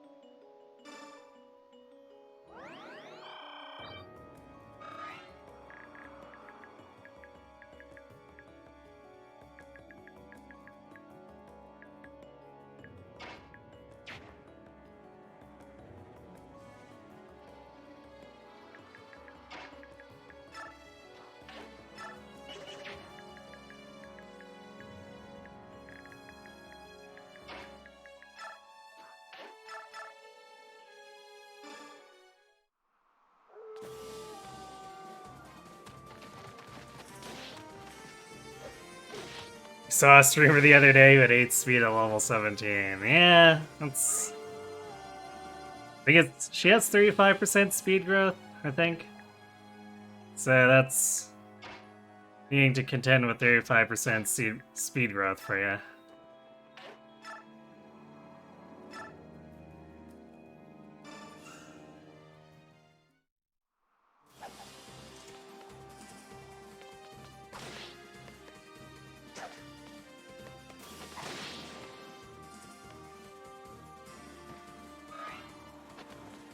Now that we've got this, Volug should be able to come up and help Jill and Zehark. Hopefully. They might run off and do something really stupid, but... should be fine, question mark?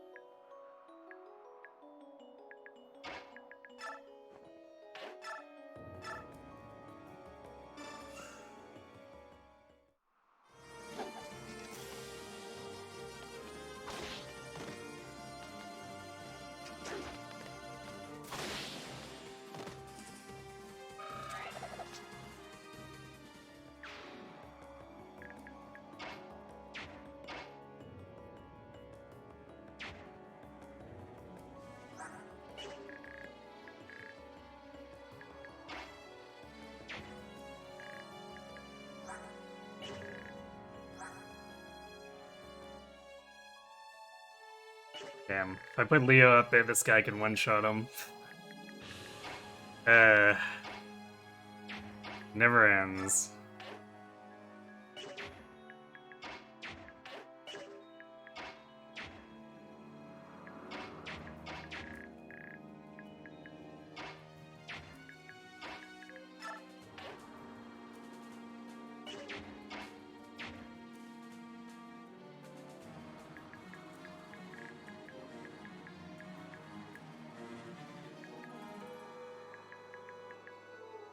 I still probably want to actually climb up here, though.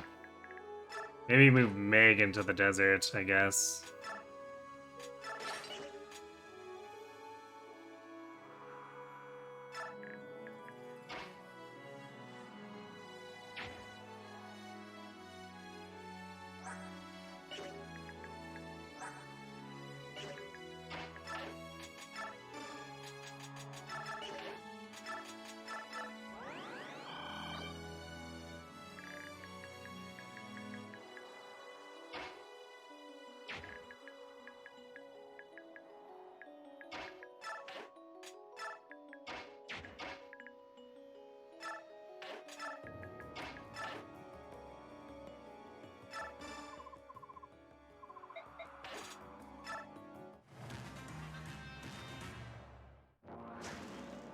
Okay, that guy got distracted, which is kind of nice.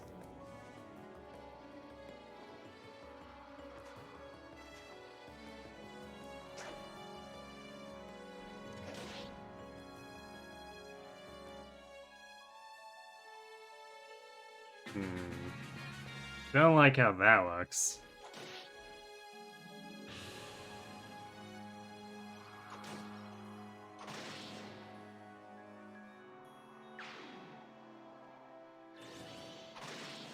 Okay, well, Zerg should be able to survive the soldiers, so it won't be a problem. Well, that's annoying.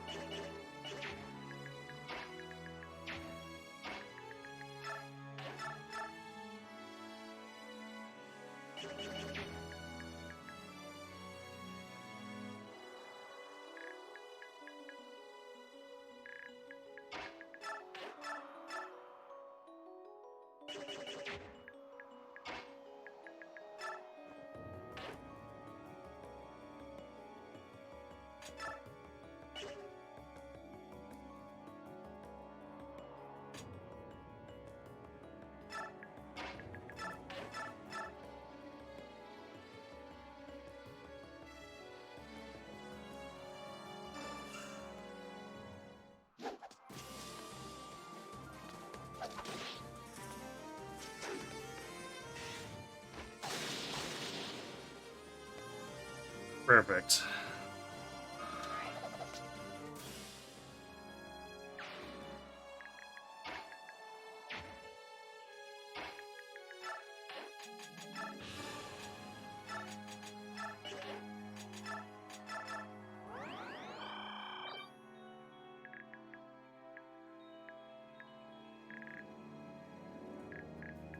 Let's see, it's 23.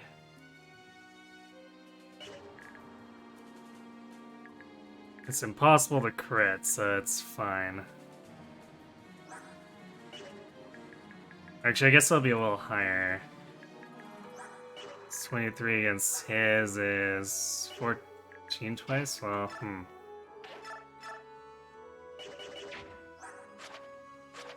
Okay, for some reason I thought his support with Micaiah was giving an attack, but maybe it's not? No, never mind, it is showing it. Okay. The bronze dagger is only 2 might. So now it's showing it. Just didn't show it on the preps.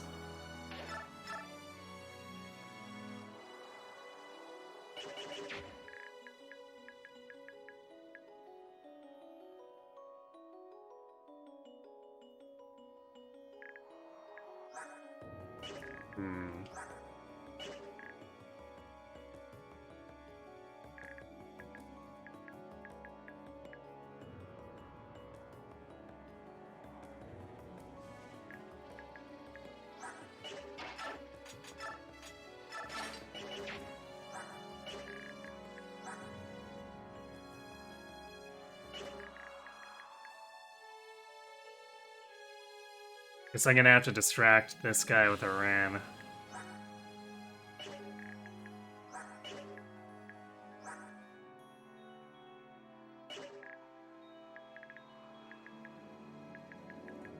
Or Ileana? Ileana might be able to. Yeah, she's fast enough.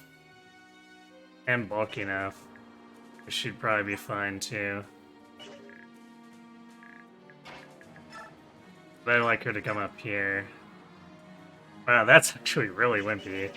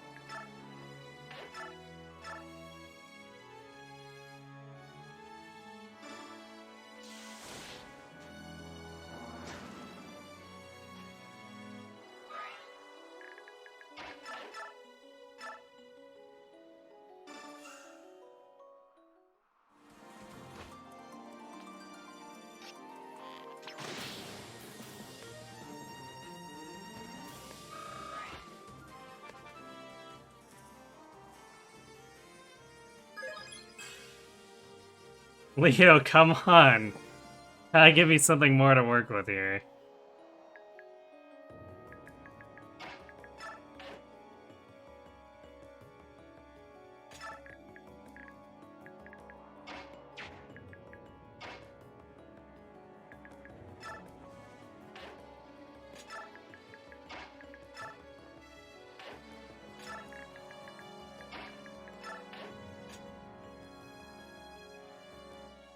You heard I like a challenge, so a challenge I'll get, apparently.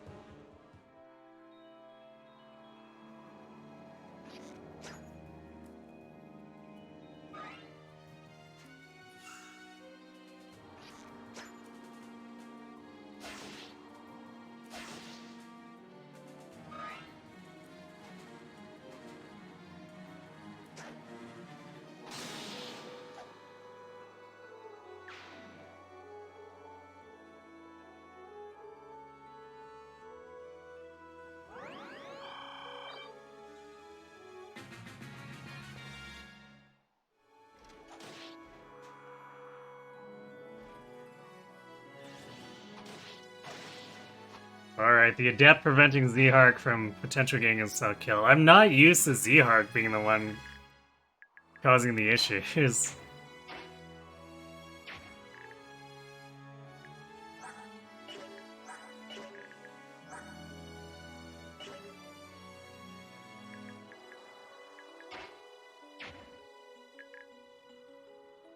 Even though it does come up from time to time, it's usually Jill.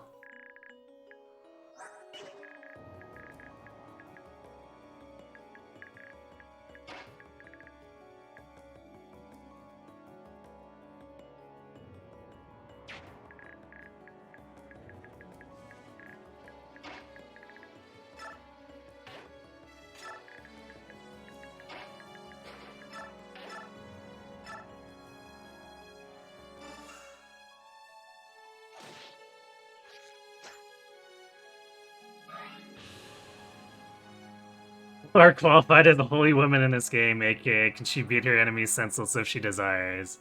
If you count light tome or light tomes towards that, yes, she can.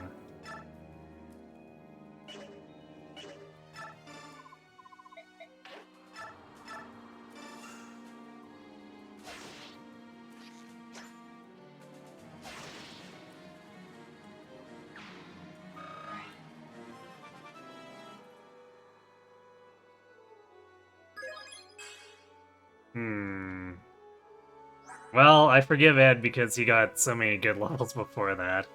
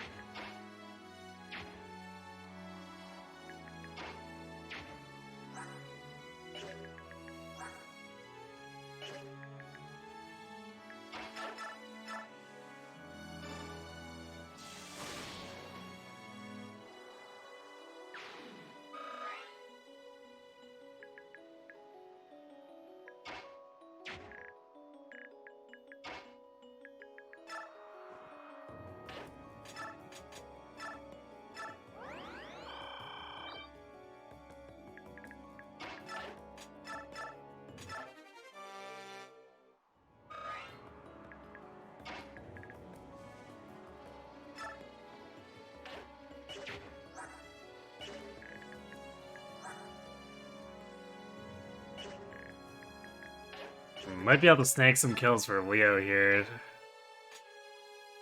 Because the ledge might give him enough of an advantage.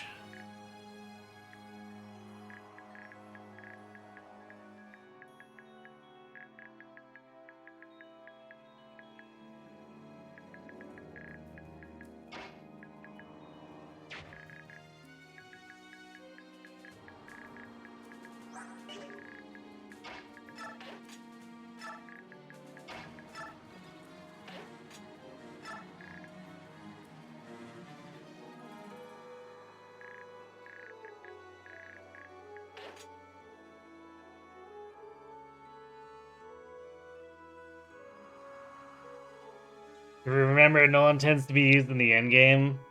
If he turns out well, people do end up using him, yes.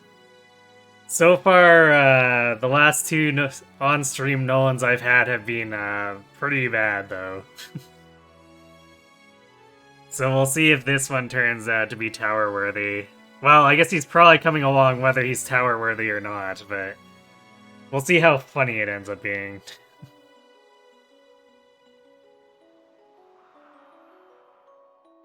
You use Satelius Master Seals as being money or sometimes giving healers a weapon early.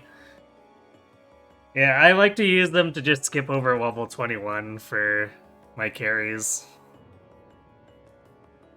But I might end up giving one to Laura just so that she's not taking forever to get there.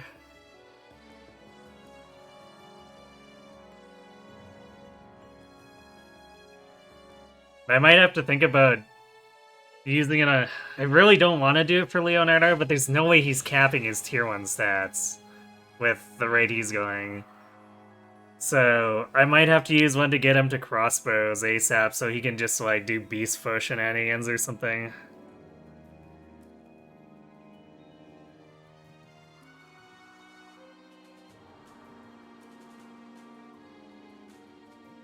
Oh, they're stillable in Path of Radiance, but not in Radiant Dawn. Makes sense.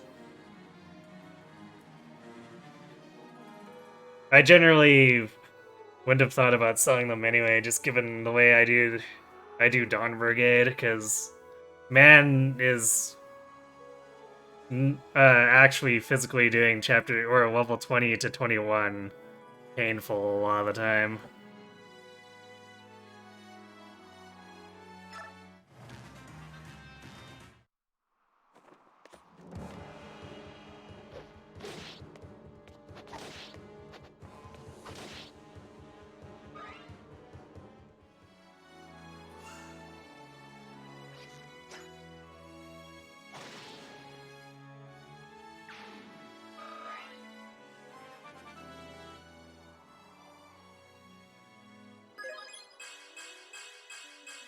Alright.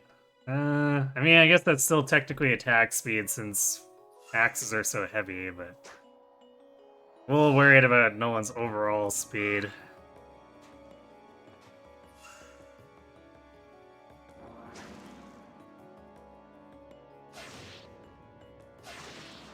Yeah, normally I'd use it from 20 to 21, but I'm definitely contemplating Laura and Leonardo just because I feel like it's gonna be maybe even more painful to get them up there naturally than Edward and Nolan or Jill.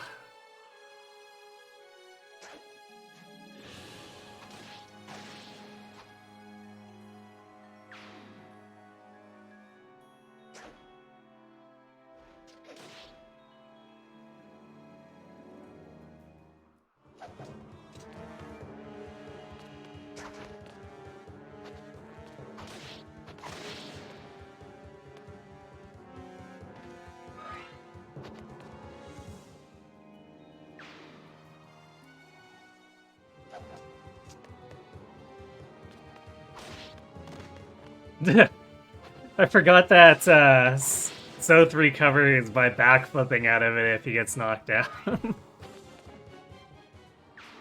Everyone else just takes it. But Soth, he's like, no way, boy.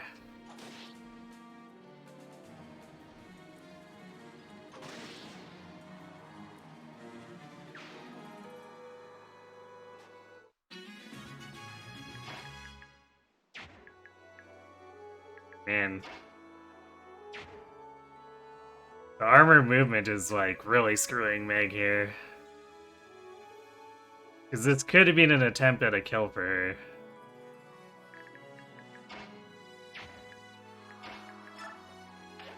So I guess we can give it to Micaiah or Ileana. Probably Micaiah. Because we're trying to minimize how much Ileana takes away from the Dawn Brigade.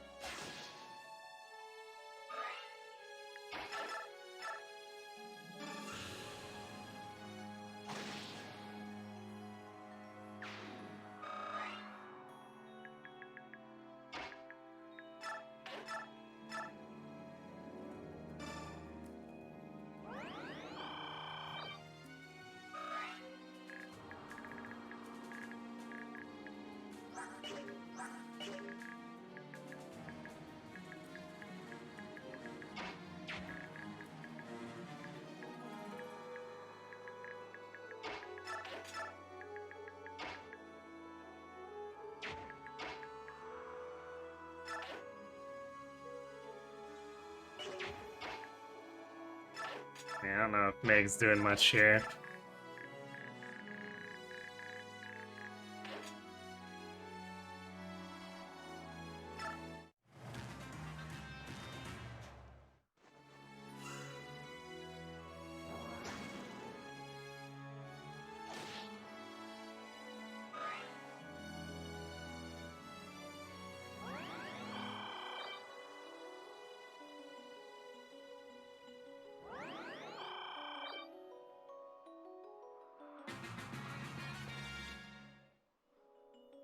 Jill, no, don't. Please don't.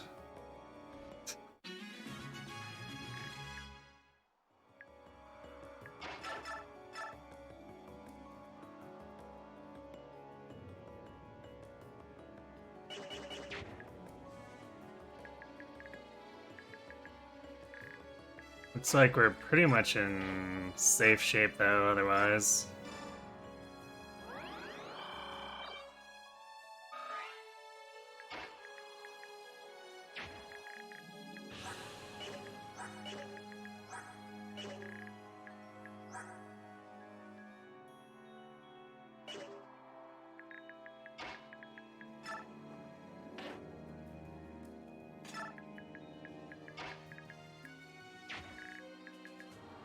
Which I'm pretty sure, let's see.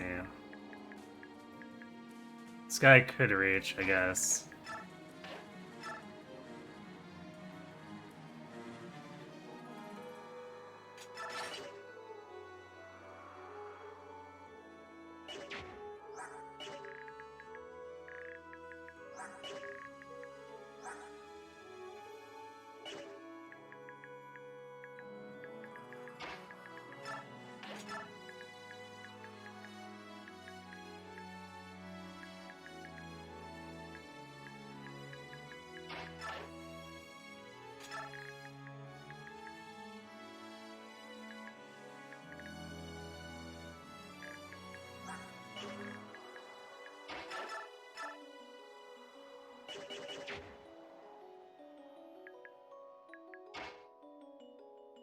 I think Ed could get the kill here. We just give it to him.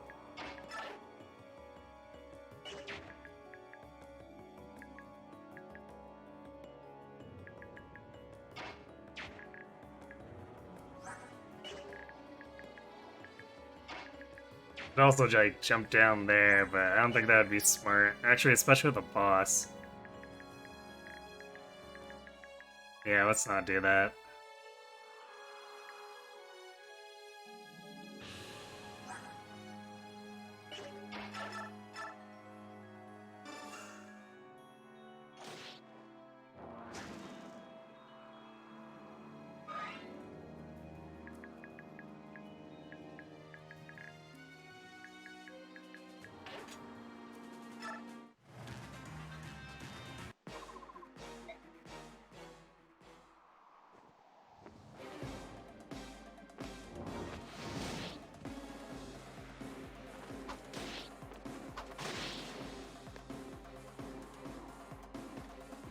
Got him.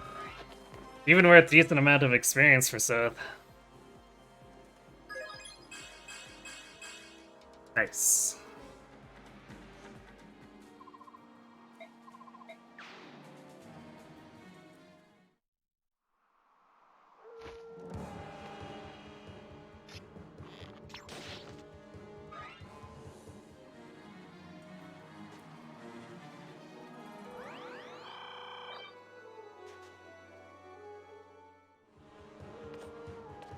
Alright, enemies successfully distracted by Doggo.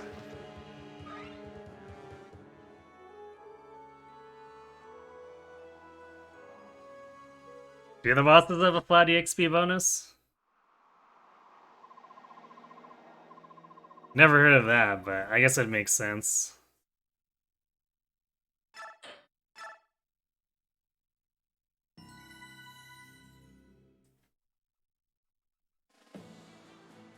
Alright, well, we successfully kept Jill and Zehark from getting themselves killed.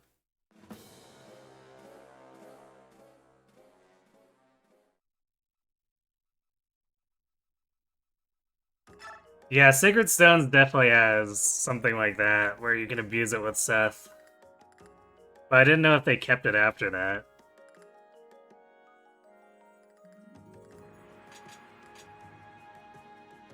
Alright, let's deposit that. I guess in the part 2 map of this chapter, we should be able to get another Master Seal. Let's see.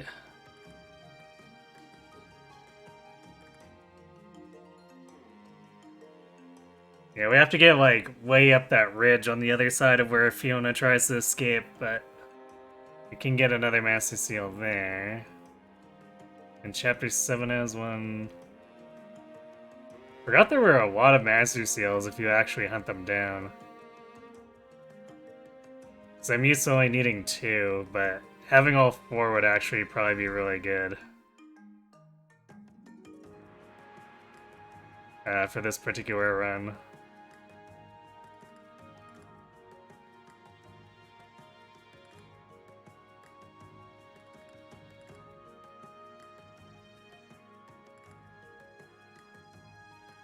Works on Titania 2, just not sure if it works in this game. Yeah, I'm not entirely sure either.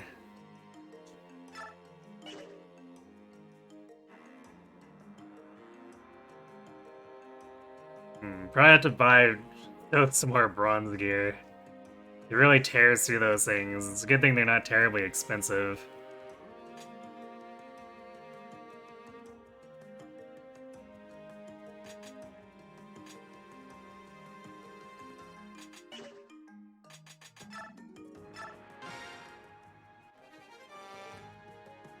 Tiny bit of gold. Renewal. I think I usually put that on Volug. It's not like there are many other characters that can... or have the capacity for it right now.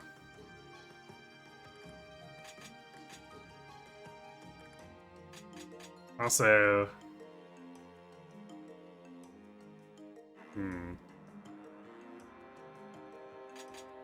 I could steal Resolve from Tornado, and I should be able to fit it onto Zehark. Yeah, so we could do that. Tornado's so tanky, there's basically nothing on this map, or either map that could possibly threaten him. So it's a complete waste for him to keep that Resolve on.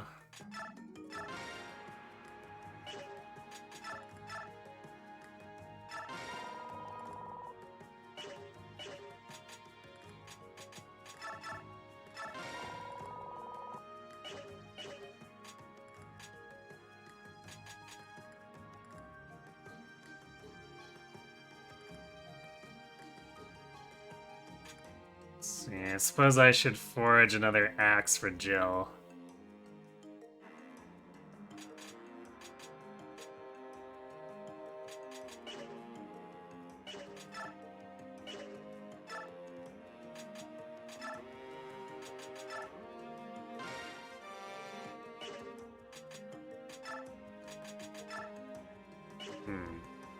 Can't quite strengthen Laura and Leonardo yet. I guess Nolan and Edward have been together a little bit longer. So probably after this map.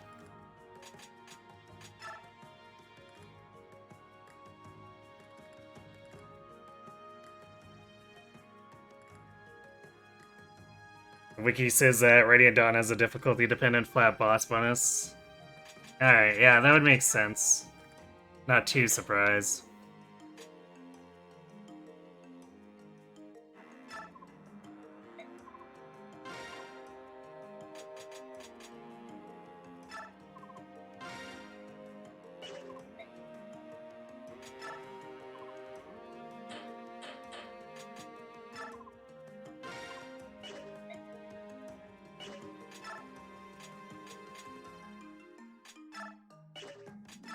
Oh my god, the game is lagging so hard right now.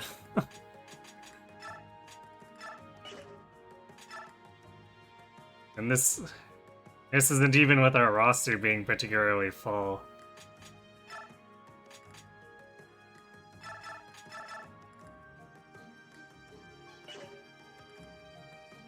Kinda wish we could have bought a third Wind Edge at this point, but...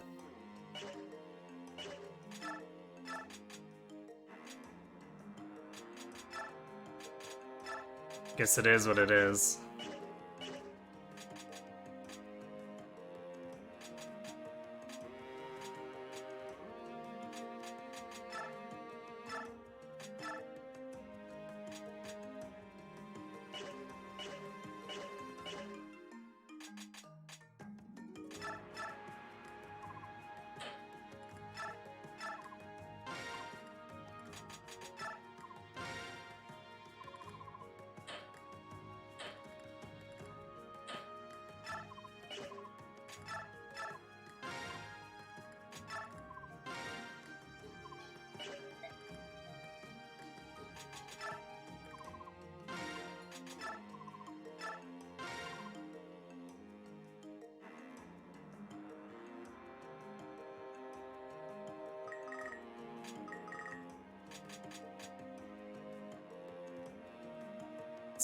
I don't think I saw anyone redeem for the Forge name. Alright, last call on naming Jill's Forge.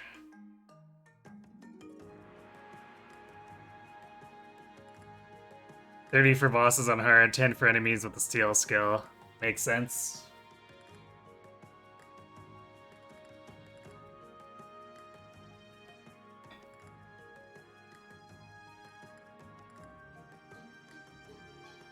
Boss and thief bosses seem to have started in FE6 and persisted in some form until at least Awakening. Later games aren't documented.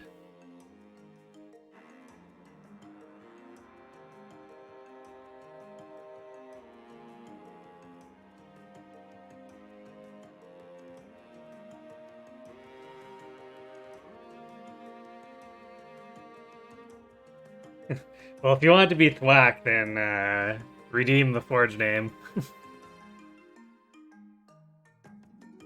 Yeah, I think Awakening just had the bosses be a little bit higher level, so it was kind of like getting a bonus.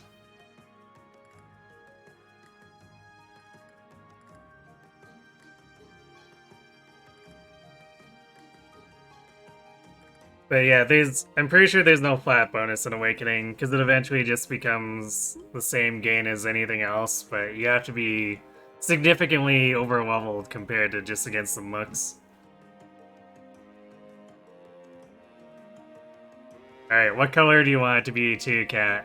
I got any number of these. Since we're doing the Forge, might as well. Pink? Alright, sounds good.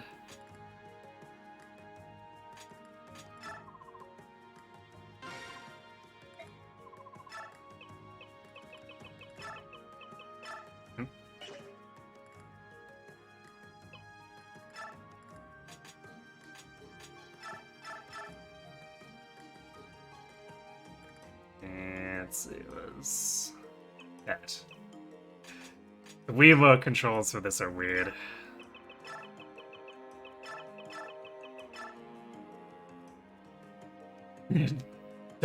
Demoxy.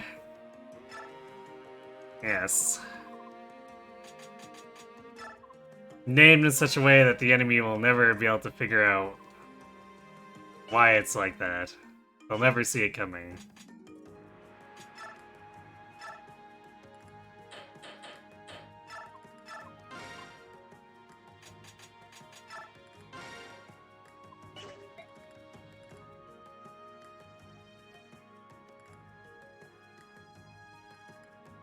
Takes Moxie to name a weapon Tomoxy. Fair.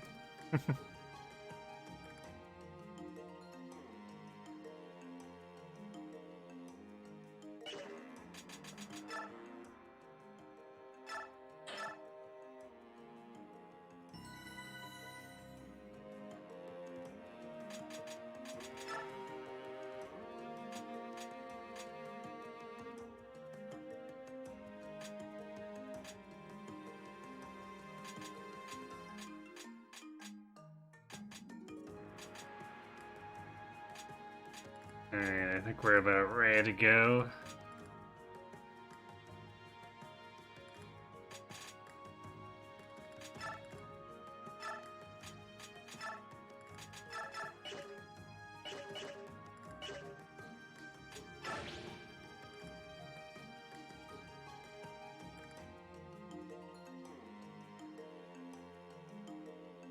Imagine if the Taker skills from Fates were an Awakening and could be equipped on units with the Gale Force. Then things would get pretty silly.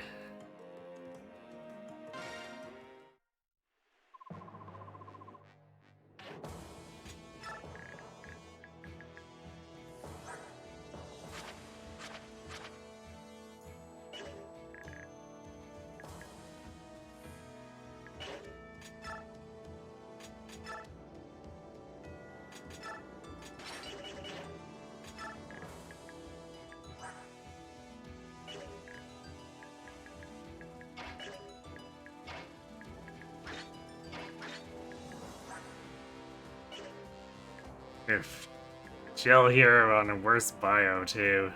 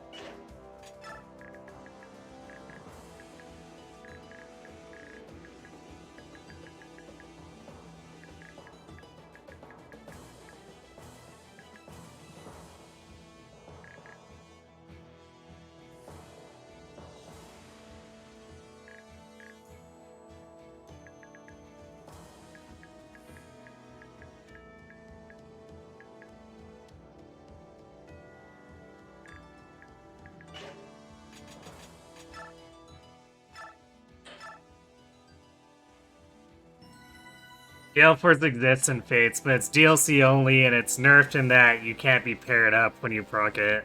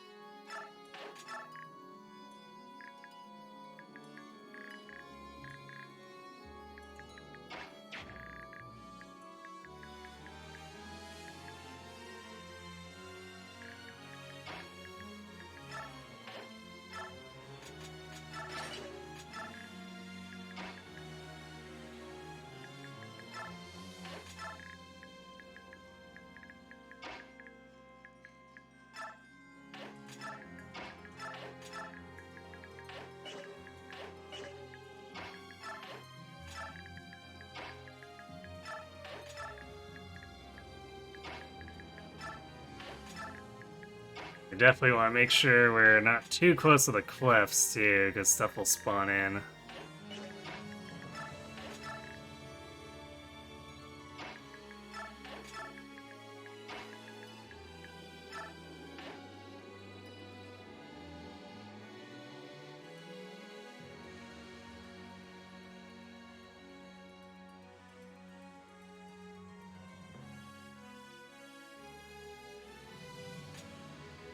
Yeah, I don't think people use Dark Falcon in Fates too often, so it's not often that you see the skill come out.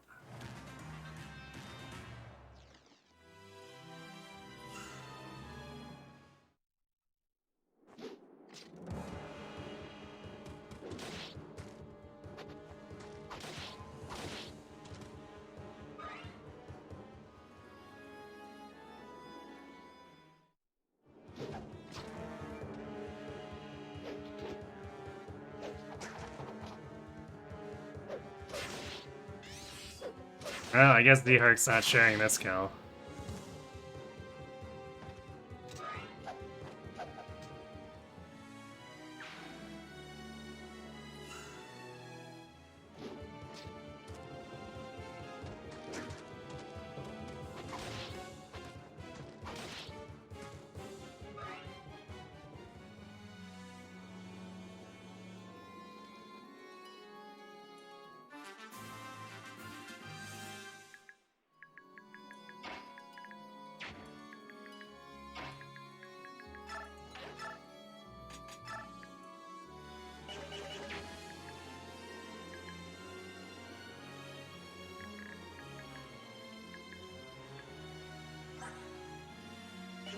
Oh yeah, I forgot these guys show up to give us extra weapons just in case we didn't bring enough.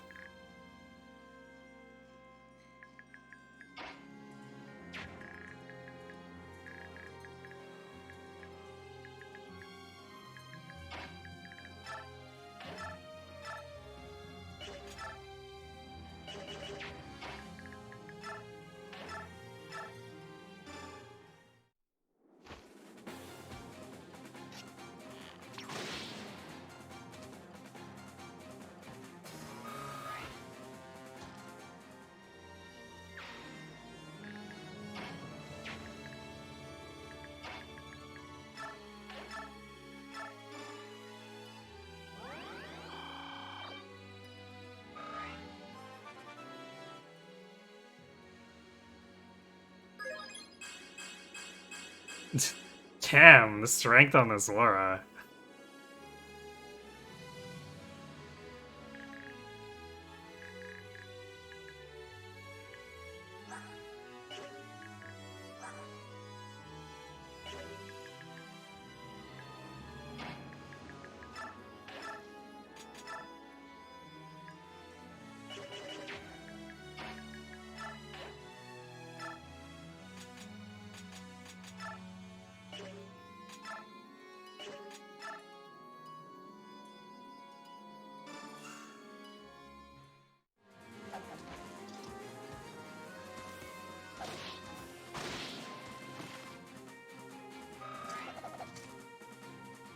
Guess it can help counteract Purge weight after promotion if she even has enough light ranks to use it.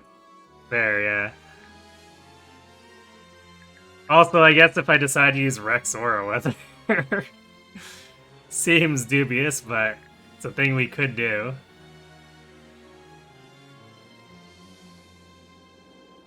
This game has so many different battle themes. Yeah, it's actually music tracks in general it's got a ton of.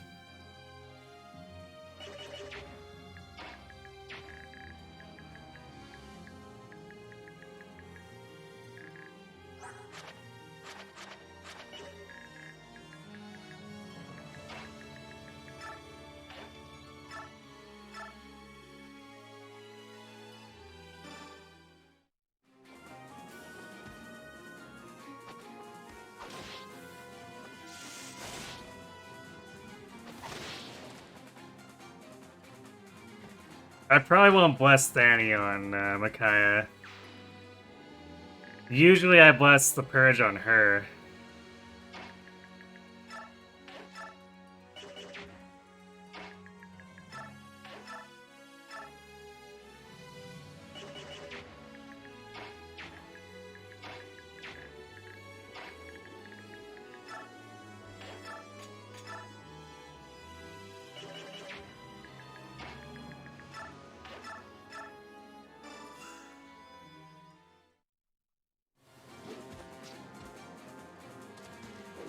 But if I have two light users, I might as well bless, like, Rexor if Laura makes it that far.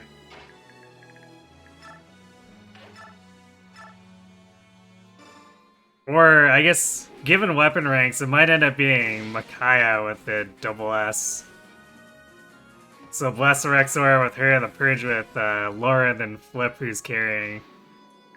Or actually, no, I guess that doesn't work because Laura would actually need to get that far to even use it, so. Work on Laura's ranks and then, I guess give her both and then trade to Micaiah whenever she needs the Purge.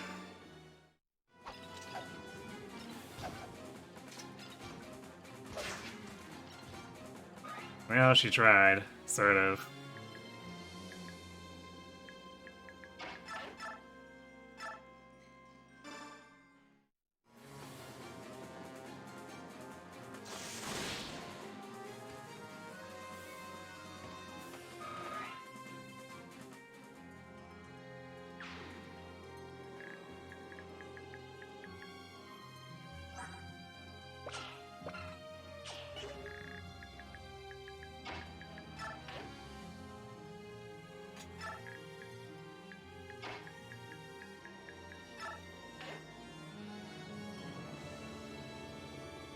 Saints can actually reach 2 double S ranks, which is unusual.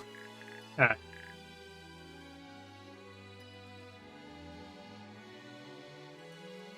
I guess it makes sense, because they're covering both weapon types.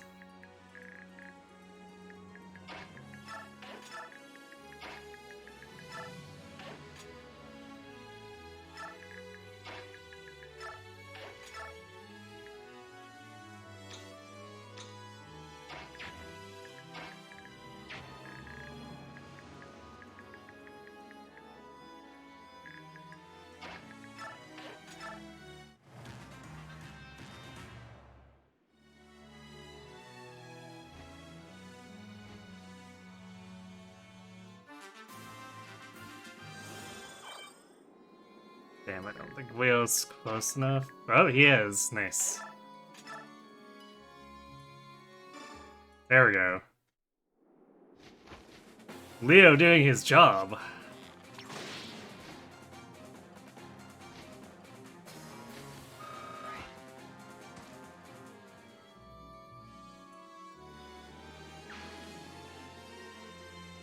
Yeah, well, I mean, otherwise there's also not any generic light tome users.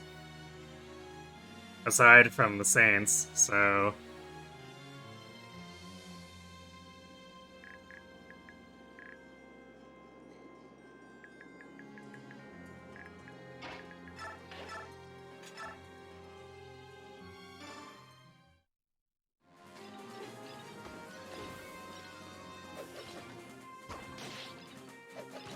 Oh yeah, I forgot that Vanguard can also do double S axes. I actually had a playthrough once where I pointedly did that on Ike and took Urban into the Black Knight duel.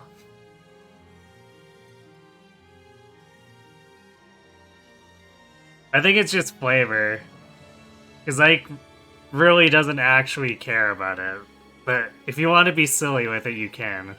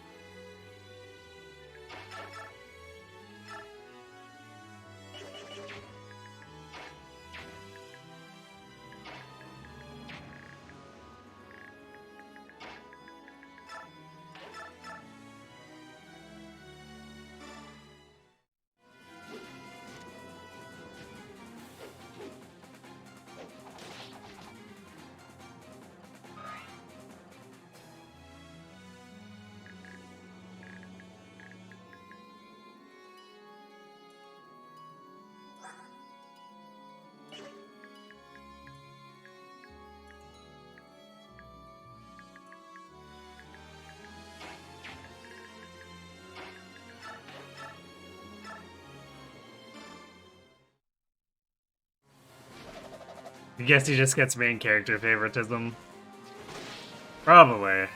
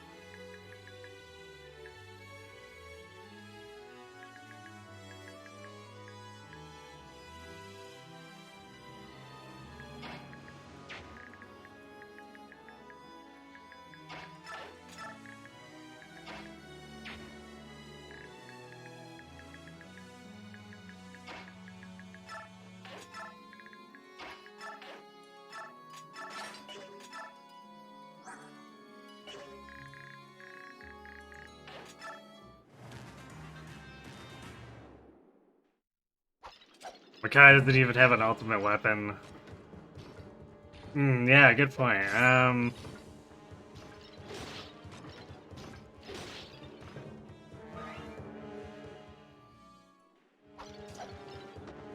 Although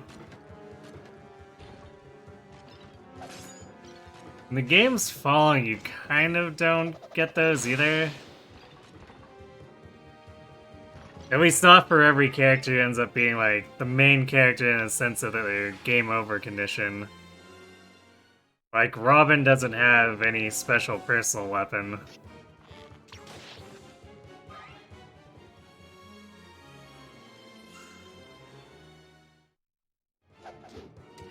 I should have. Wow, actually listed crit too. Oh, freaky. Probably shouldn't have actually let him take that combat. Put Soth in front or something.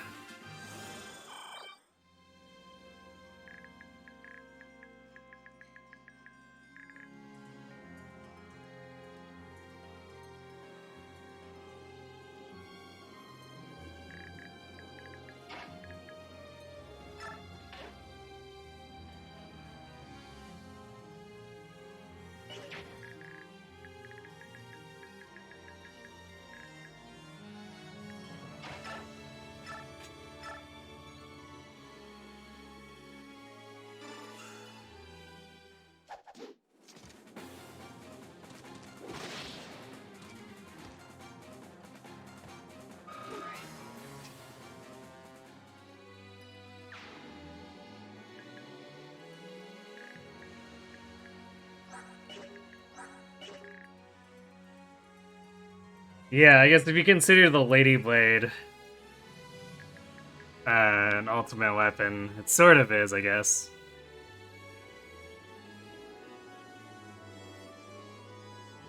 And then, like, I mean, a Leer, I guess, technically gets a 1 to 2 range weapon, but it's not very good, so I'm not inclined to call it an ultimate weapon.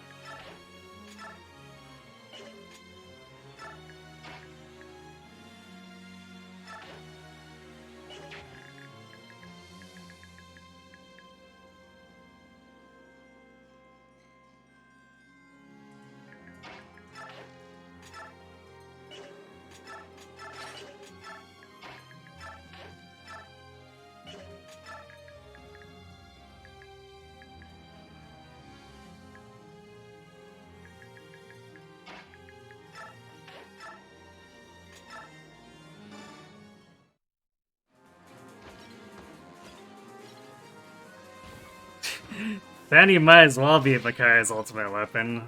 It's good enough that you can keep using it for most of the game. Even though, I mean, it's just your personal rapier. If you put it in context of what you normally get in the games. I guess the engage attacks could kind of count.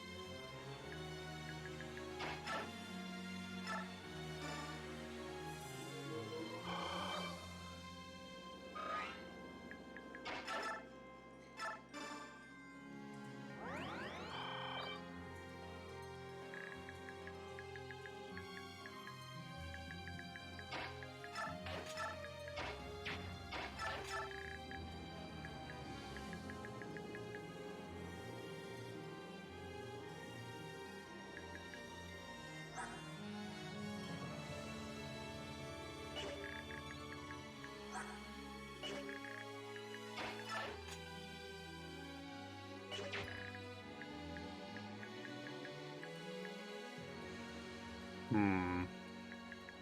Actually, that's a problem there.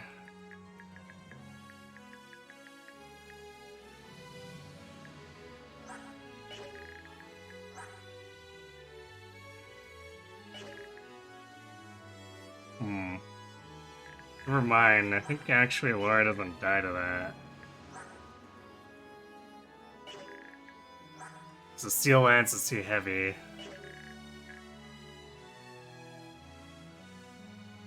That's kind of funny.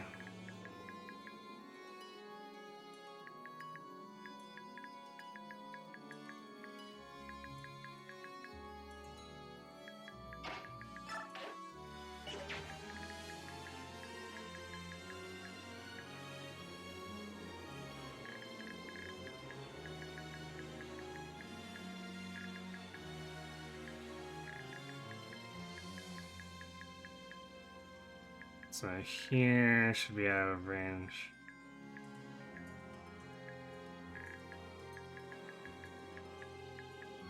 That. So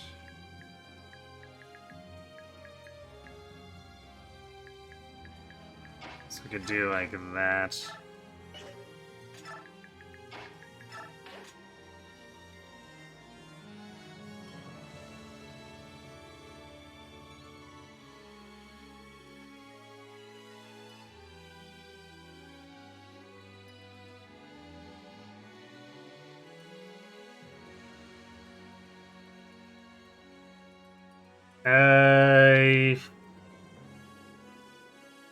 I'm not sure, but hmm. Yeah, I think Robin might be the only one.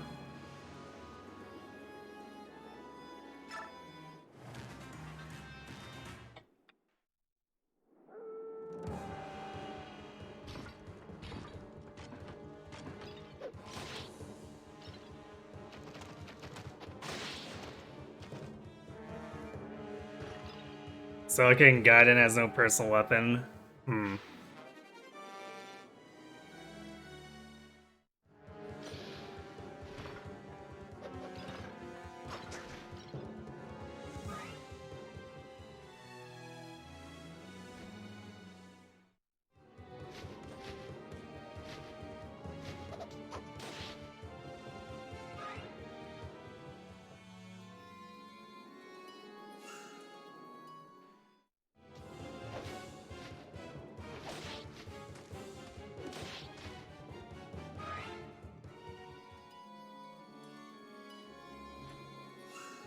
Beloved Zofio is added in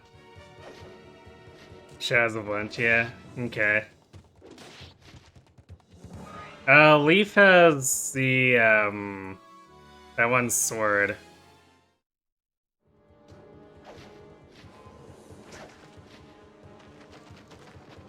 Wow, I have no idea why she attacked Volug.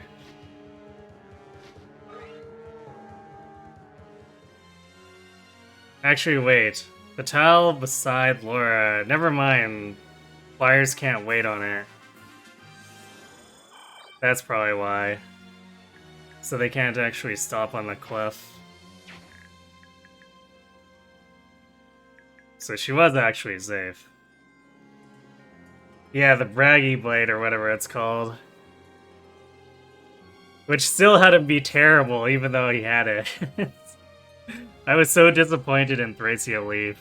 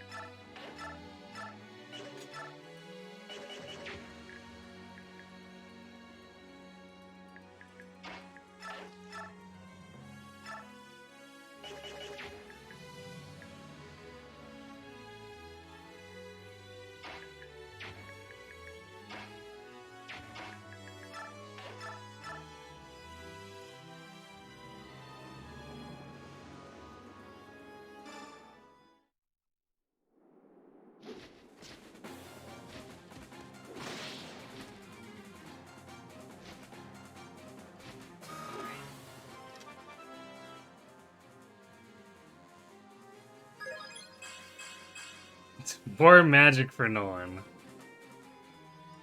This rate, we're gonna have to give him Imbue.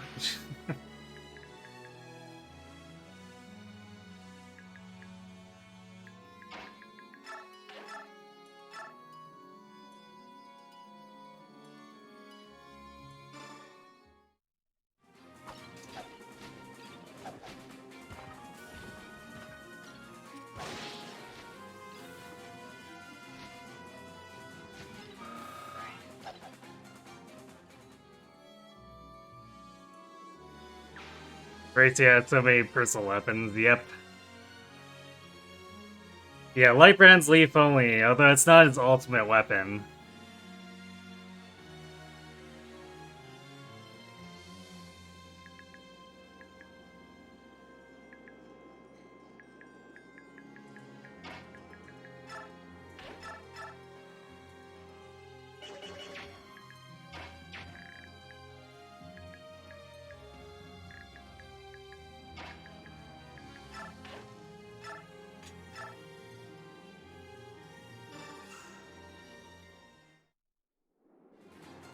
Apparently he has personal weapons that were unused, like Milnar being walked to Ishtar. I wonder if that's just a carryover from, like, data they copied in from FE4.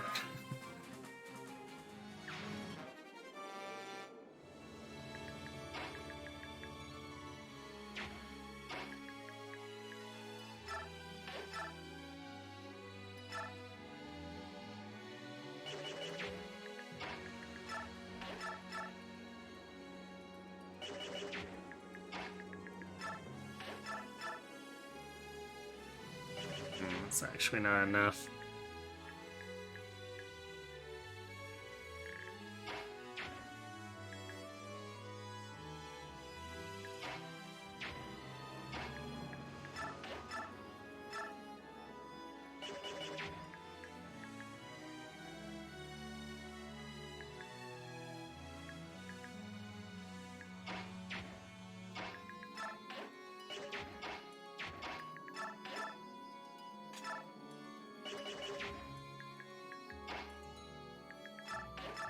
Guess we could use some forage on this.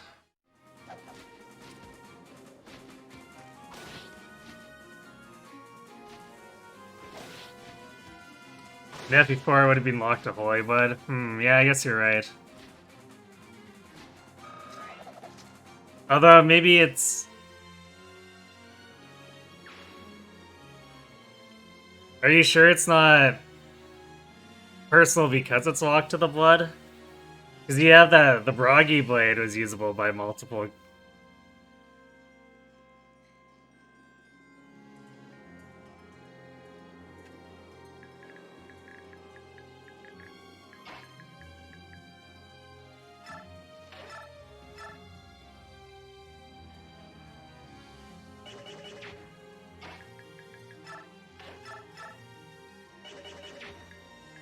How much does Leo deal?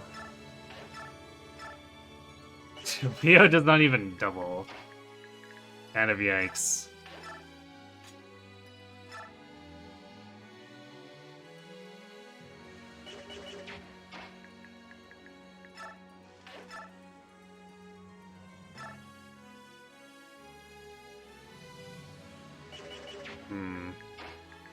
Can't quite get enough damage here.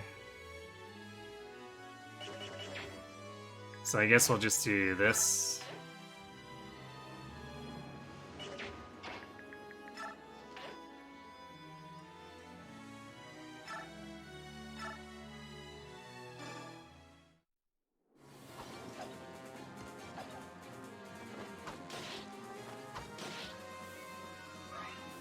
I guess I could have used the Iron Forge, but doesn't feel like the best use of it. For at least with Soth, we want to try to conserve.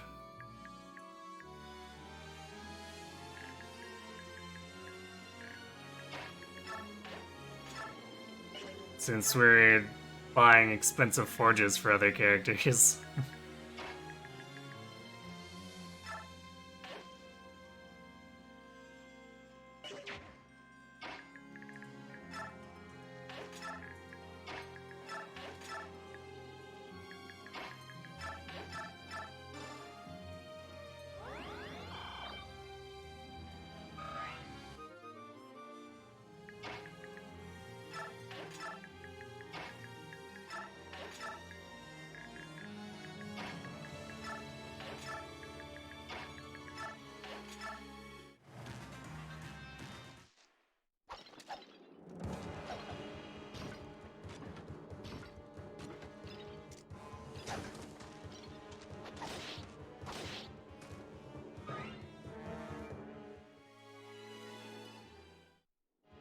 I think Robin and Silicon Guider are the only main characters without a personal weapon of any kind, unless Radiant Dawn's main characters are defined broadly enough.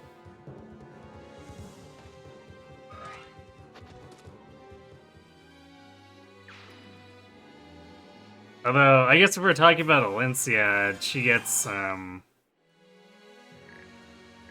Amity, which is both a personal weapon and technically something of an ultimate.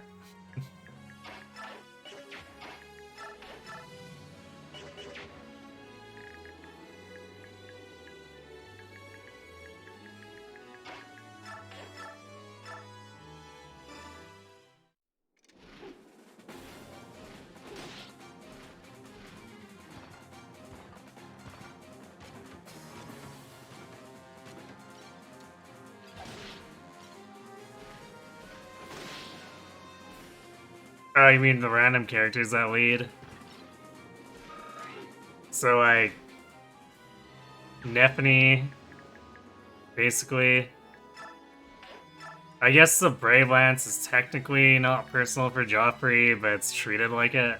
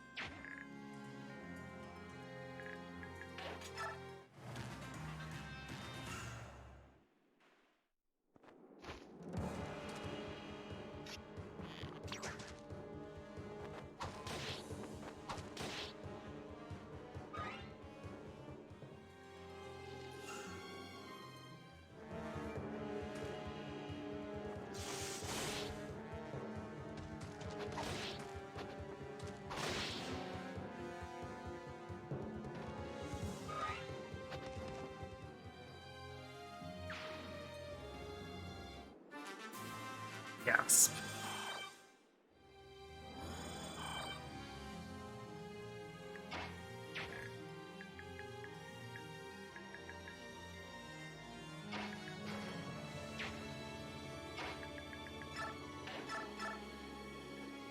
Jill doesn't double, but she also takes like no damage.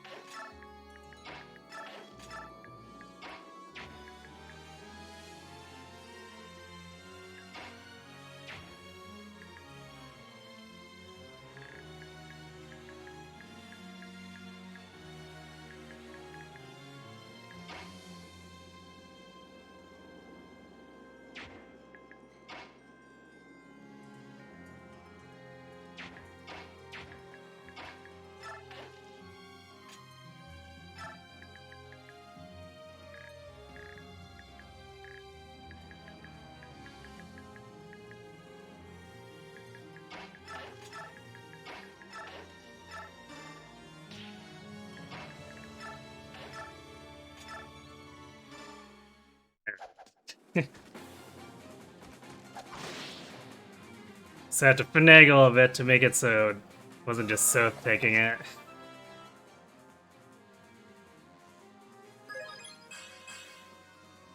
Okay, speed defense.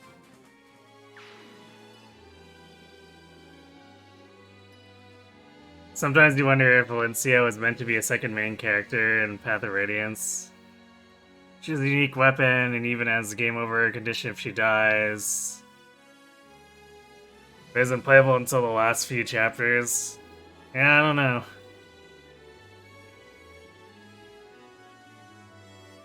Hello, Epic Gamer. You playing this game right now because you lost a bet and you love it. Well, sounds like a win-win for you then.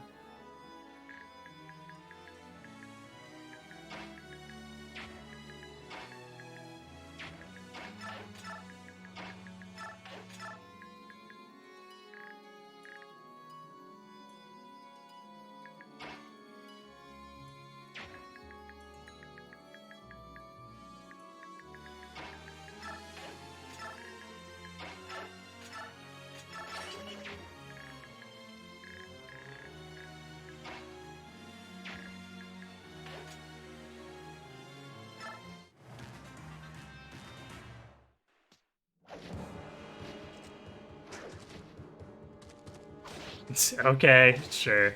I mean, I guess they have to go to the edges. But going into melee against Edward there is kind of funny.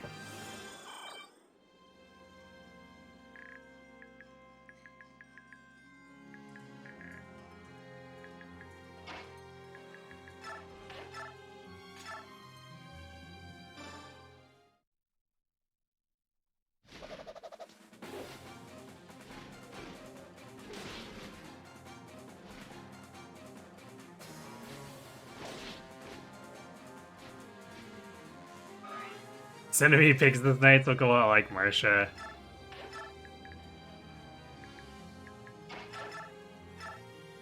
Maybe Benyon was engaging in cloning activities.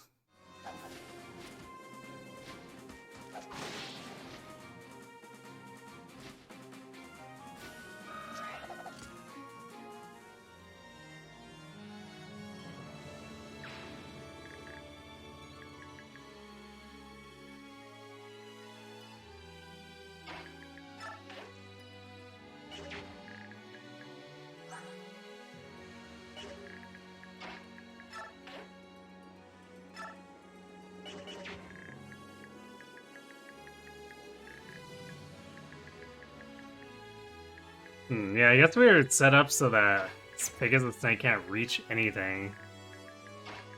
That's kind of funny.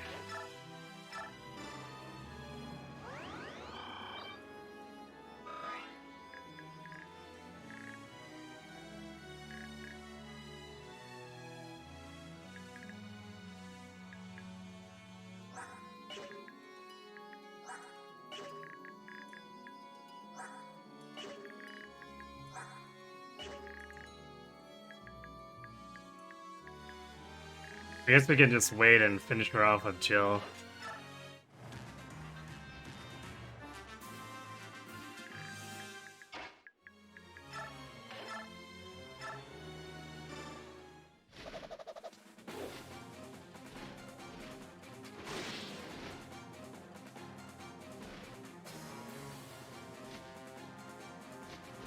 Yeah, you're right. Chris doesn't have any personal weapons.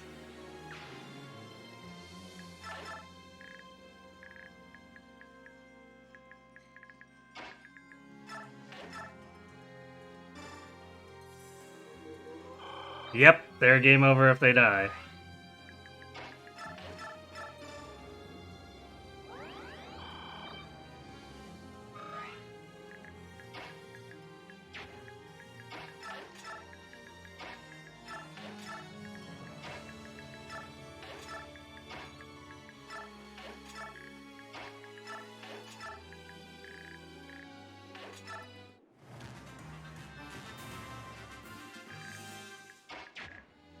I'm pretty sure more spawn up here, too.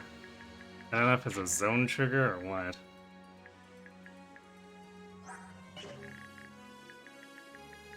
Actually, it might be pulling this group here that does it. It's been a while.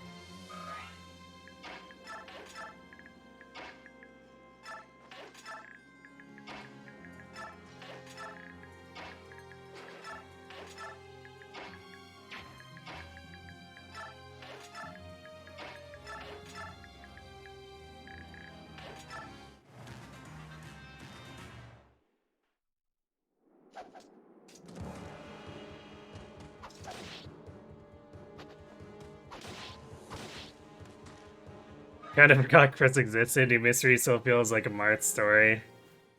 Yeah, I mean, it very much is a Marth story. Because it's regular mystery.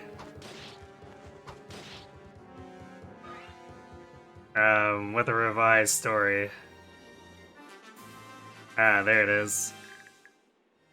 Javelin dudes, too.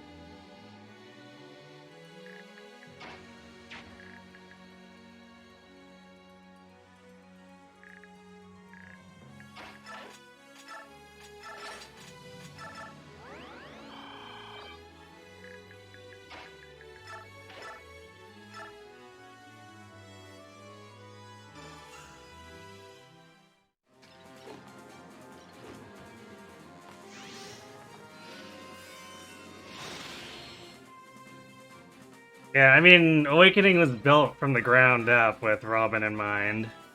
Whereas New Mystery is like, oh yeah, we need to add this other character. Which can kind of feel a little weird in places.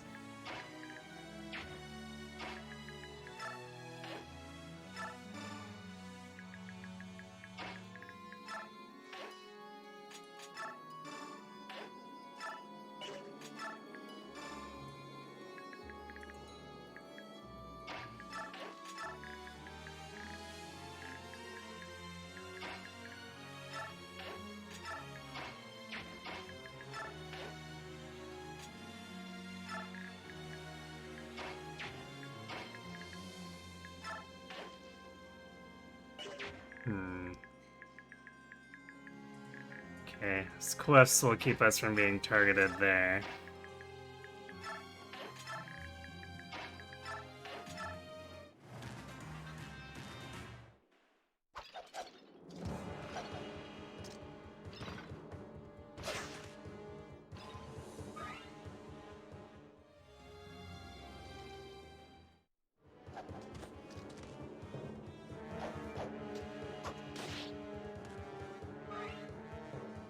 How rude.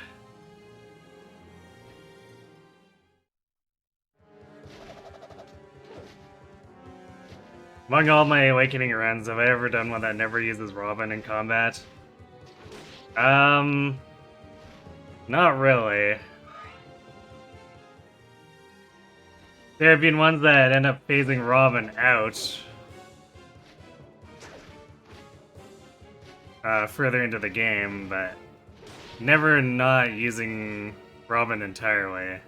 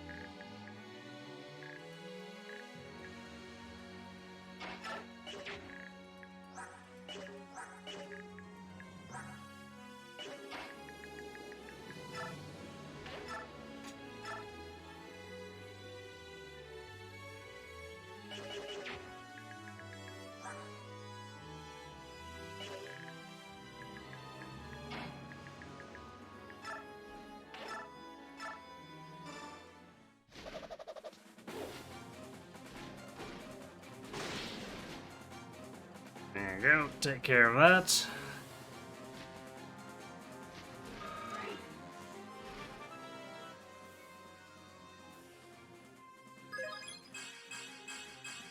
Okay, a very impressive first level for Jill.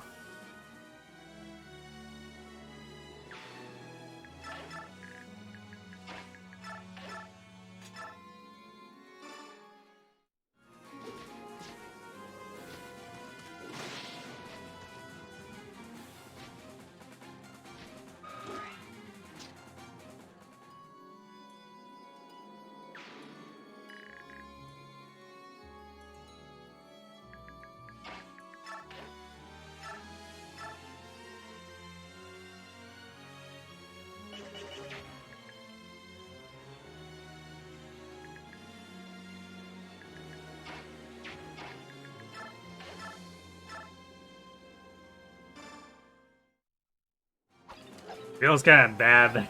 We have to chip by one so Makai can finish this guy off. I guess on the other hand, attacking into armors with Volu gets him strike rank.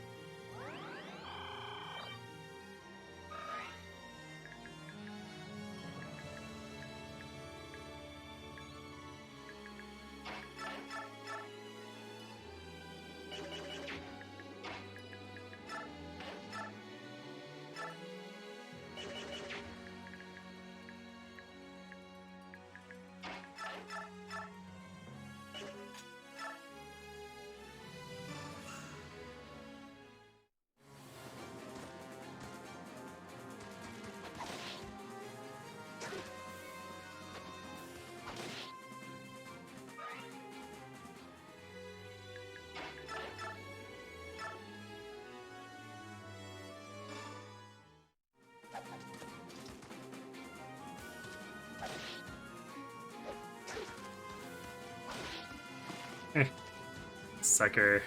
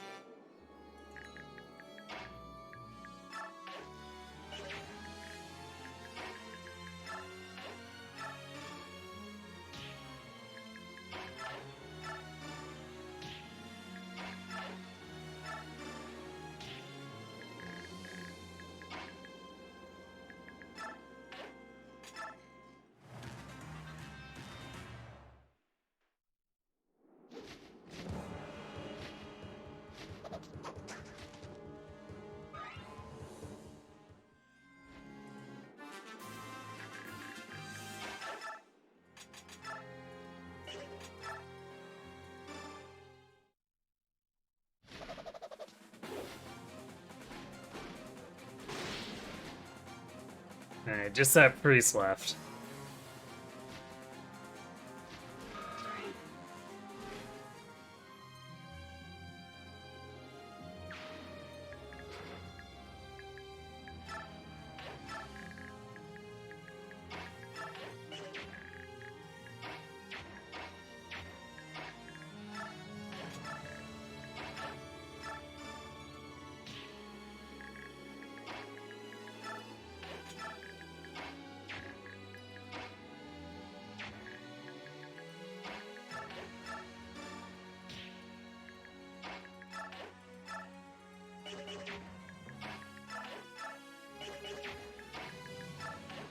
No one over here is beefing after Shover.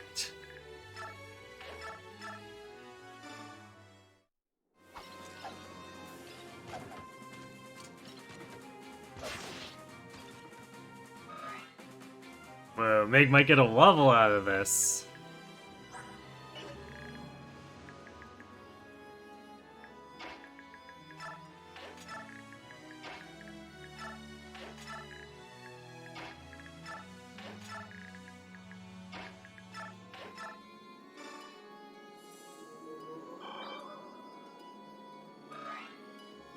You wonder if this game made staves equipped partway so you can't steal them all.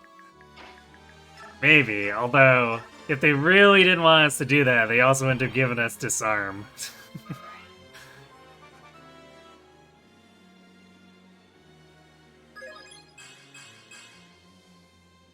Wow. This lore is looking a little cracked.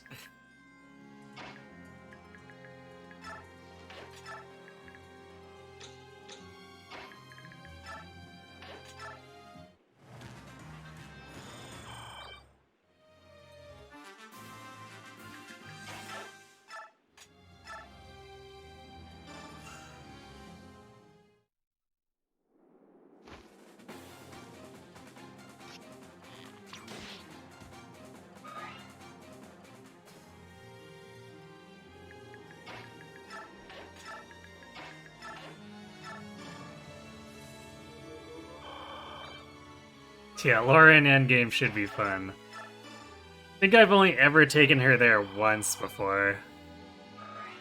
It was a very long time ago.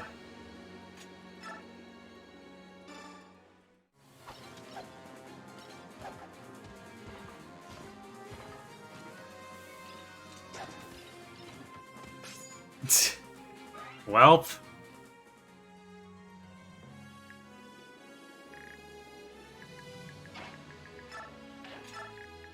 Meg trying to blow it.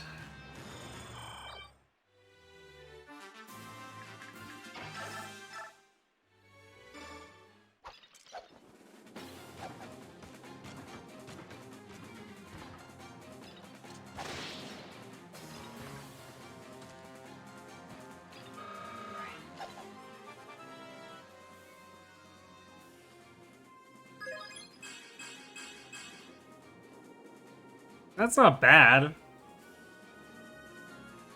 It's a bunch of extra bulk for an armor.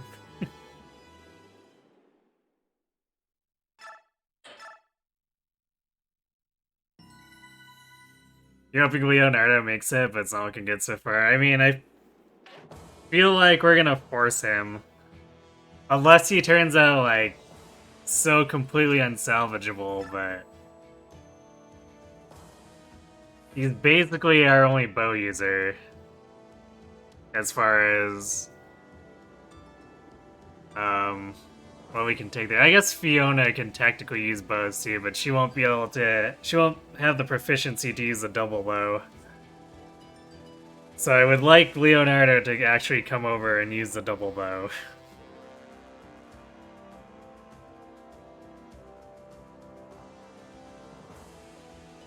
Although, it is reasonably likely that I'll end up blessing his personal weapon over the double bow.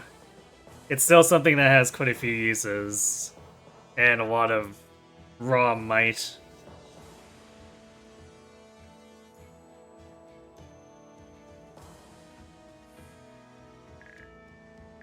And if nothing else, in the mid-game we can do stuff like Beast Folk crossbow to make up for his strength being non-existent in order to try to train him.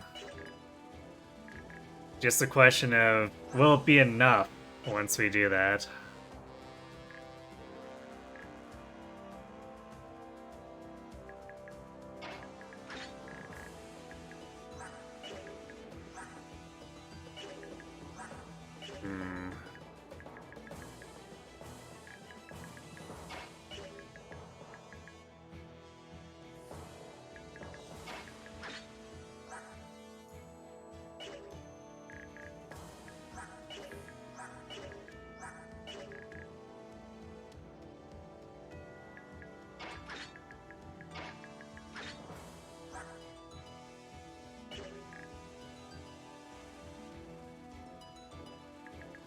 Actually, probably have to block this with a combination South Terran now.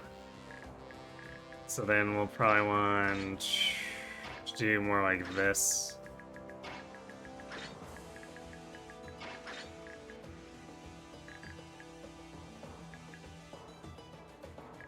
So we need to kill these three and then open a hole so Volug can run up and kill this guy.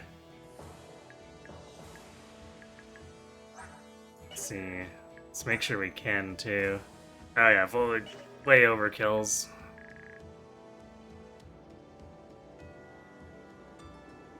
Yeah, it's Popolotl. How likely is Volug? We'll probably be trying to force him to. I mean, his stats are pretty good for most of Part 1 and a decent amount of Part 3. So we'll be mainly looking to train his strike rank. And then we'll get something else we'll get it figured out from there, I guess. Yeah, Morim and Vika are technically available. Morim is kind of slow, and Vika is, really bad. She has...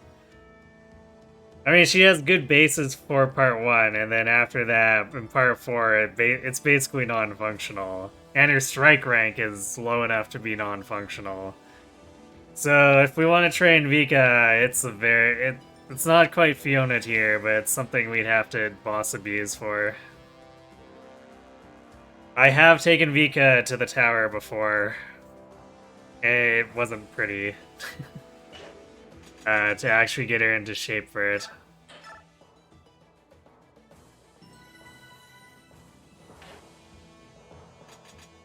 Alright.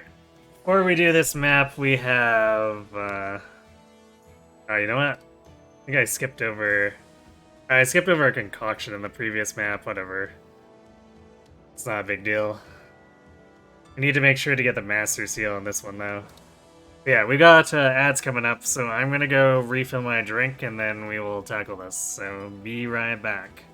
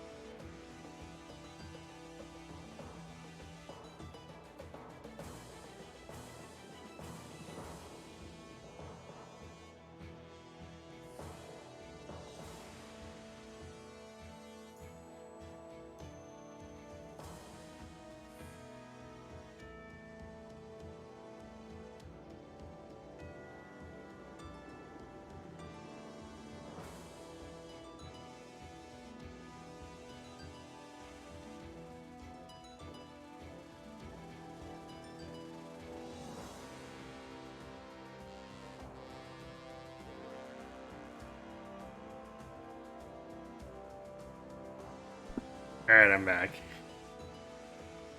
Realized that I forgot to update that schedule too. Not just during this, but during Valentia. Although Valentia was a fairly short set overall. It's always kind of shocking how short the gameplay of Valentia itself is, unless you spend a lot of time wandering around.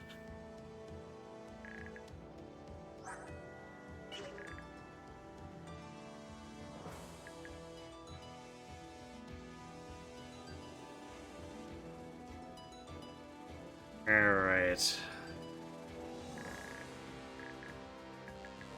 So these pitiful fools over here are the guys we're gonna have to save. And this is who we're forcing into the tower. We're gonna have to do the boss abuse to get her out of the huge hole she's dug herself into.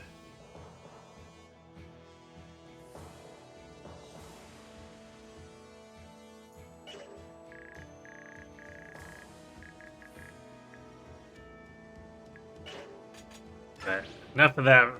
Enough talk about Fiona. We don't actually have her on our team yet. So let's go get her.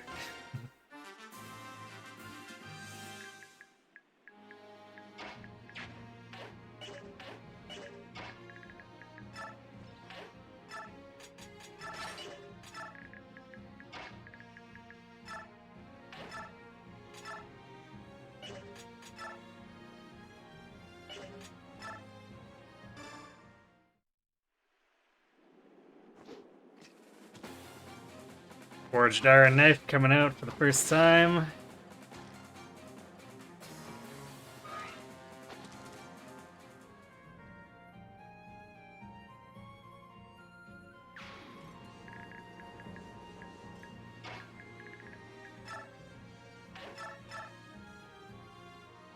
That hit rate's a bit sus.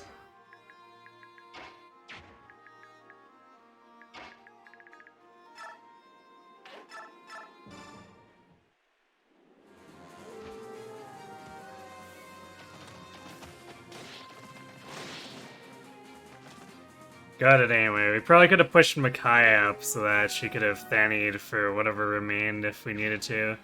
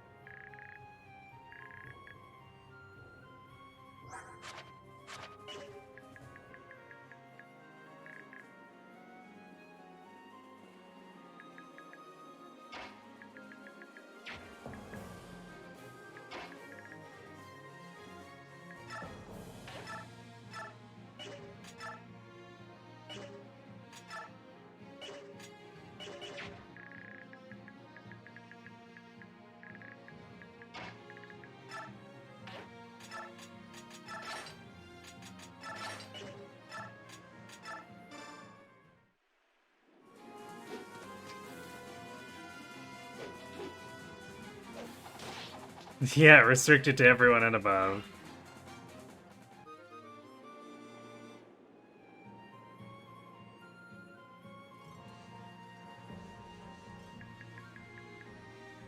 It's a generic message so that it makes sense for anything that's actually restricted. But it's kind of funny that they decide to just keep it like that, or have it like that.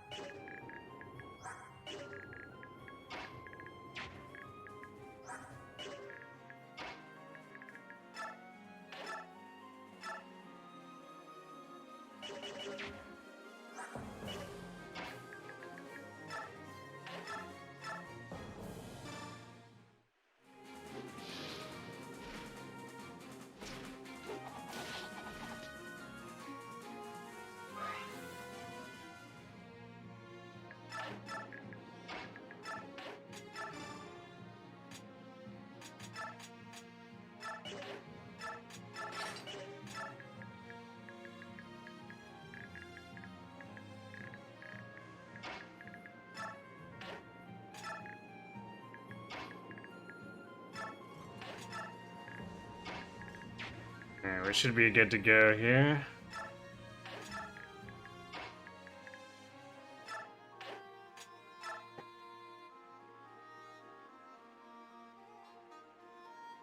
Feel like there should be some special coding to say like unrestricted or available to everyone. Probably.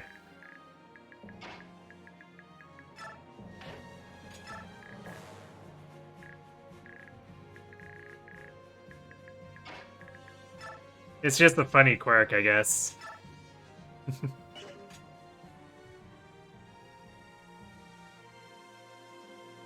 Makes you wonder if the bot was designed to have restricted commands. Yeah, it actually very much is.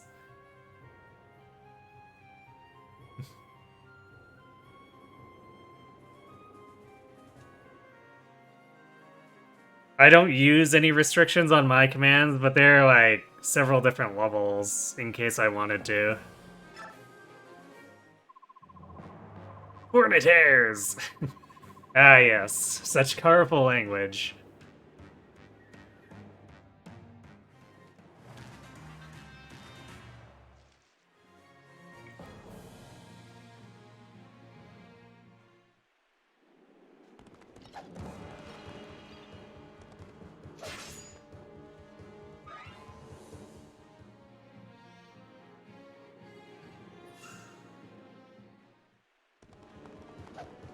Yep, I guess we're gonna burn through a bunch of Iron Knife Forge here on these guys.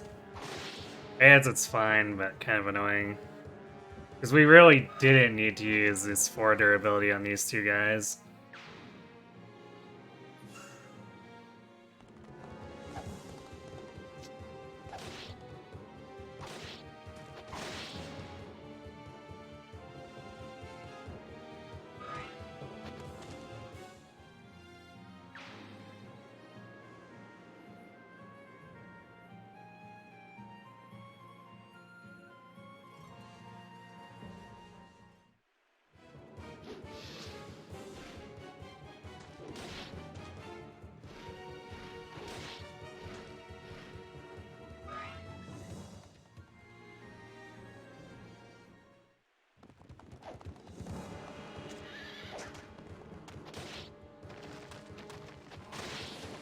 Work.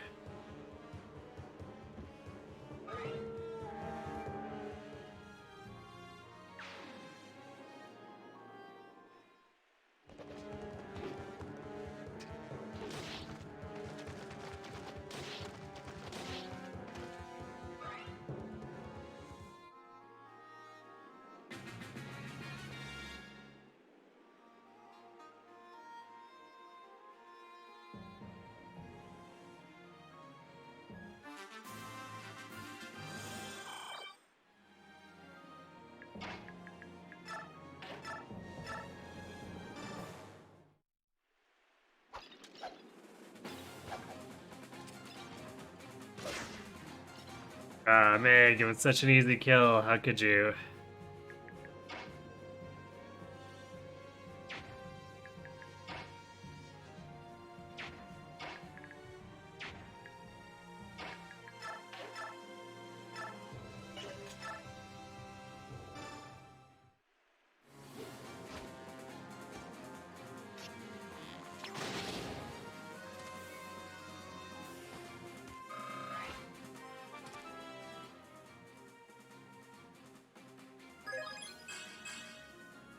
Yellow res, I say.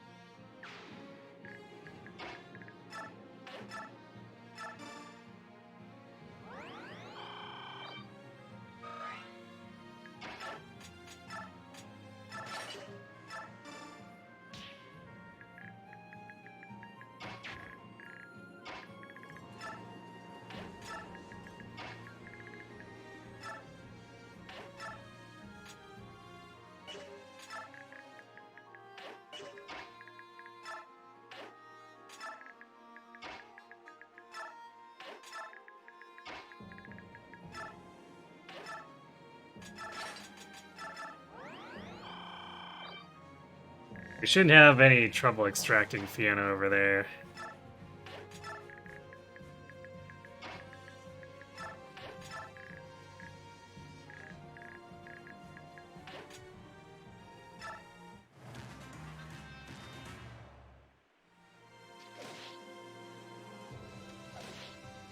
The other Marauder Knights, they're probably gonna get massacred.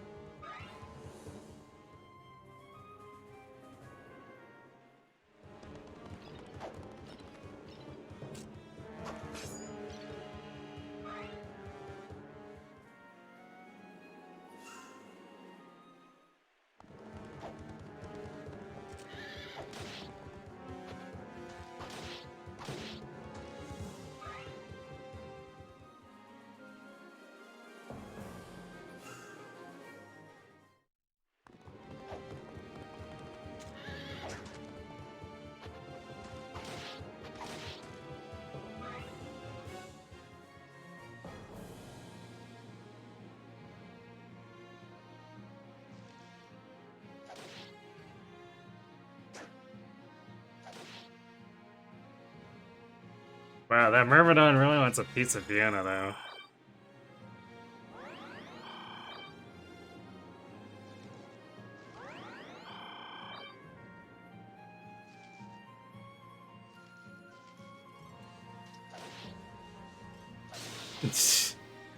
Wow, that knight actually survived getting crit, too. That's really surprising, considering.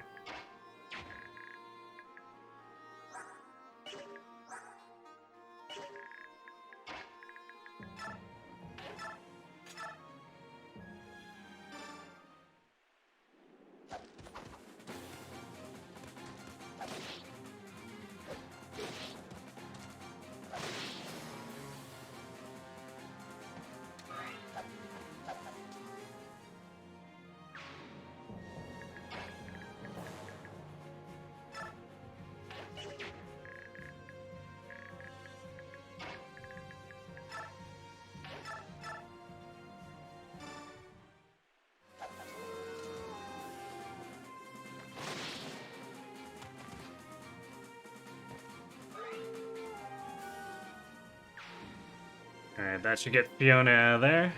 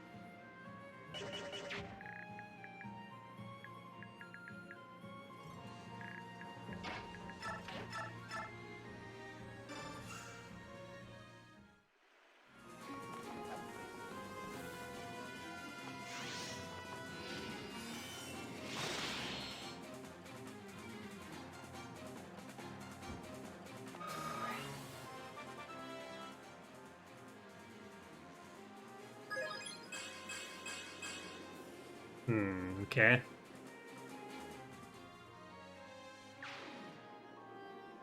About as Makai as you can get about it. Get the range on these.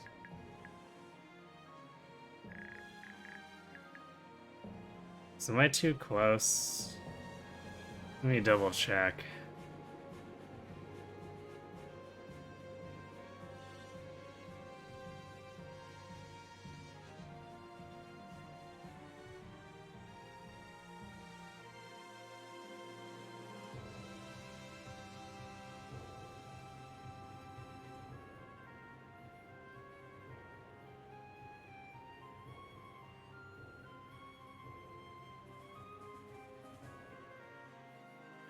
Okay, this is a normal ballista. Which has 10 range.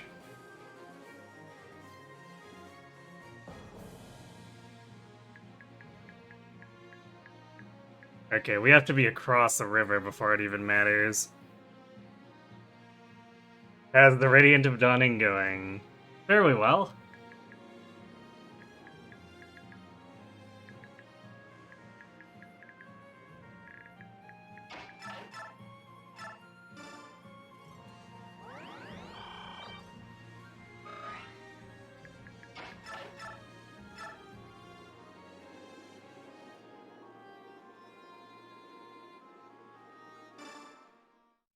We are making the Dawn Brigade do things.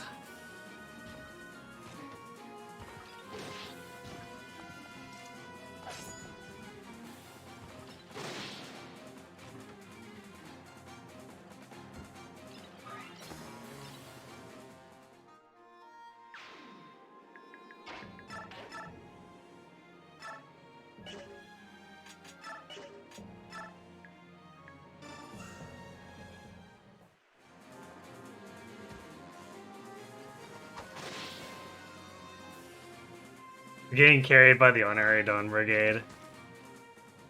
I mean, sort of, yeah. Our Edward's turning out quite good, actually, though.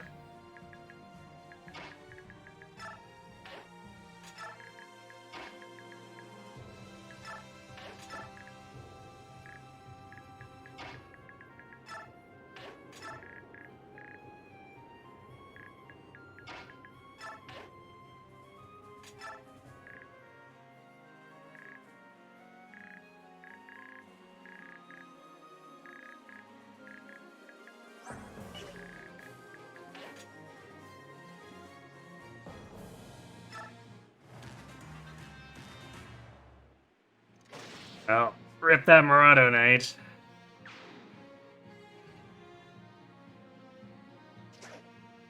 You did not too bad considering you got crit in the face by that Myrmidon.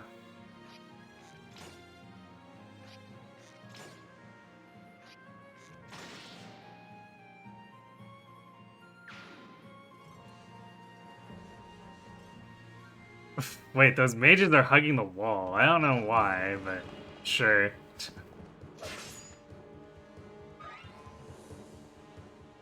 Another news, you completed Symphony of War, you do like it, but you feel like it suffers from being overambitious. Sounds like the impression I got.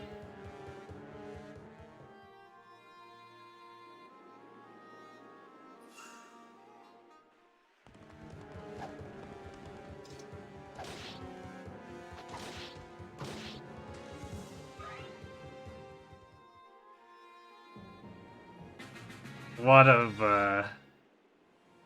of the map stuff was very large, and I looked in, like, I don't know if they thought this entire way through.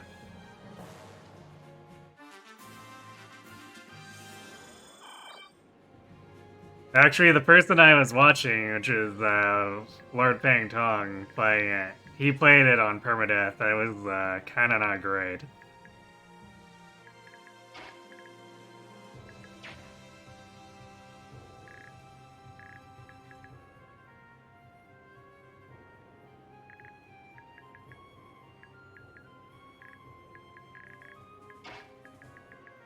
That's part of where my impression that they didn't quite think their maps through comes from.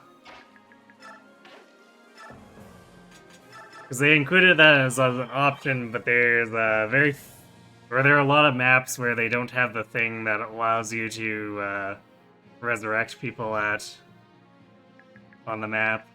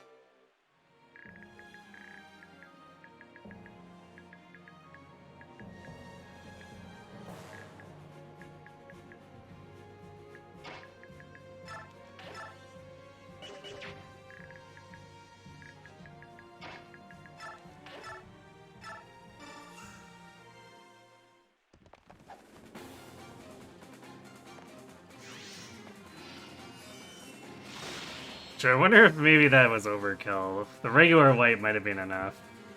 Ah, whatever, that guy's really dead now, I guess.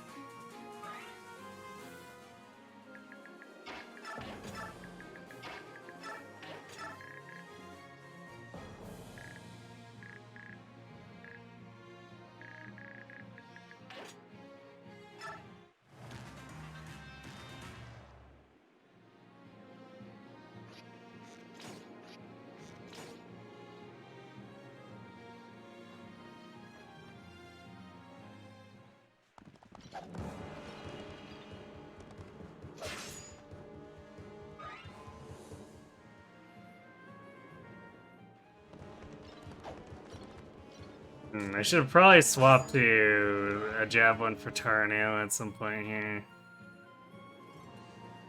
'Cause now these guys are running back to get healed.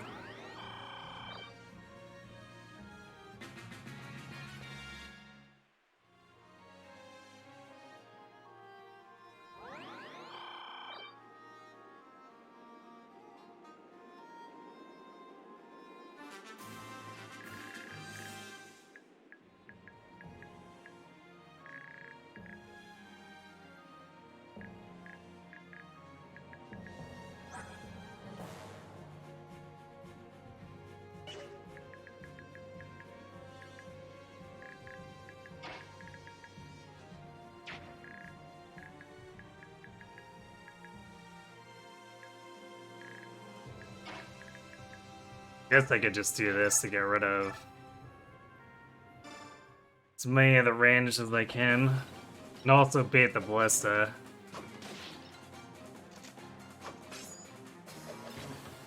Because we want to run out of ammo and then go claim the Master Seal.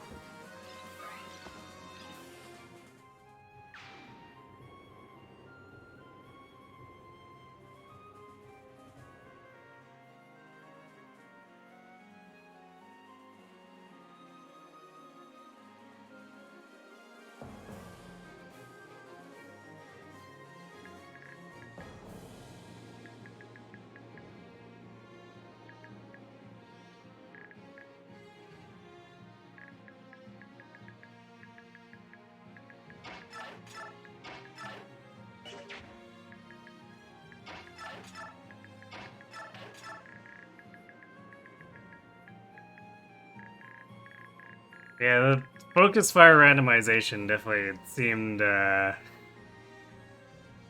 little strange when I was watching too.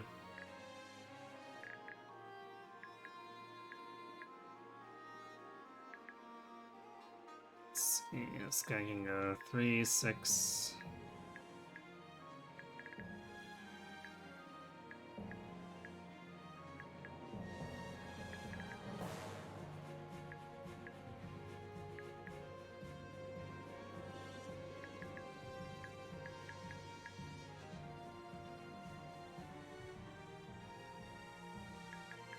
So what we could do is just like set up a net here.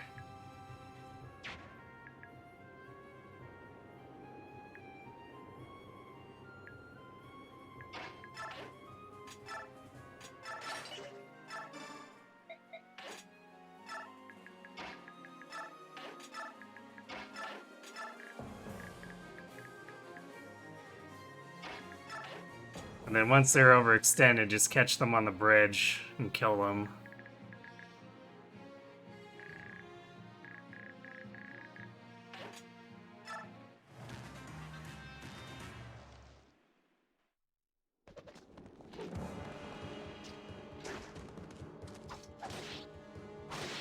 I should have swapped to steel instead of wasting the killing edge.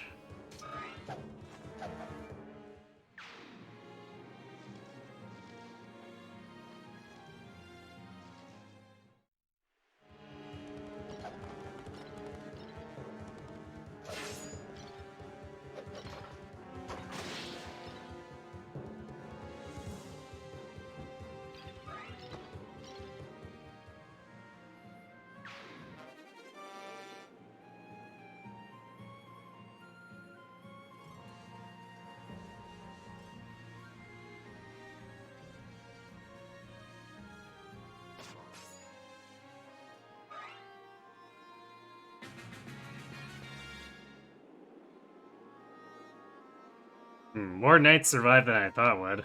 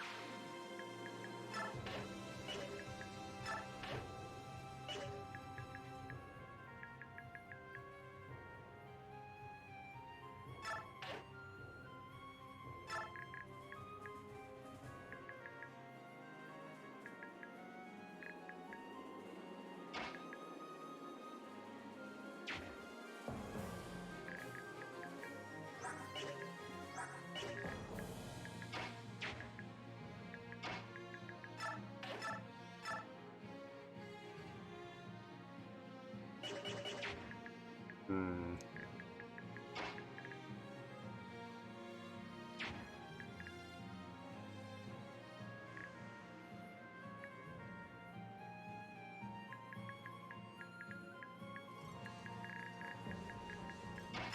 Which attack do we have with the Wind Edge? 19.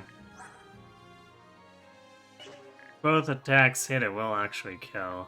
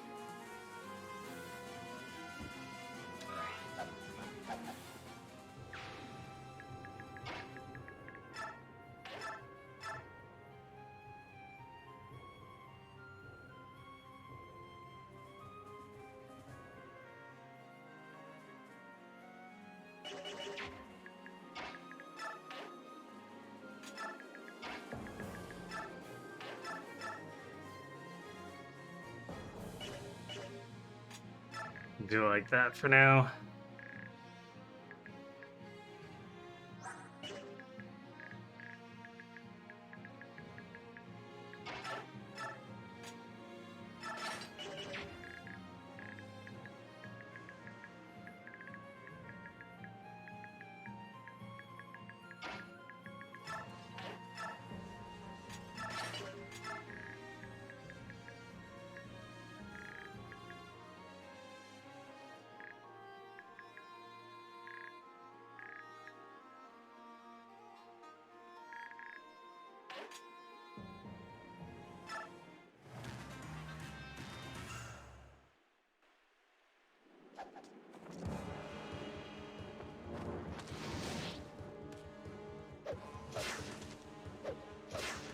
Oh wait, I thought you had more health. Okay, well that's bad. I could actually kill him.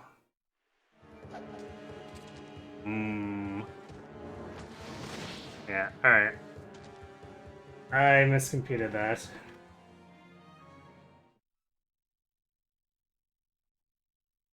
I should have just left Z-Hark and banked on Resolve, I guess.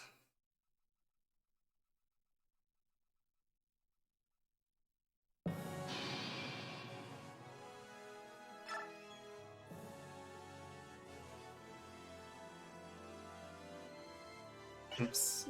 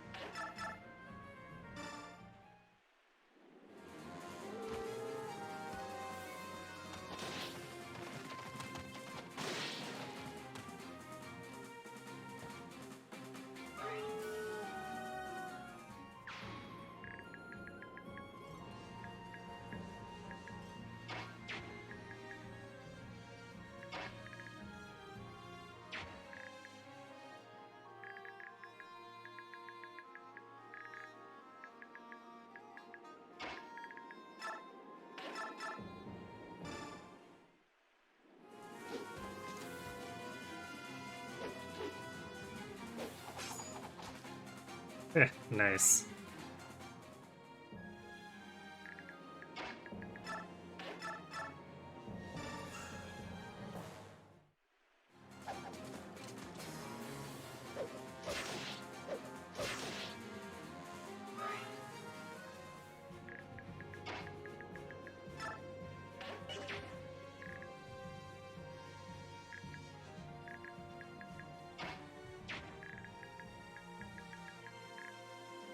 Actually, that's...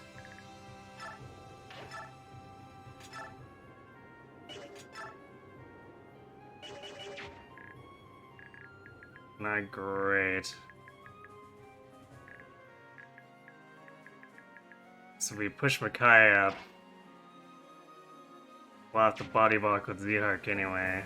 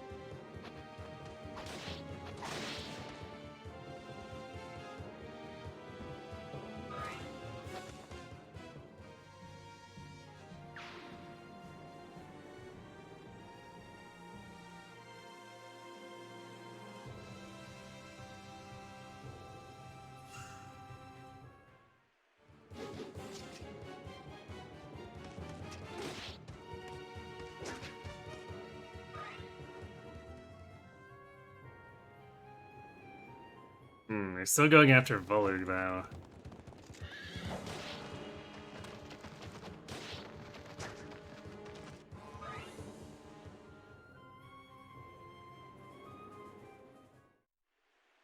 Actually, wait, they might have not been able to reach.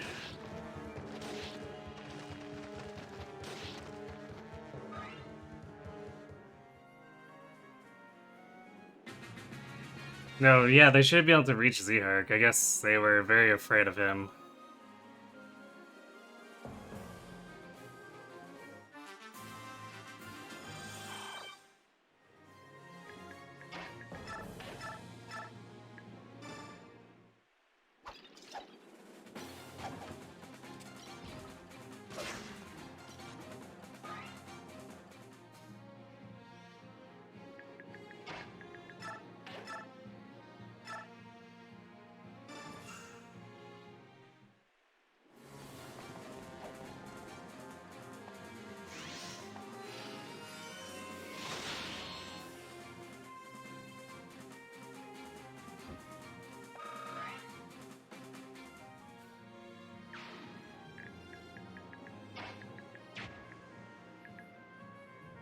This guy took basically no damage, which is gonna be very annoying.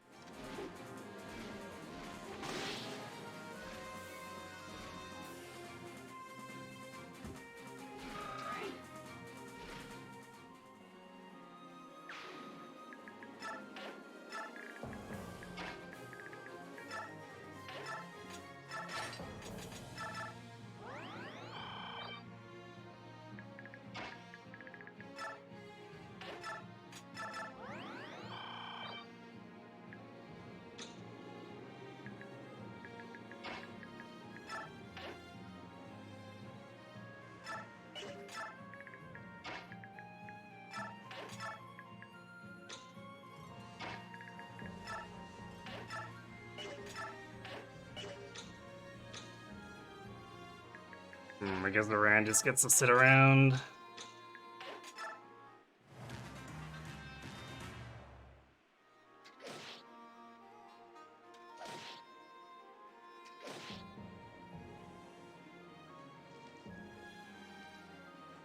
I think that Myrmidon's gonna get to take a pot shot at Fiona again.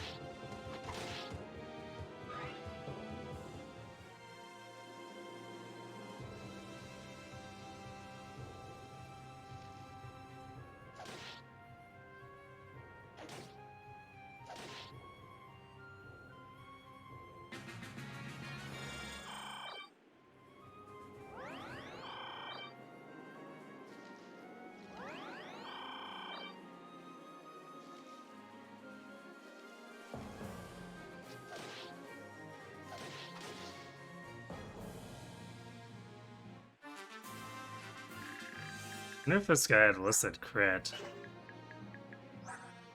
Yeah, he had 5% on Fiona, so she could have just died. Nice.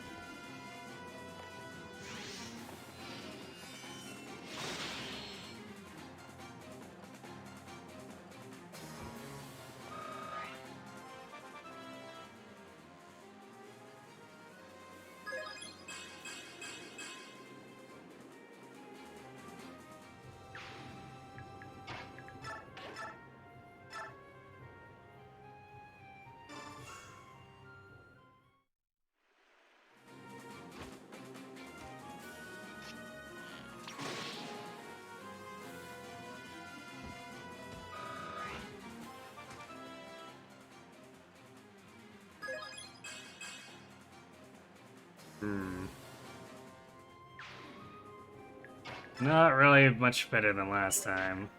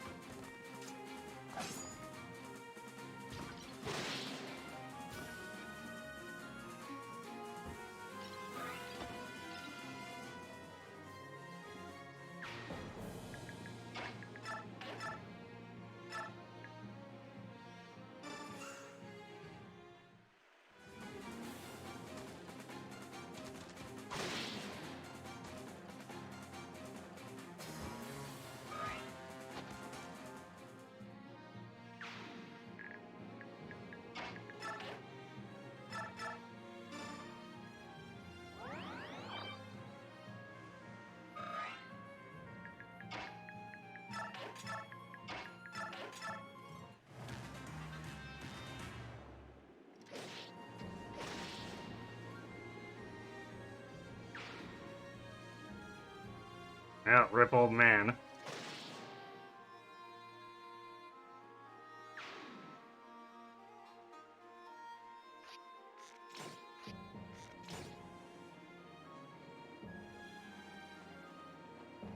Yeah, those guys are running along the top of the cliff again. Not sure why.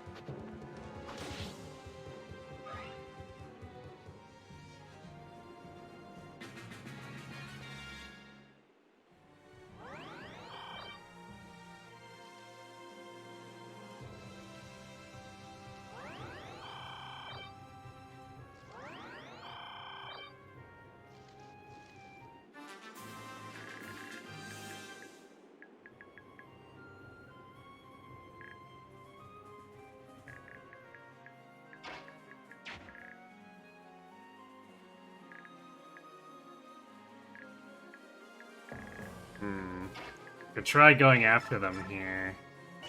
Usually it's not a very good idea, but I think we've got enough people far forward that we could attempt it.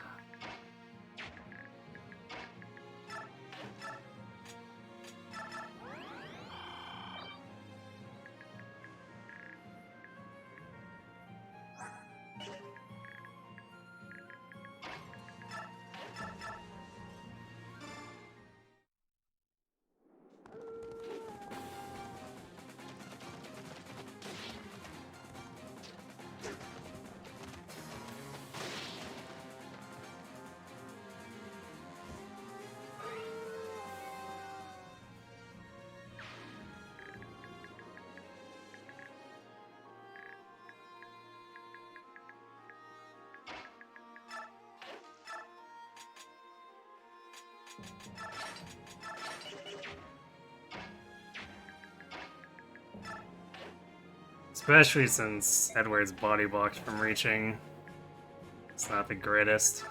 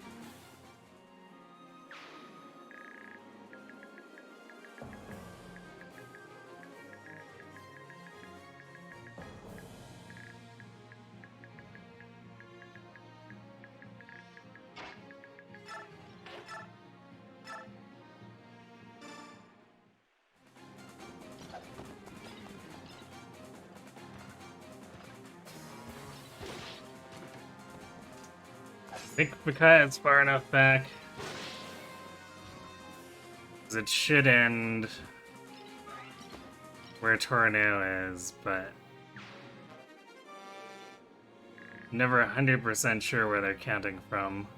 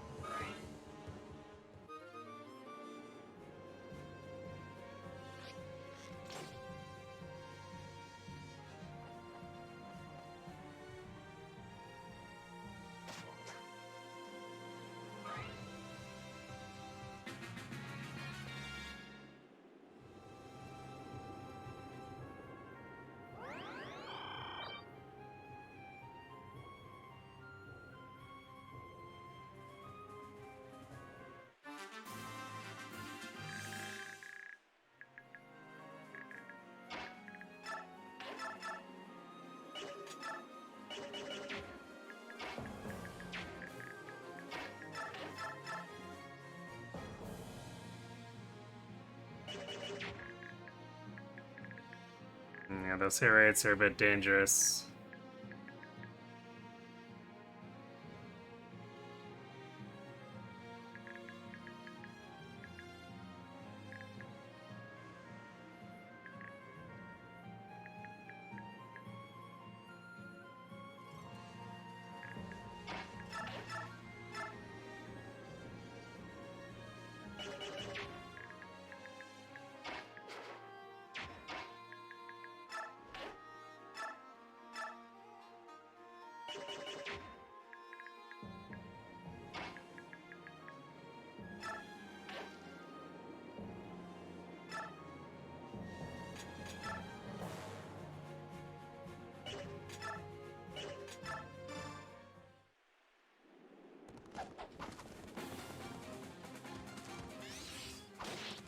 Alright, Adept is one way to take care of them.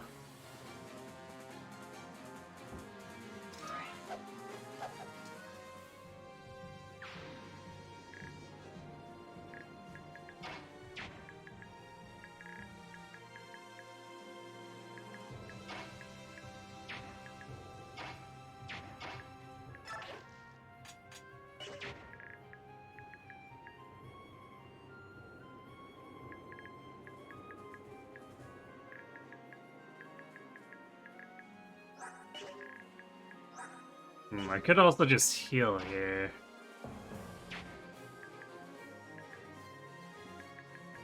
See if we take this guy out readily enough.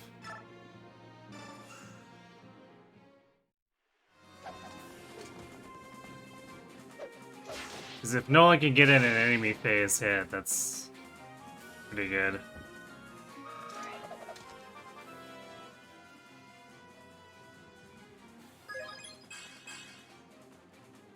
Alright, strength's good.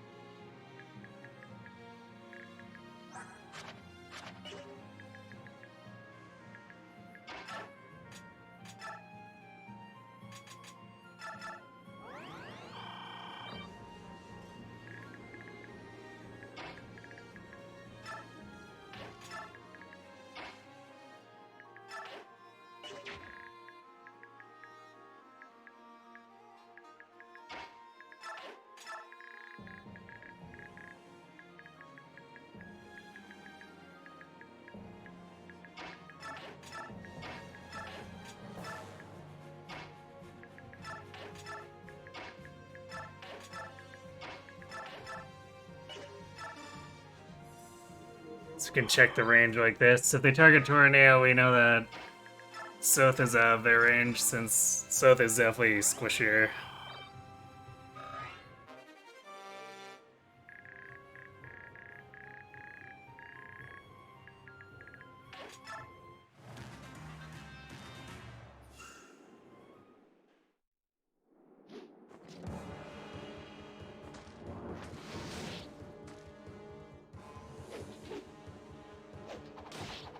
That's a good hit, which is nice because our hit rates are atrocious right now.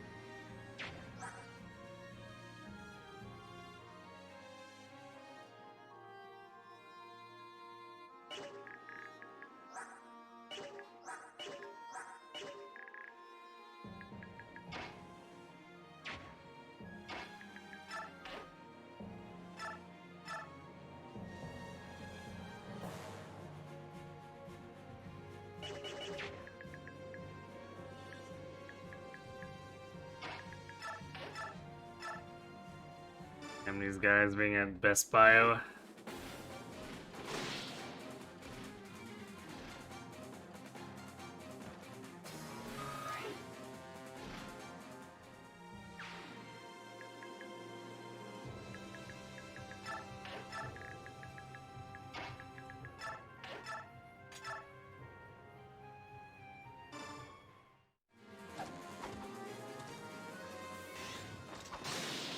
Yeah, that works.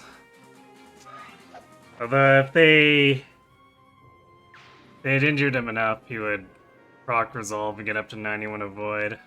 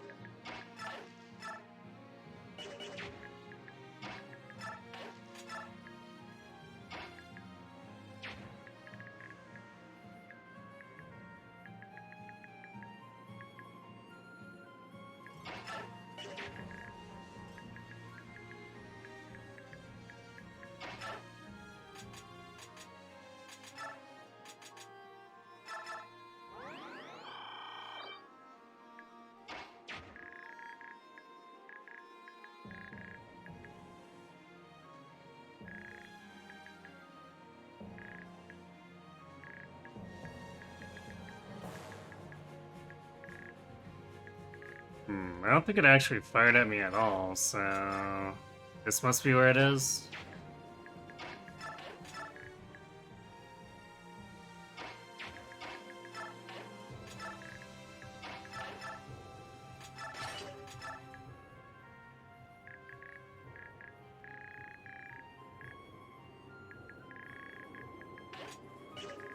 So I guess it's the range from where the archer is.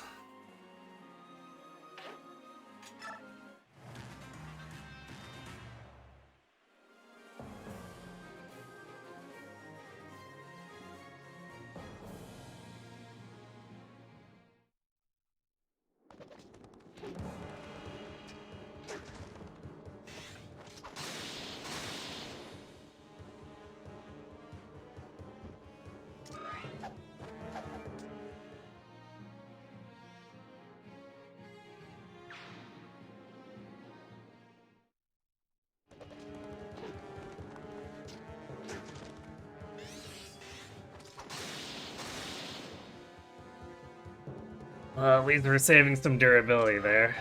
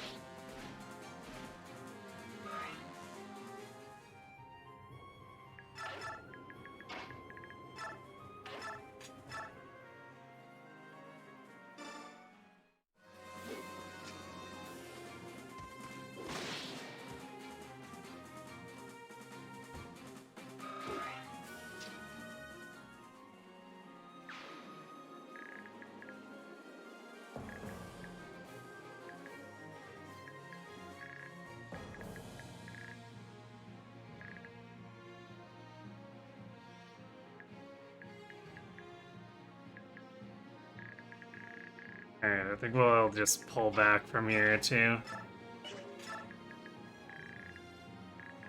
It's no use pushing in from the right side, especially when the Master Seal is right here.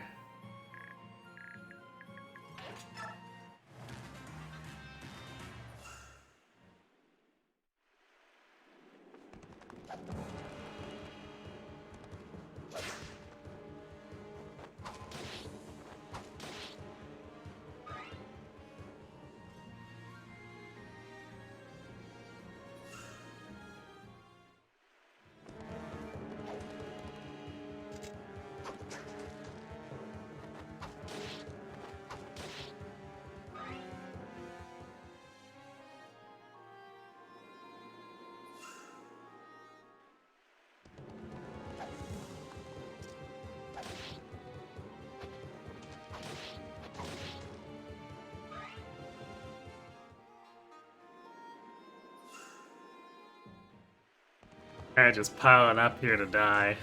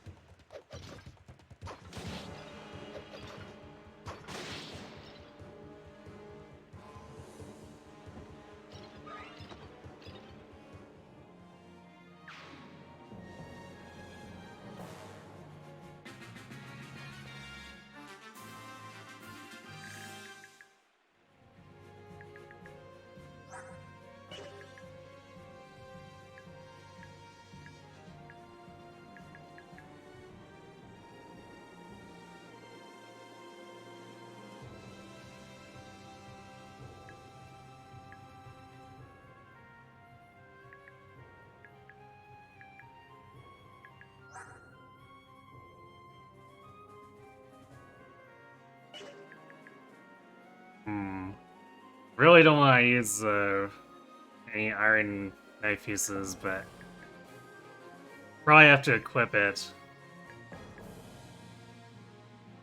just to get rid of these guys.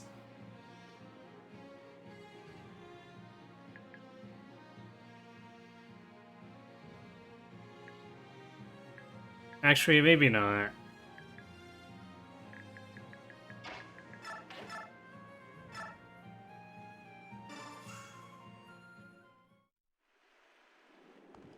And give them a few free shots here, but we'll kill enough of them that won't matter. Or at least it won't be threatening to Soth at all.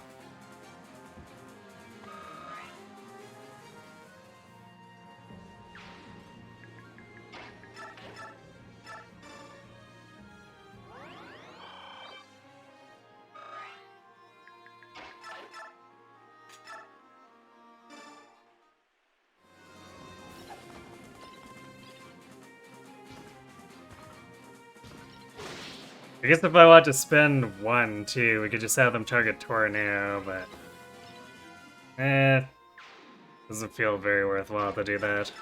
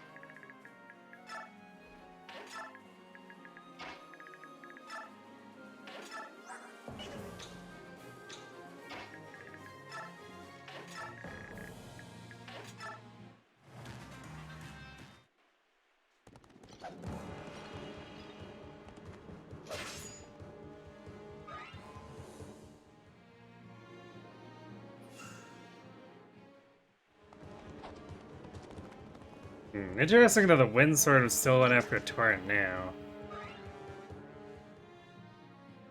I don't know why, but it happened, I guess.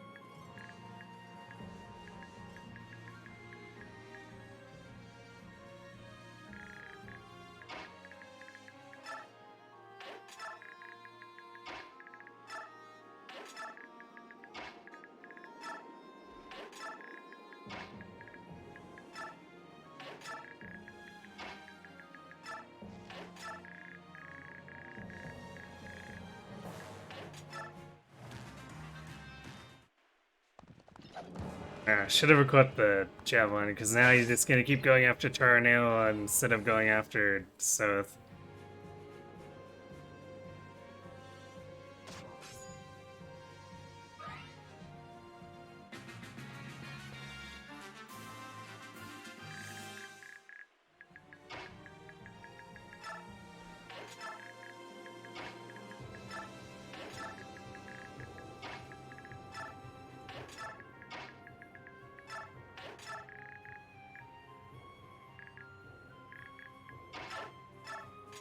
Yeah, we'll just let him suicide on Tornado. This is getting annoying.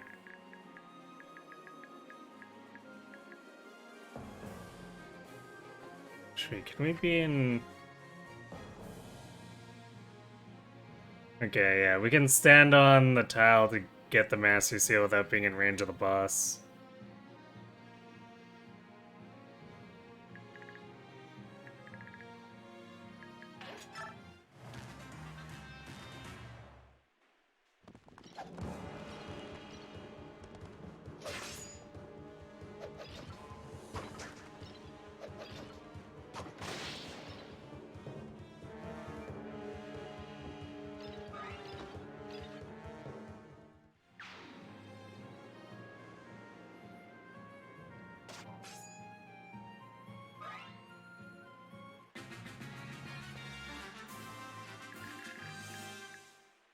One more shot left.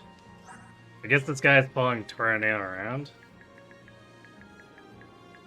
So if we move here...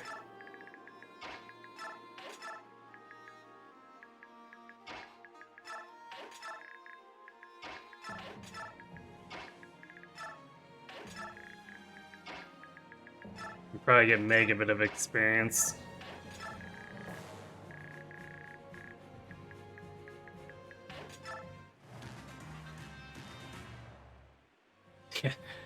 This priest is following Tornado around, and he's just gonna bludgeon Tornado with his staff, apparently.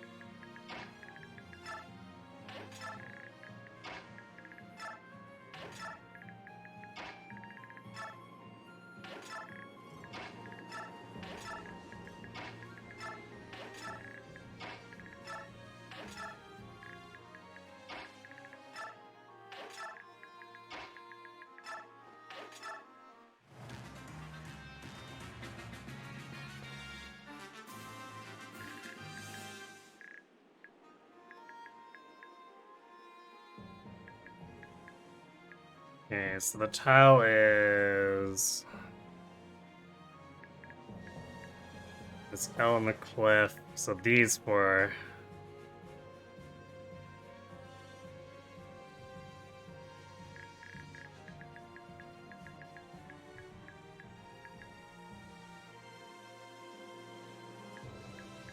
And so only one of the tiles is actually in range of the boss, too. There we go. Okay. Well, let's do this, I guess.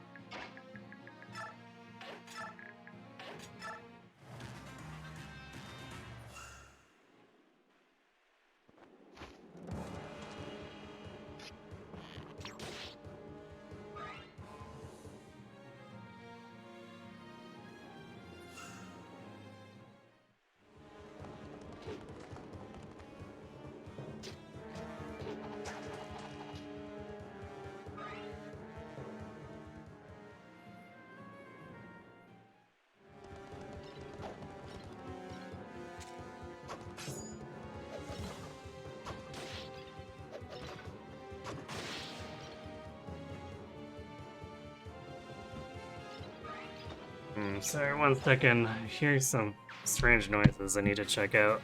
Be right back.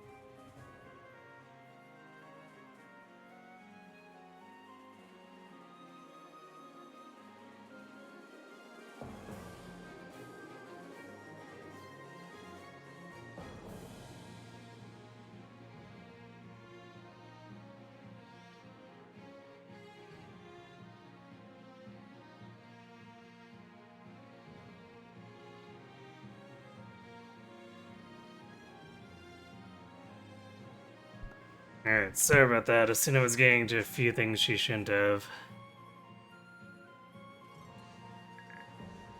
Where were we?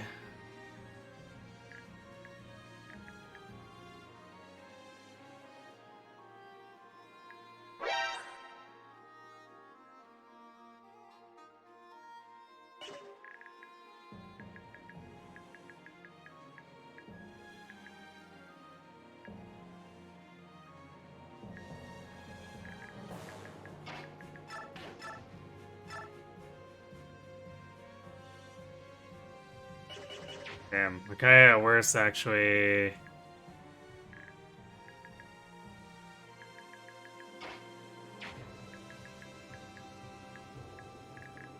Doesn't have 100% hit rate.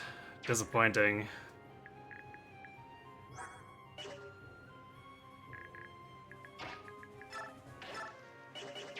Let's see, is Tornado just gonna murder this guy?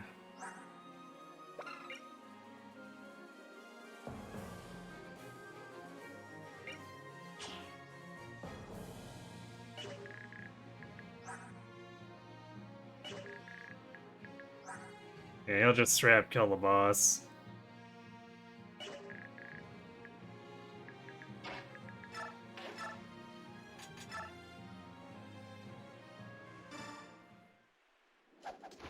So I think we'll have him use a Bronze Lance to pull.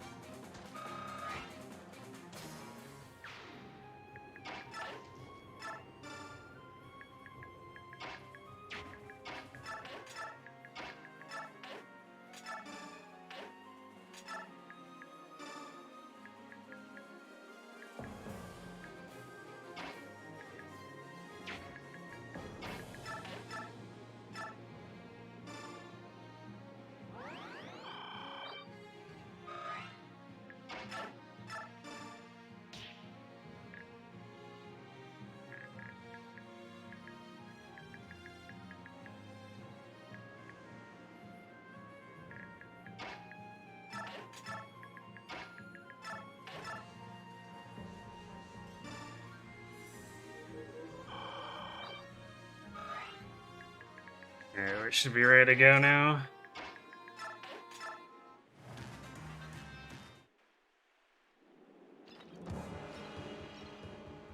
Yes, 4 whole damage on Tornado. What will he ever do?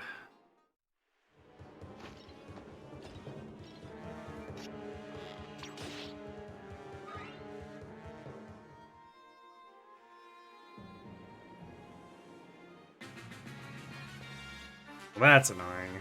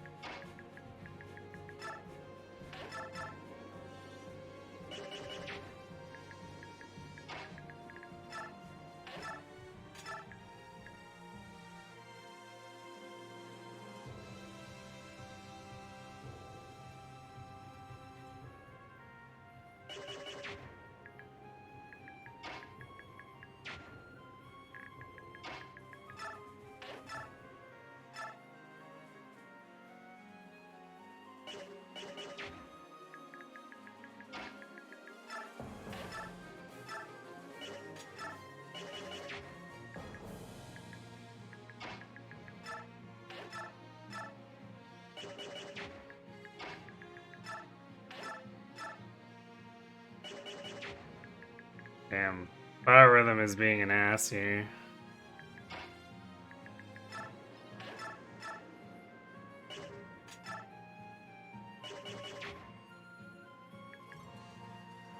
Hmm.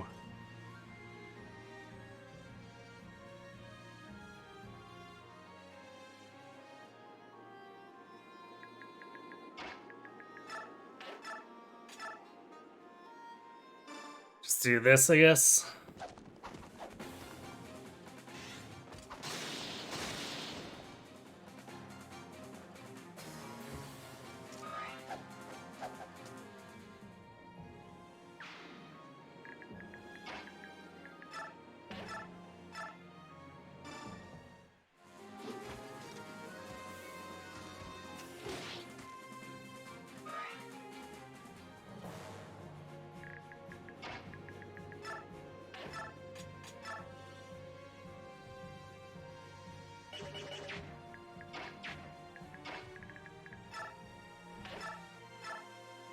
There you go, which allows Ed and Jill to finish him off.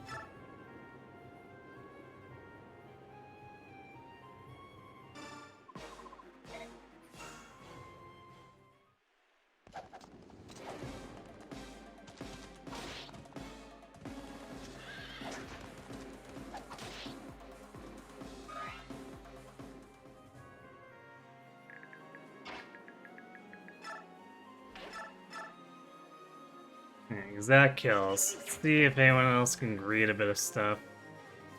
Probably not particularly. I guess we could get Volwig to knock out this guy, but that's not particularly interesting.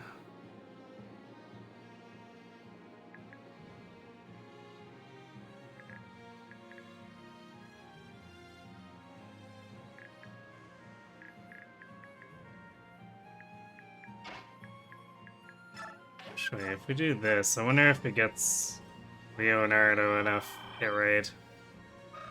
Probably not enough to get to 100% though. Not even close.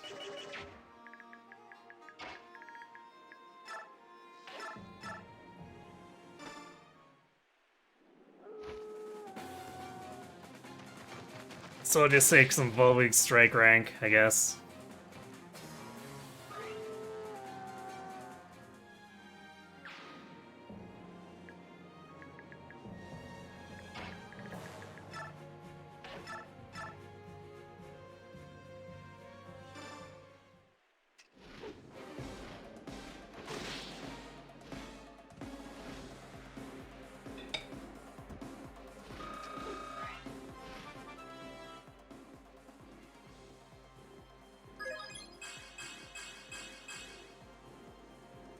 Not bad.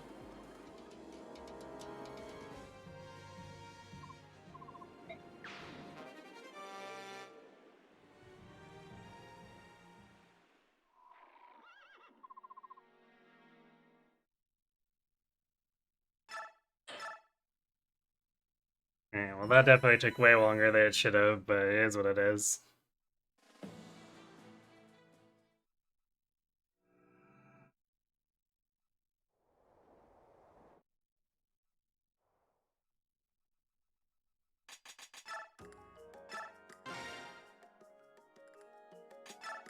Guess we'll set up for the jail chapter, but we won't be able to do the chapter itself tonight.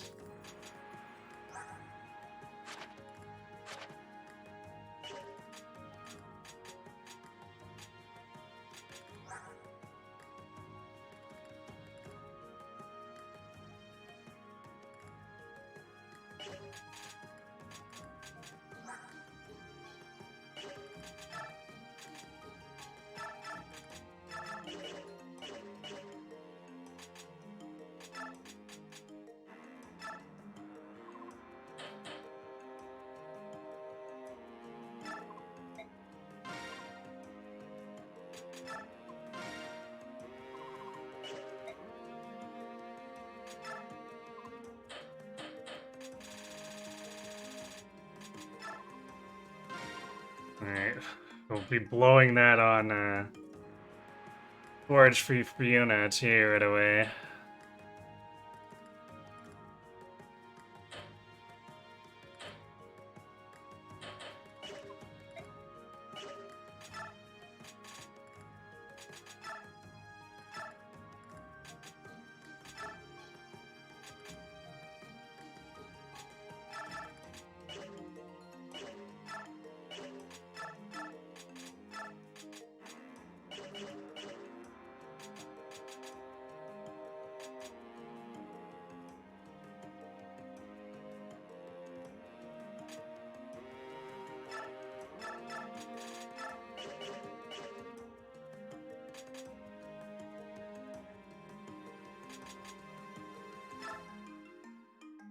And there's that steel lance Ileana picked up.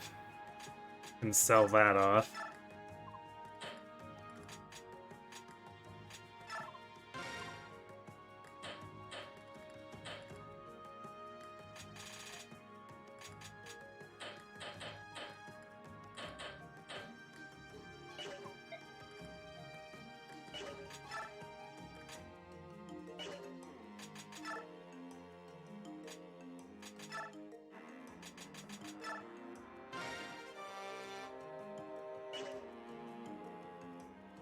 Yeah, they actually don't get that much hit out of that support.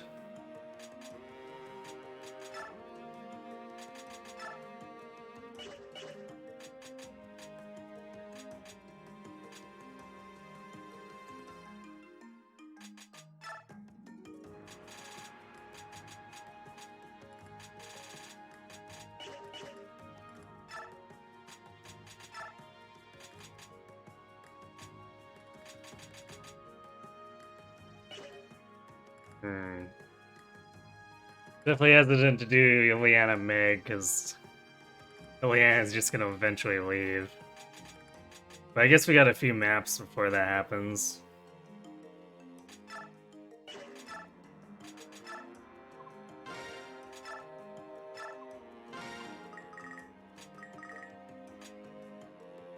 If that is expensive.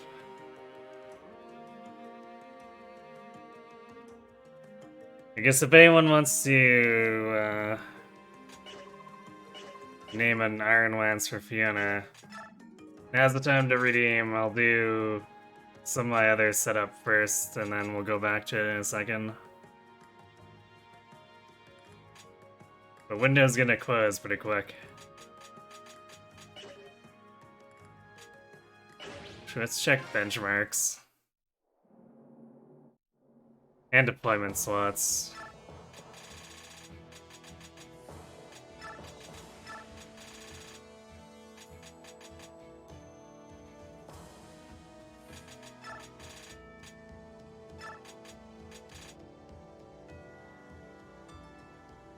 Damn, we got like no room on this map.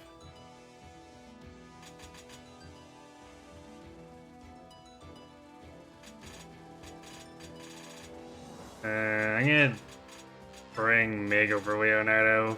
We're gonna be doing this for Fiona. Although, to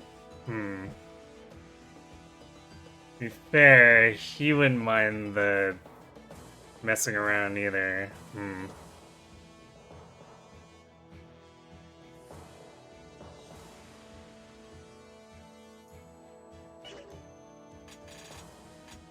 Alright, yeah, maybe we can do something with Megan Endgame or something instead. I guess alternatively I can bench Zehark, but I'm not sure if Nolan and Edward can handle things on their own.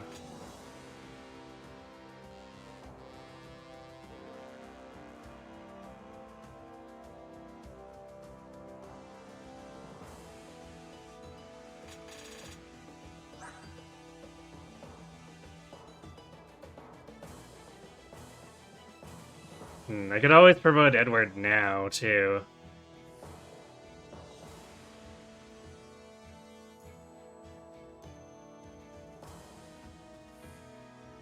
Give him decent stat base. I think it's about 2 across the board.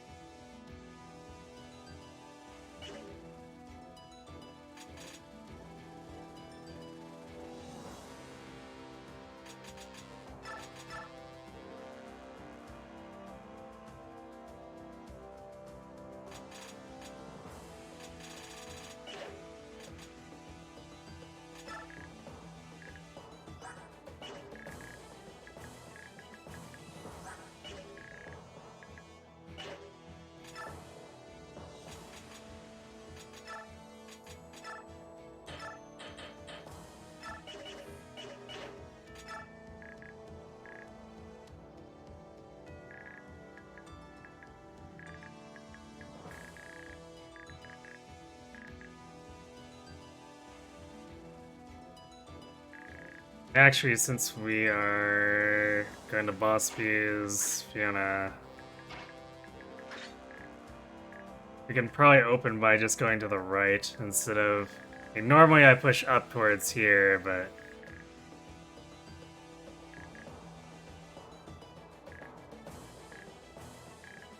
if we go this way, we can secure the Tormod route and prevent him from doing anything really stupid.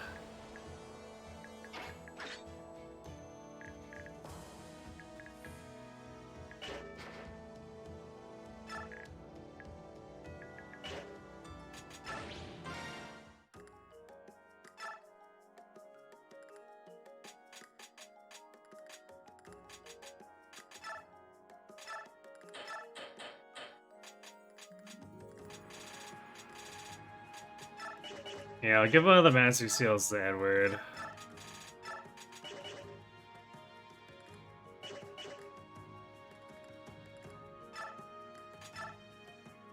See what it looks like, I suppose. We could also give him Paragon.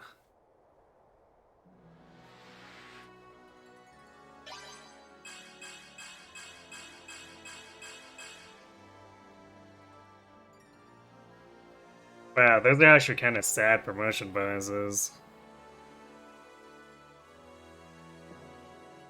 Forgot Radiant Dawn kinda doesn't like those.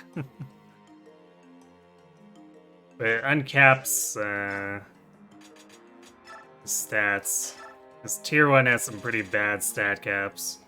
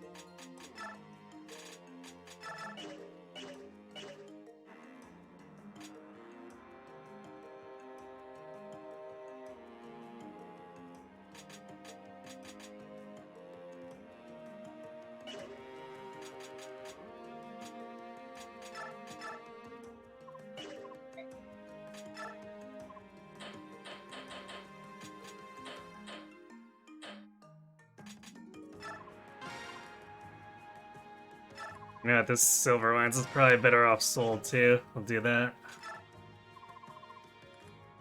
And I don't see anyone redeeming the Lance, so I guess it's just gonna be unnamed Lance.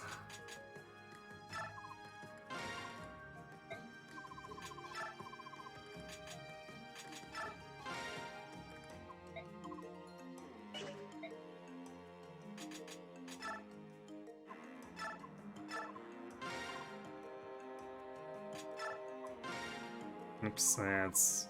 well, whatever, we can trade it. Wanted to buy a bronze knife for Sith. But we also needed a healing item, or another staff anyway.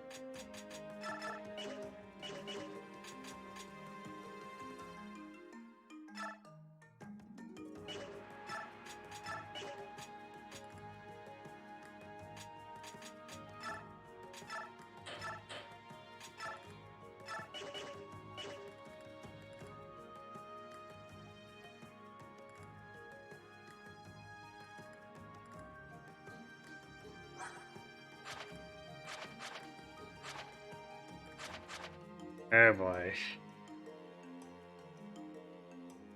I guess we also have to secure the stairs so Fiona can get up them. That's gonna be fun.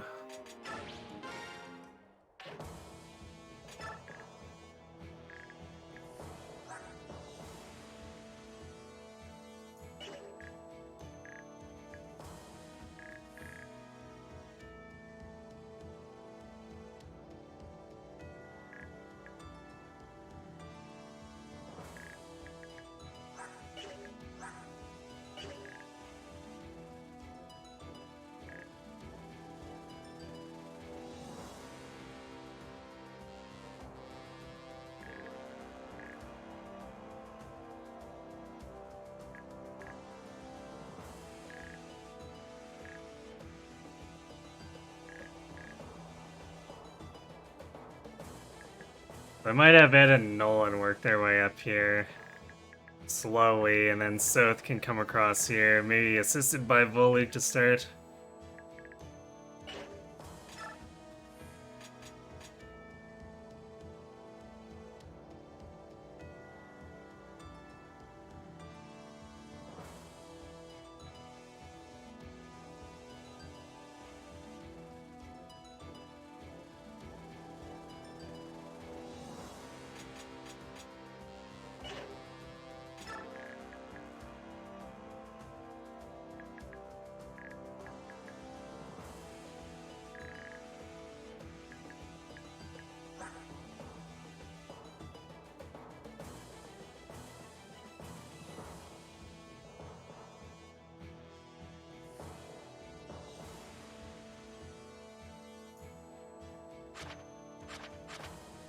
And then Paragon should hopefully make up for skipping those 5 levels with just super accelerated stat gain.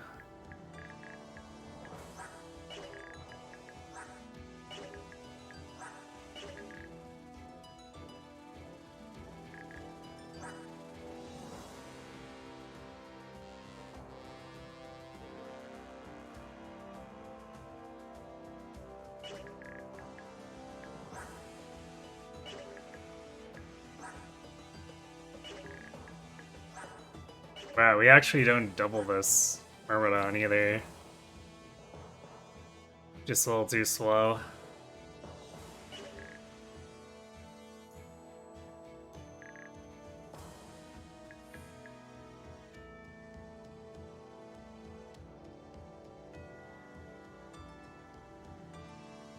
Hmm.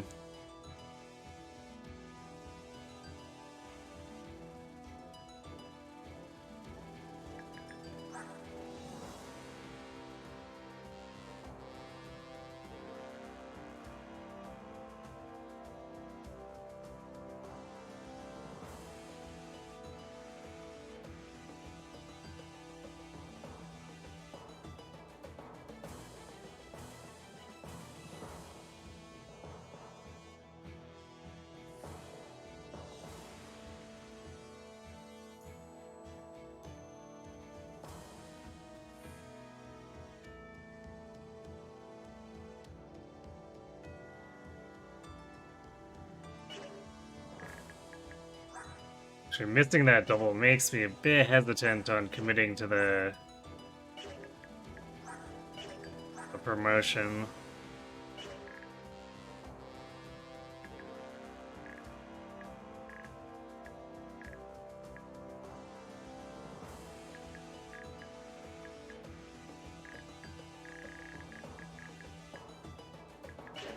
But I think we're gonna take it.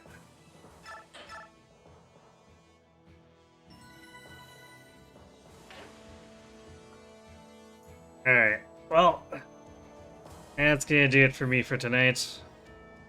But we will be back on Wednesday and Thursday, returning to the Blind Octopath 1 story run.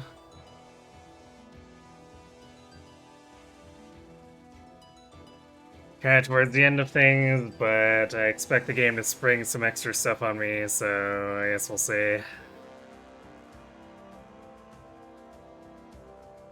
Then Friday, Sunday, Monday, we're gonna come back to this. We're gonna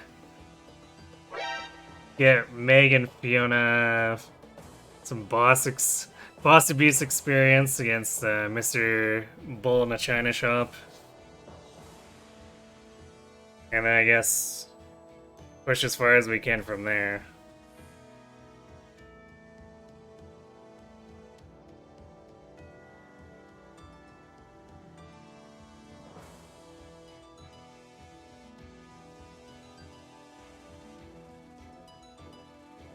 Looks like, what is... Ah, I see. Okay. Looks like Kron is doing an new engage run, so let's go see how he's doing with that.